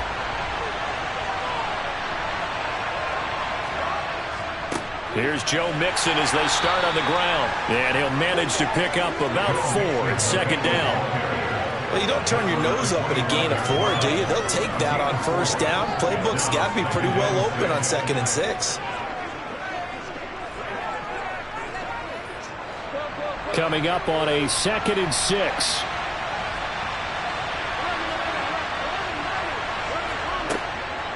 They'll stay on the ground. Mixon again. And he is going to be stopped cold behind the line of scrimmage.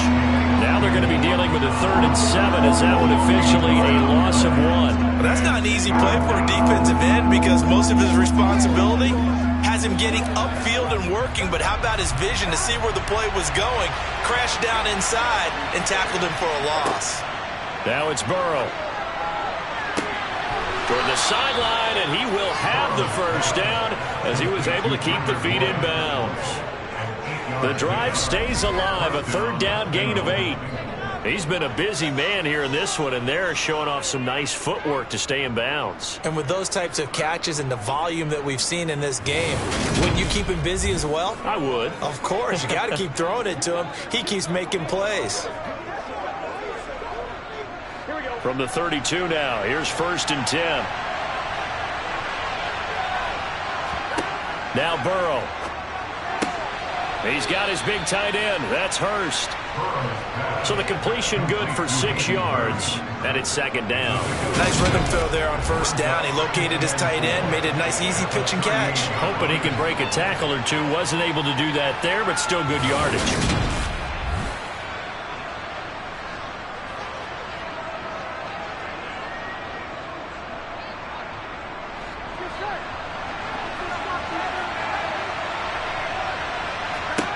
From the 38, Burrow. This goes out wide from Mixon. And they will only muster a yard here to the 38. As a defense, you're more balanced when you're in zone coverage because you're able to keep your eyes on the quarterback and see the play develop in front of you. You're able to keep the quick pass in front of them and stop it right at the line of scrimmage.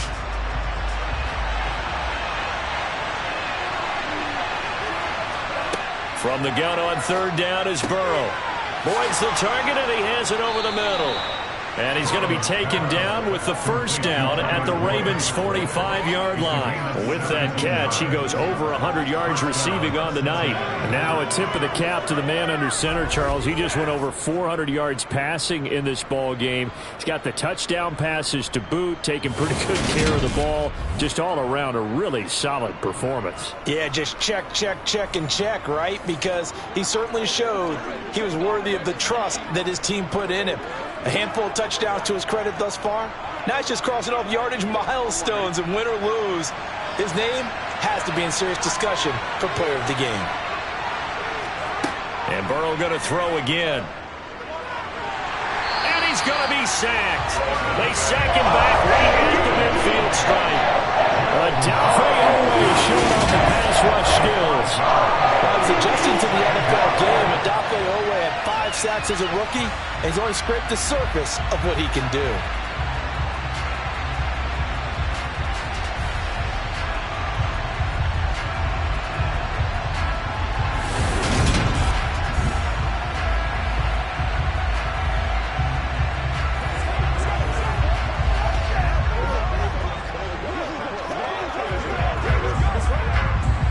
So after a rare misstep on this drive, they'll try to make amends on 2nd and 15. From midfield now, Burrow. That is incomplete. Tyler Boyd, the intended receiver, and it's 3rd down.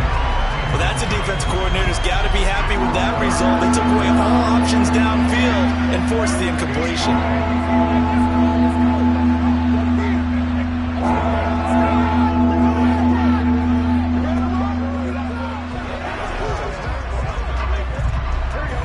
This offense 2 for 2 on third downs on this drive. They're in for a tough test here, though. 3rd and long. Toward the sideline, it's complete. An athletic grab, but still well short of the first. That one good for only 6, and it leaves him with a 4th down. We can make this one pretty simple. Locked up all of his progressions downfield, forced to get it to his running back. But how about the way they ran to the football and knocked him down to force a 4th down?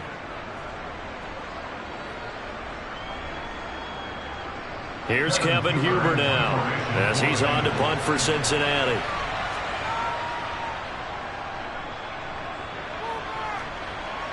And they won't risk defending a return here. That one's out of bounds, and it'll be spotted at the 14-yard line.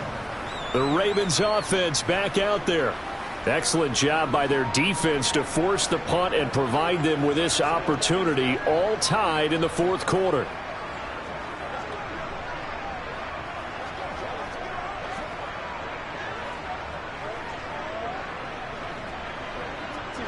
Jackson and the Ravens come up now 1st and 10 at their own 14-yard line. Off the play fake, he'll look to throw. And this is going to be hauled in by the tight end Andrews.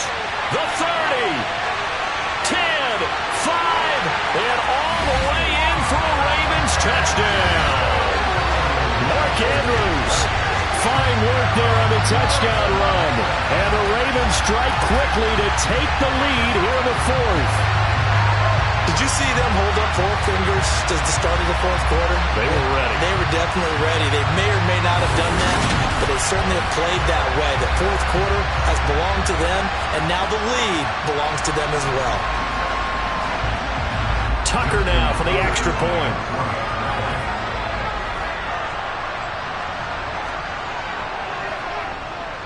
And they will take a 7-point lead now. Those are the ones the offensive coordinators dream about. One-play drives from that distance. What an effort. It results in the touchdown.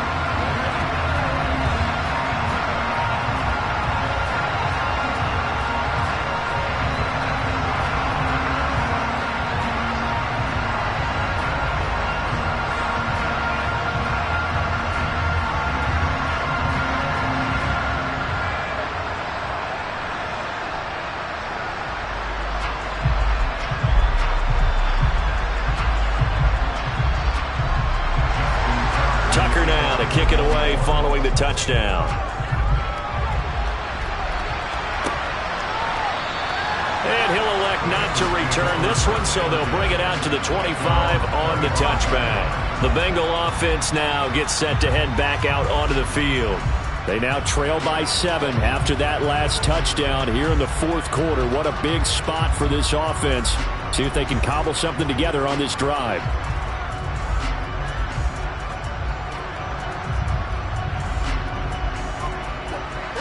Burrow going to lead up the Bengals here 1st and 10 at their own 25-yard line.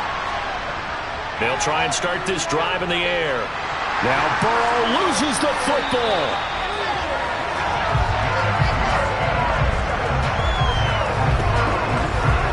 Fortunate to get that football back, because trailing here in the second half, last thing they needed was to lose the possession. And the word I pick up here is opportunity, because it could have been lost there. Their chance to score points, but the opportunity for the defense was to go ahead and really close this game down if they were able to get possession.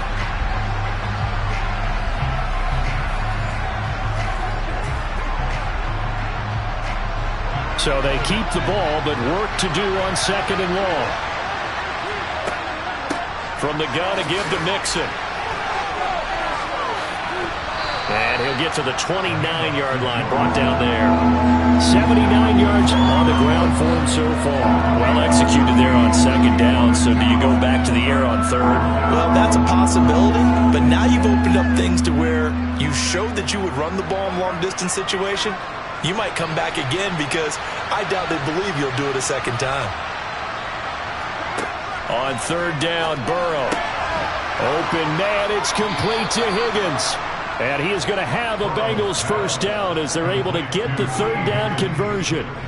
Well, you can absolutely feel the thought process there. They just gave up the touchdown. So in the huddle, they're telling each other, you don't want to give it back now on a 3-and-out. Nice job of making sure that they wouldn't, and they pick up the first down.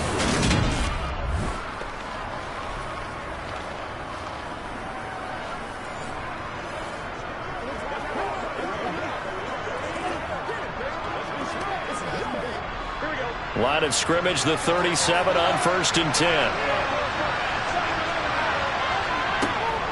Burrow going to give this to Mixon. And the reinforcements come in as they're going to stop him behind the line. Big Calais Campbell fighting through to make the play in the backfield. That's a play to take note of there for the defense, I think, in the future. If you're going to try and block him, maybe you get a guard to help double team him and try and steer him out of the play. They should have done it on that snap.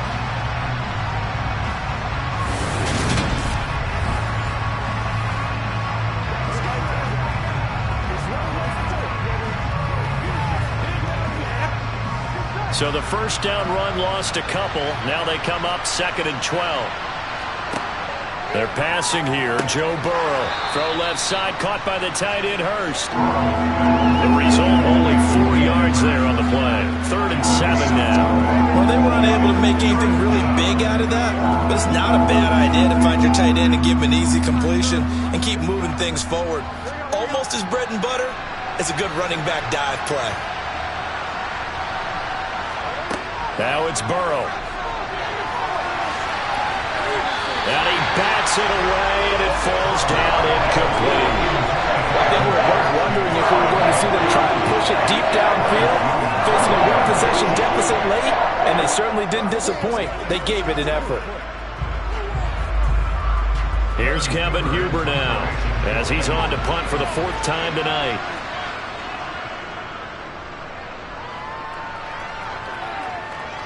Calls for the fair catch, makes the fair catch just inside the 15-yard line.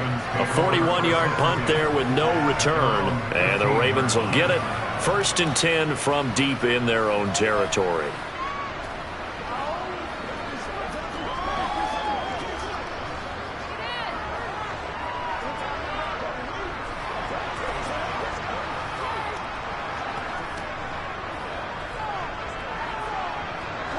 Jackson and the Ravens come up now 1st and 10 at their own 15.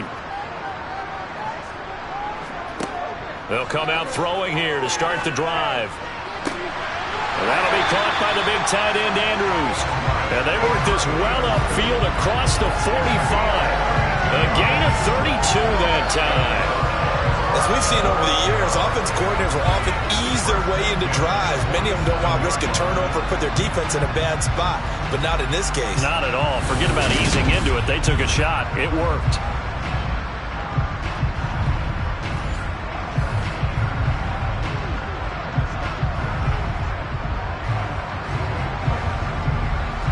The big play has them all the way out near midfield for a 1st and 10. Jackson options out left, and he's down right around midfield after a gain of 2, maybe 3. And in this situation with the lead 4th quarter, they're liking keeping the ball on the ground, I'm sure. That's just smart football, but you know the defense has to know it as well. They've got to stop them here.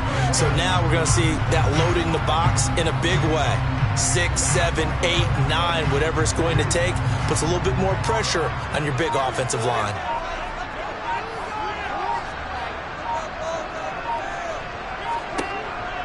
Dobbins going to take the handoff on the option.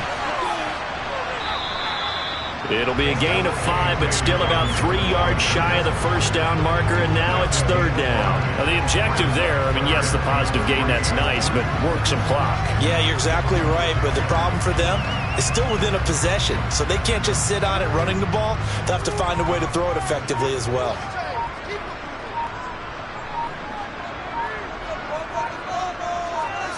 Jackson looking to throw on 3rd. Flush to his right. And he's left with no option here but to throw it away. We've got a 1-score game with inside of 2 minutes remaining. So it's Raven football here as we welcome you back. They're looking at a 4th down now as they try to hold on to this lead for dear life. And he's got the first down yardage before he's brought down at the 42. Now a timeout called for by the defense. And they'll be disappointed to have to burn one there after giving up the first down.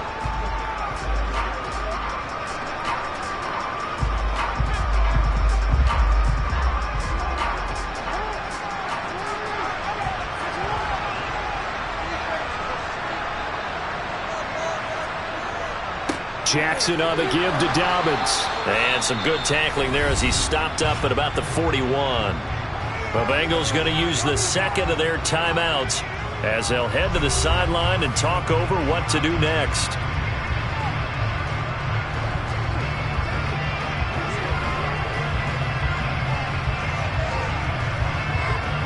So 2nd and 9, and you'd have to figure just about all 11 probably crashing the line here. They'll go again with Dobbins. And this winds up a pickup of 2, maybe 2.5 to about the 39. Now the defense will burn their 3rd and final timeout as they'll head to the sideline and talk over what to do next.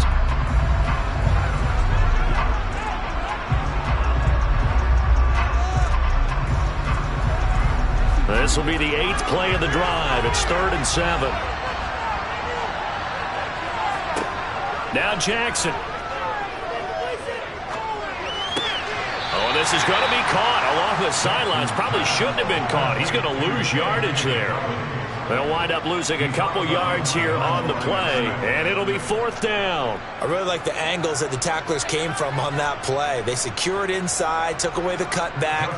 The sideline's there, so you can only go so far outside, and they were able to close in and tackle him for a loss. Yeah, they used your boy over there, the 12th man, Sammy Sideline, right? Sammy Sideline. You know something? He tackles pretty well, too. He's tougher than an airport steak. So that one, CD, going to make the road back a lot more difficult. Oh, there's no doubt about that. You know they were praying on the other sideline for a miss because now, as you pointed out, a very difficult road. Down 2 scores. You don't just need a touchdown. You need a chain of events to go your way. You've got to score, somehow get the ball back, and score again. The odds of that happening, not great in your favor.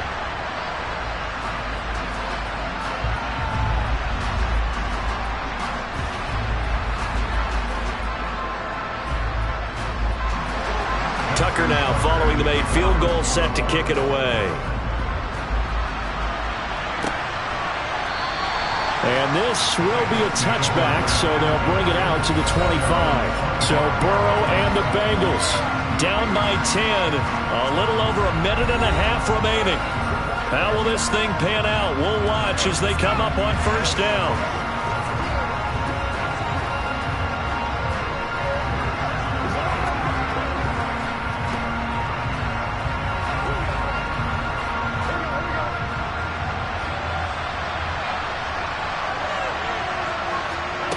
Now Burrow. Eluding the pressure right. Now a desperation throw deep downfield. And that will be incomplete. Would have been a big hitter if they had connected. Instead, it's 2nd down. Give it big credit for his coverage right there because when he saw the route break deep, he stayed in position to prevent a completion while avoiding any risk of a flag. An incomplete pass leads to 2nd and 10 from the 25. Here's Burrow. And this is intercepted, and that should do it. It's Chuck Clark picking it off. And he will bring this back. It's a pick 6 and a Raven touchdown. This defense just continuing to do their thing, and now they add on to that lead with another pick 6. And how about the way they played this entire game? Not only did they put their stamp on it, but every time they try and mount an offensive challenge, they find a way to thwart it. And multiple pick 6s, oh yeah, they'll enjoy watching this tape after the game.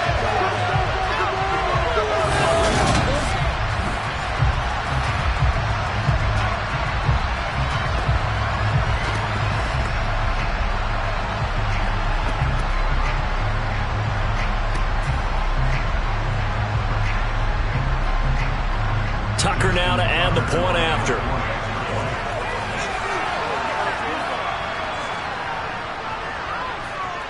And And that'll make this a 3-score game as the lead moves to 17. A heck of a play there defensively, getting the interception, navigating his way into the end zone for the touchdown.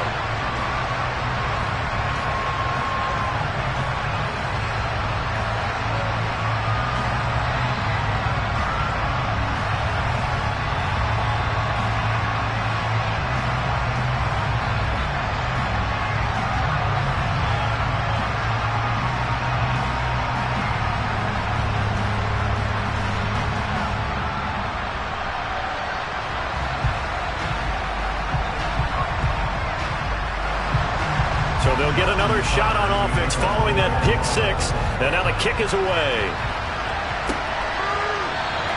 And no effort to bring this one out. It's a touchback. The Bengals offense now, they head back onto the field. Where we stand right now in the fourth quarter, this one pretty much out of reach. And, Charles, I know they're going to be disappointed about several things with this ball game, but the self-inflicted wounds, they've had several turnovers.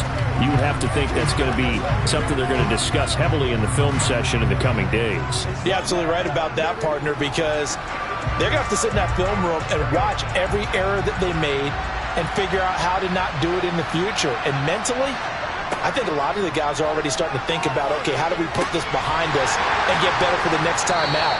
This, they'll use as motivation for the rest of the time that they play to hopefully never be in this type of situation again. He's trying to protect his quarterback's blind side. Got nabbed for the hold. You have one job over there. Make sure that man does not get hit. So if you have to hold occasionally, do so, because they don't catch all of them. This time they did. They're backed up here with a 1st and 20 now after the holding penalty.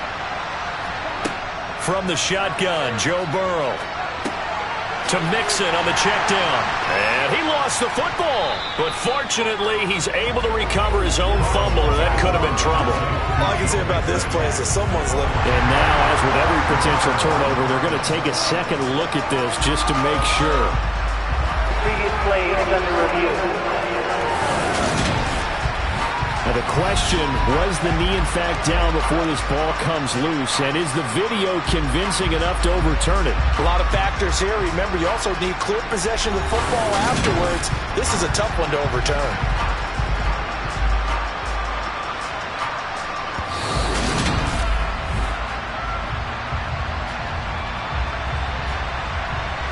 After review of the play, ruling on the field is reversed. So that one overturned. They say the knee was down, and that will not be ruled a fumble. Now they got to get to the line quickly. Throwing again on 2nd down. Burrow finding Mixon here again on back-to-back plays. And he's able to take this one up to the 35-yard line. We can talk all we want about football being a game of strength and brawn. It's also a game of mismatches, and they're trying to create one there, getting it to their back out of the backfield to make a bigger play. As we often say, get it to him in space, let him use his leg. Yeah, if he can get a matchup against a linebacker or maybe a defensive end dropping out in a zone blitz, he's going to win that battle just about every time. This one complete into the hands of Higgins. And he takes this one down almost all the way to the 30.